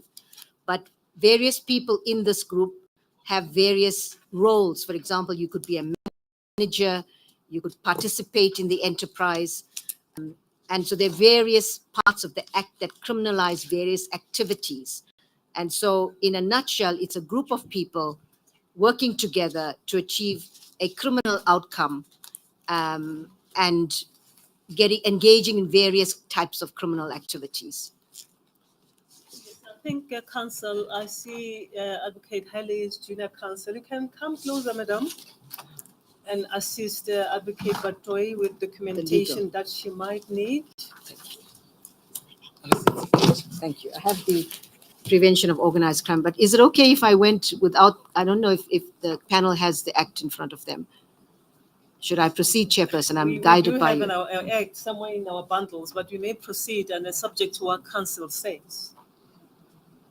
If it is necessary to read verbatim what the act says. It just brought me to the first page of the act, and I need to go through it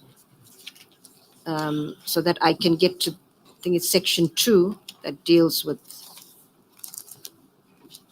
the offenses. Okay.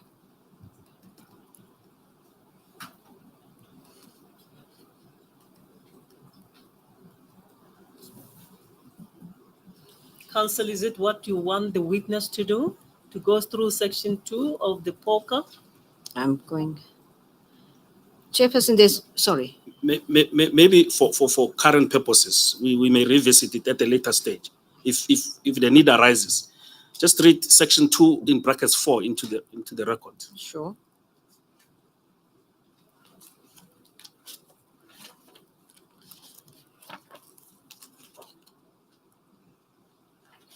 Section 2, paragraph 4.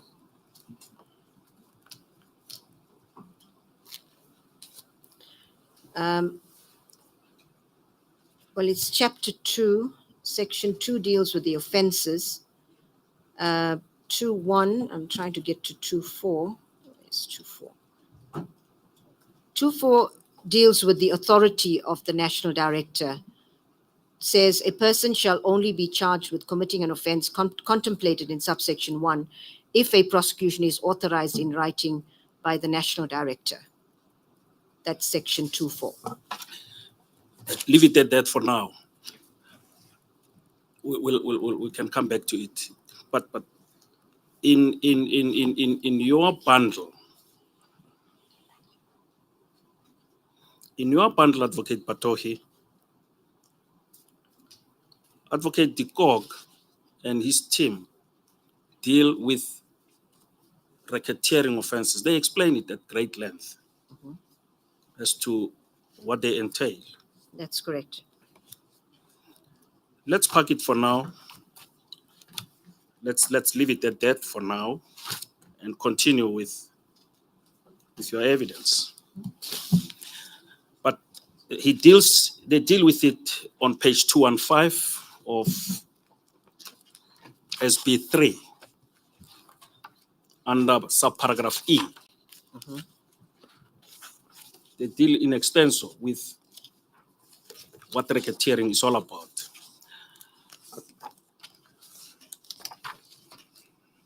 Yes, that's correct. From paragraph 212. I want to Well, refer you to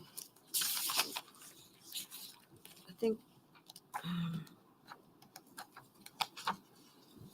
that, sorry, before we move on, paragraph 212 deals with the particular cases.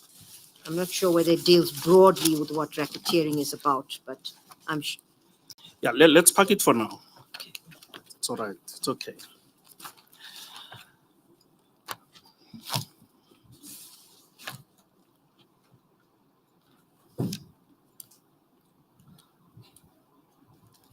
Whilst you are dealing with prosecutorial decisions as to what exactly constitute prosecutorial decisions and the role of Advocate Chauke, may I draw your attention to LO 3, page LO 00782.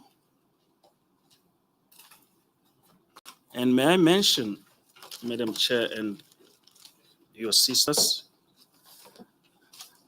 that the document I referred the witness to is a document of dates of meetings, page 00782, LO3 bundle. This is a document prepared by, I should believe, by Advocate Chauke, in which he was indicating his role and the meetings he had with IPIT, SAPS, and the judiciary until August 2012. Are you there, Advocate Batohi? I'm getting there. Just 7, 8. 782, Madam Chair. Now, it impacts on the TOR paragraphs 3, 3.1, 3.1.1, 3.1.1.1 of the TOR. Now, please read that document into the record. So, Chairperson, if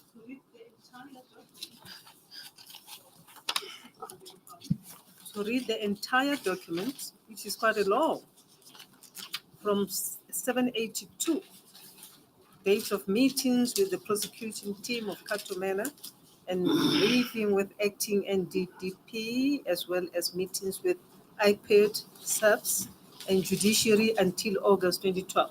Let me direct her attention to specific dates without reading the whole document. Start with the 3rd May. Read the heading and go to 3 May 2012 at 1300 hours. yes, if I may, Chairperson, this appears to be an annexure, and Council will guide me. At 781 is an email from Advocate Chauke to the team, to various persons. And it says, "Good day to all. Here with dates of meetings and briefings I have recorded in my activities diary. I hope it meets with all that is required from me to extend that I was involved in the Cato matter." And then it appears that that is attached to that affidavit, to that email. Yes, you're correct. You're correct. Proceed then to, the email was directed to the Katomana team. Is that correct? Yes, it appears so. Yes. Now start with the 3rd of May. Amongst others, the acting NDPP is also copied in there. It's addressed to her as well, and others.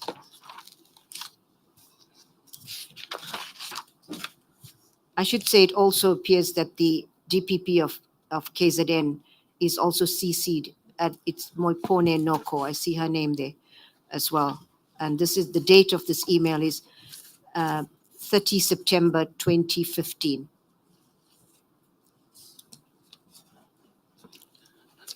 May.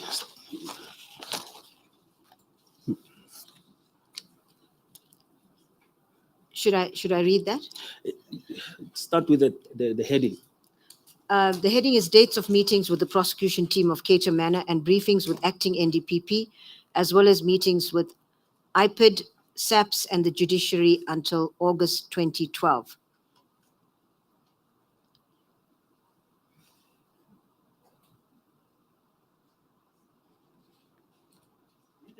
Read the entry of 3 May.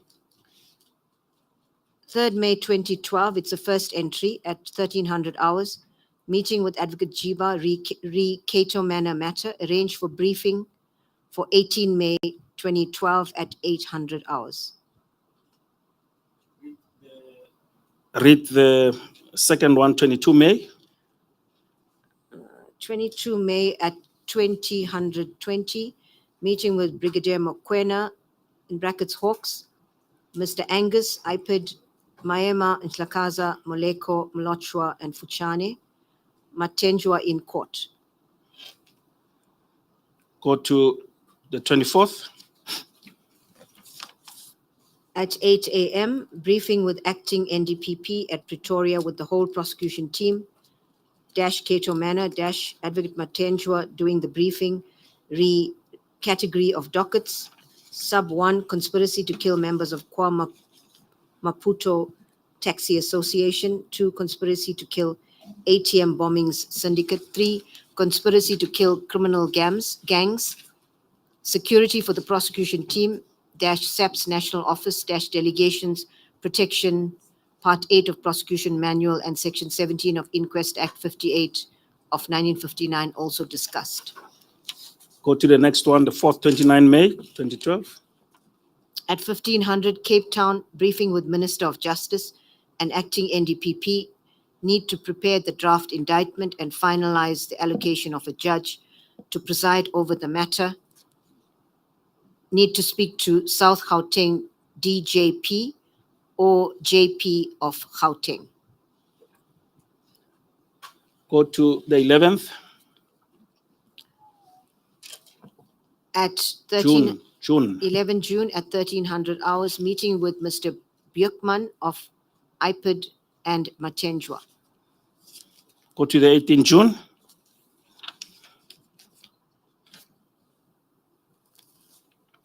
18 June at 2012 at 1200 hours, meeting in Durban Magistrates Court with Cato Manor prosecution team. Go to the next page, 784, 00784. 18 June at 1400 hours, meeting with acting NDPP and AJP, that's acting JP of KZN, in Pietermaritzburg regarding Cato Manor matter. Go to the 20th June, the second 20th June. At 1600 hours, Durban High Court urgent application for release of arrested Cato Manor members, application dismissed and referred to regional court. Go to the next page.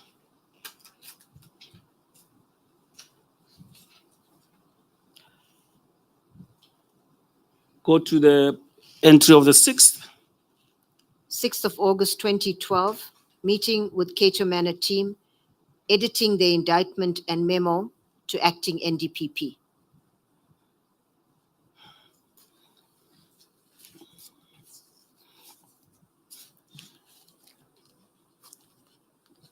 And we say, Madam Chair, that this has an impact on the TOR, specifically paragraph 3.1.1.3.1.1.1.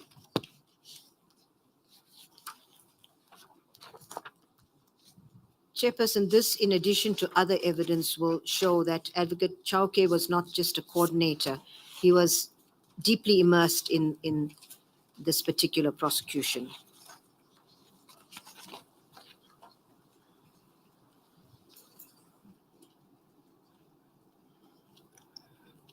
Go to the 8th August.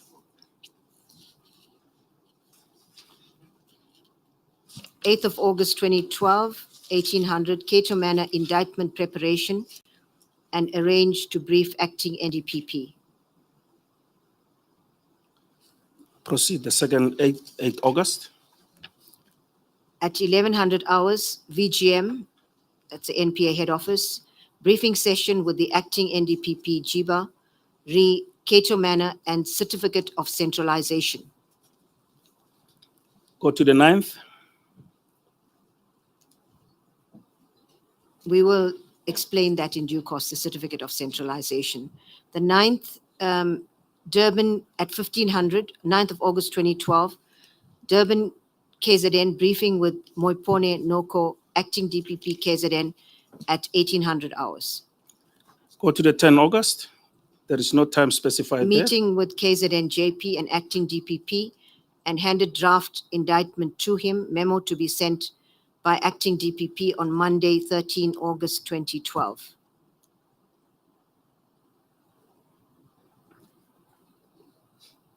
– 17 August, the second one. Meeting with acting NDPP rebriefing regarding misconduct hearing and prosecution policy in Cato Manor matters. Go to the next page. 786, 24 August. Durban Regional Court appearance of General Boyson and others re Cato Manor matter.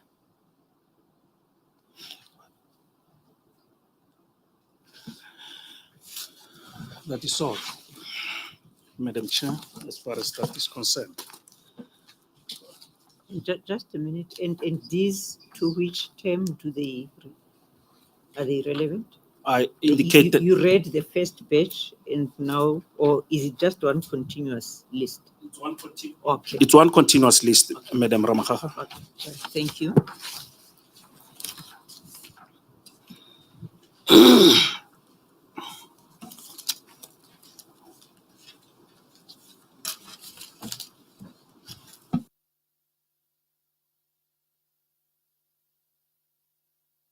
Advocate, if I may ask, all these entries that you were referring us to from LO00782 to LO00786, and you said they tied with the terms of reference at 3.1.1.1. Indeed, that is so.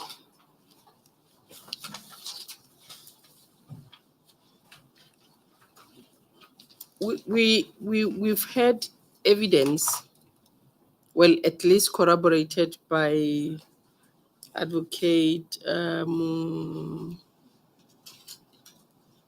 is it Musia or whoever? Mosing, that Advocate Chauke played a role of a liaison between the prosecutorial team in the Cato Manor and the acting NDPP. Now, these entries, these meetings, these briefings that are mentioned here, do they in any way result into Advocate Chauke taking a role of a prosecutor or taking prosecutorial decisions? Or this is just a licensed person giving regular briefings on behalf, because in other instances he says he's with the whole team or he's alone or whatever, but can we clarify that? The witness clarify that. Maybe I should not be seen to be testifying from the bar.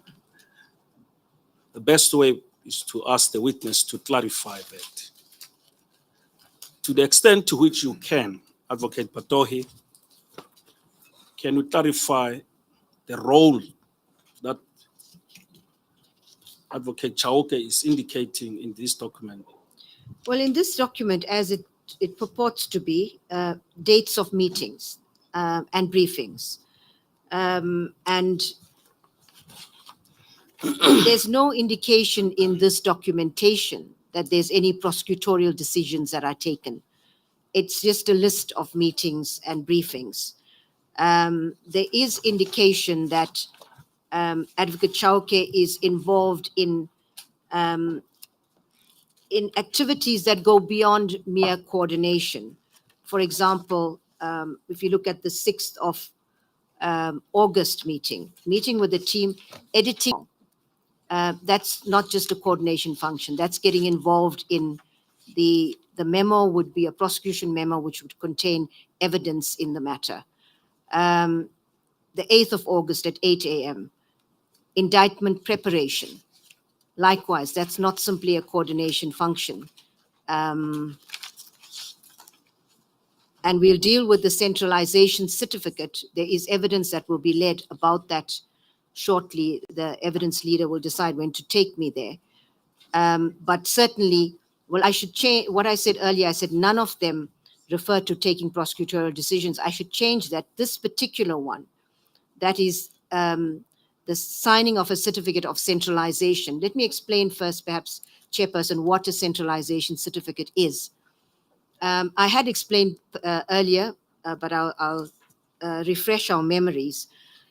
This is where there are various offenses committed in different parts of the country, and the national director, upon application by the two, well, depends, if let's assume it's in 2 provinces, the DPPs of the 2 provinces would apply to the national director for a centralization of these matters into one area, for better management of the case. The taking of a decision on whether to centralize or not is a prosecutorial decision that the DPP will take in consultation with the others in terms of where the case should be heard, which jurisdiction, etc. Those all relate to taking prosecutorial decisions, and a decision to apply for a centralization certificate from the national director would normally be made by the DPP who has jurisdiction over the matter. So I leave it at that for now. That is the way the centralization process works. Does the NDPP get involved in the centralization process? The NDPP authorizes the central. Authorizes. That's correct. But maybe as a follow-up, because these notes are very cryptic. For example, where you talk about a certificate of centralization, we are not sure whether it was what was the purpose, what was happening with the certificate of centralization. Was Advocate Chauke, had he approached the acting NDPP to apply for a certificate of centralization, or they were just discussing the centralization? Well, it is so cryptic that one cannot make head or tail of exactly what was happening here. Yes, Chairperson, these are Advocate Chauke's notes, but there will be evidence that he did indeed apply for centralization. Thank you. Thank you, Madam Baloimere. Maybe we should hasten at this moment to go to Dr. Broughton's supplementary affidavit, which is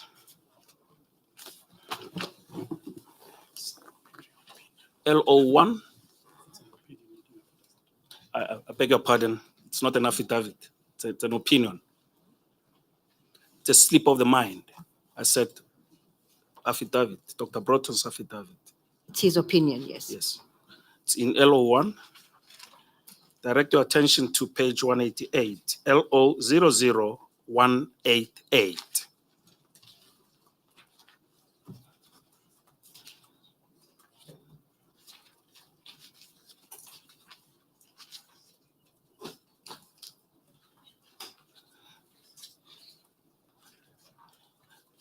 Madam Chair, you've located the page is LO00188 in bundle 1. LO1. to be specific, LO1. I direct your attention, Advocate Batohi, to paragraph 55.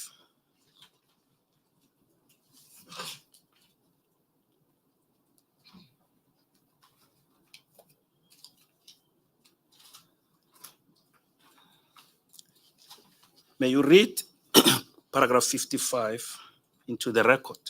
You may not read the whole of it, but read the first sentence and we'll take it from there. Okay, thank you, Council. You'll tell me when to stop. Yeah, I'll tell you when to stop. Sure. Read paragraph 55. It is further to be noted that Advocate Chauke made an entry in Annexure J, and Chairperson, this would be Annexure J to his opinion, that on 6 August 2012, he had a meeting with the Cato Manor team, editing the indictment and memo to acting NDPP, in quotes. Wait a minute, just allow me to interpose there. If you refer back to LO3 bundle, LO 00786, Yes, that's the...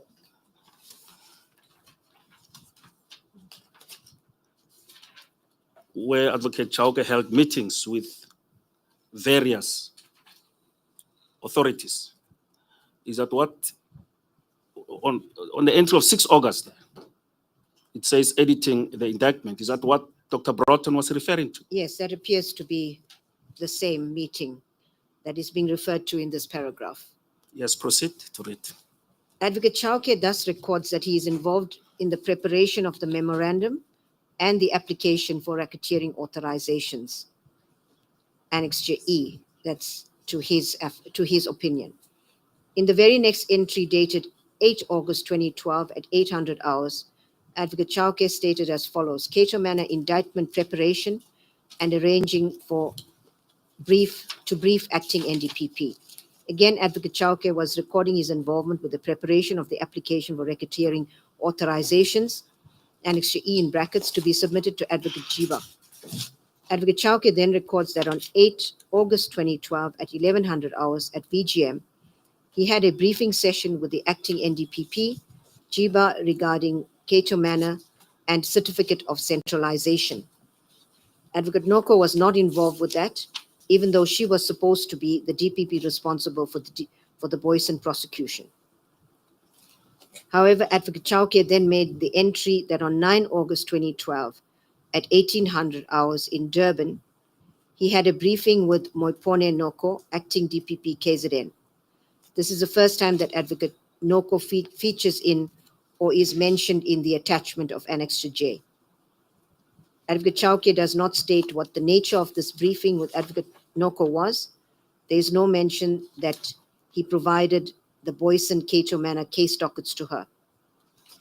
The very next entry records that on 10 August 2012, Advocate Chauke had open quotes, meeting with KZN JP, an acting DPP, and handed draft indictment to him.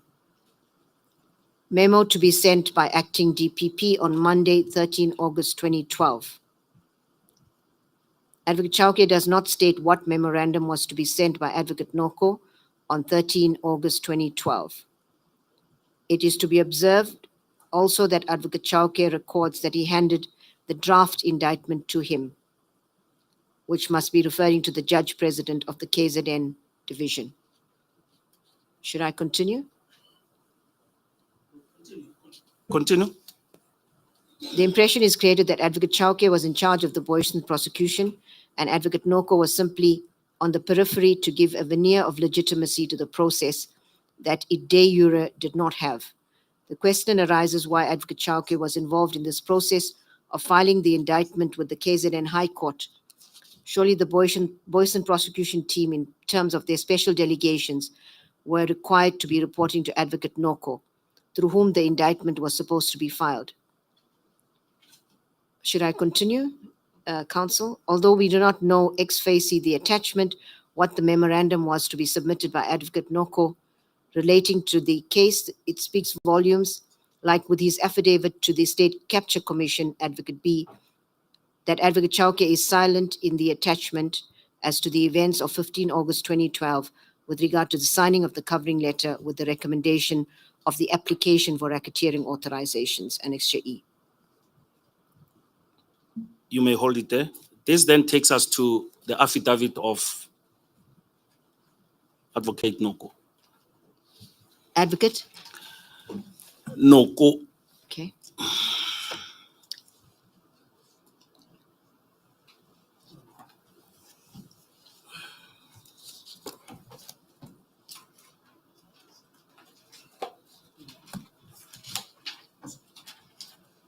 It is contained in bundle LO1 on page LO00241.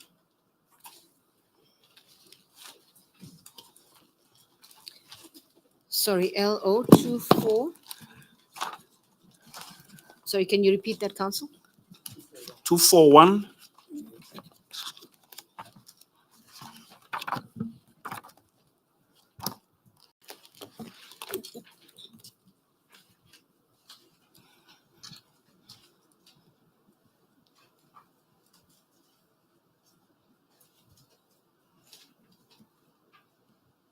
May I proceed, Madam Chair?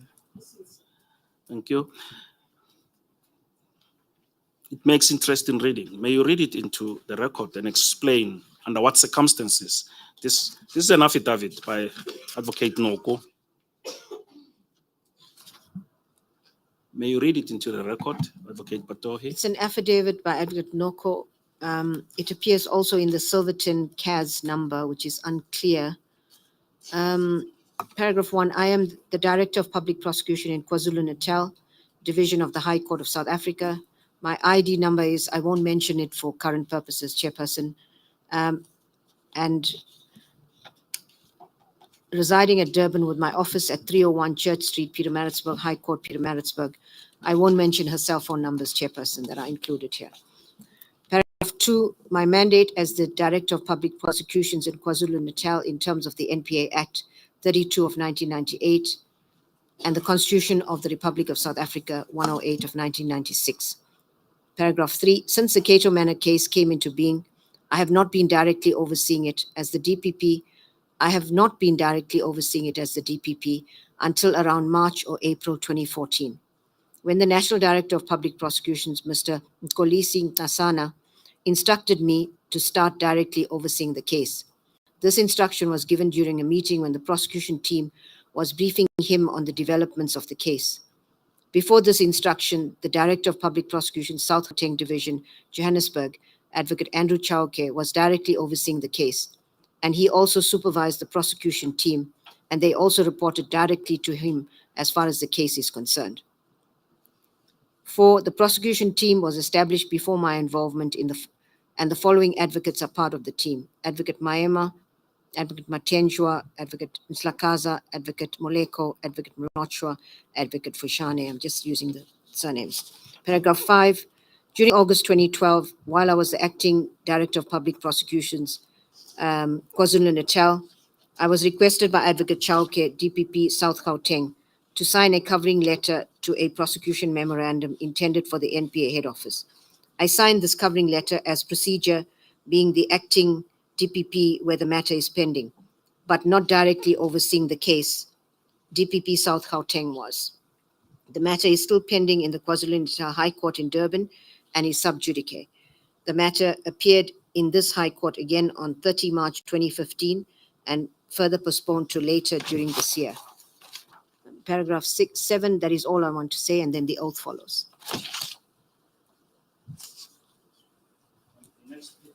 Next page. She signs it. Yes, I beg your pardon. What date was it? Well, it appears to be her signature. I'm not sure. I can't recognize her signature. No, I mean the date. The There appears. date is the 31st of March 2015. Yeah, she makes mention in her affidavit, specifically in paragraph 3 of the National Director of Public Prosecutions, Mr. Nkabinde Enquiry. To interpose, maybe we should find out as to when Mr. Nkasana took office to clarify this. I don't have the precise date when he took office. We are having it here. It's written to us here. I'm being given a document which says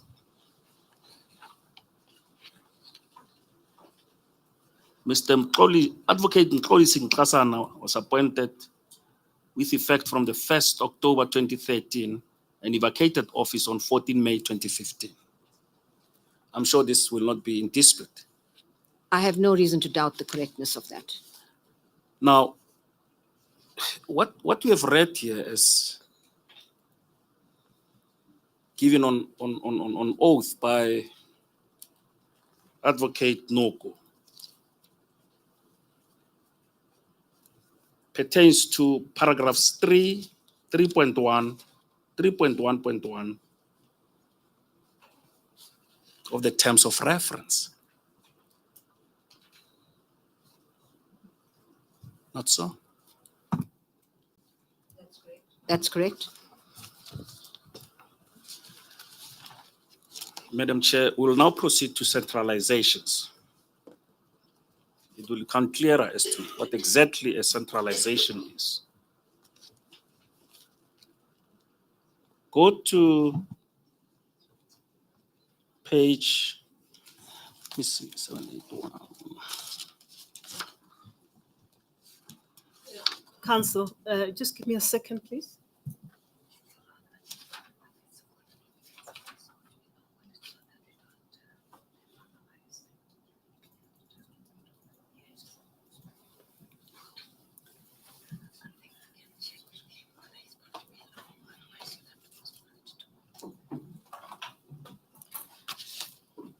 Advocate Mutlamunyane, it's 4:05 on that watch in front of me. Are you going to be long on this aspect? Or would you like, if it's going to be long, it will probably be better to defer it until tomorrow. But if it is a matter that can be disposed of quickly, then we can deal with it. It cannot be easily disposed of as quickly as we would have loved.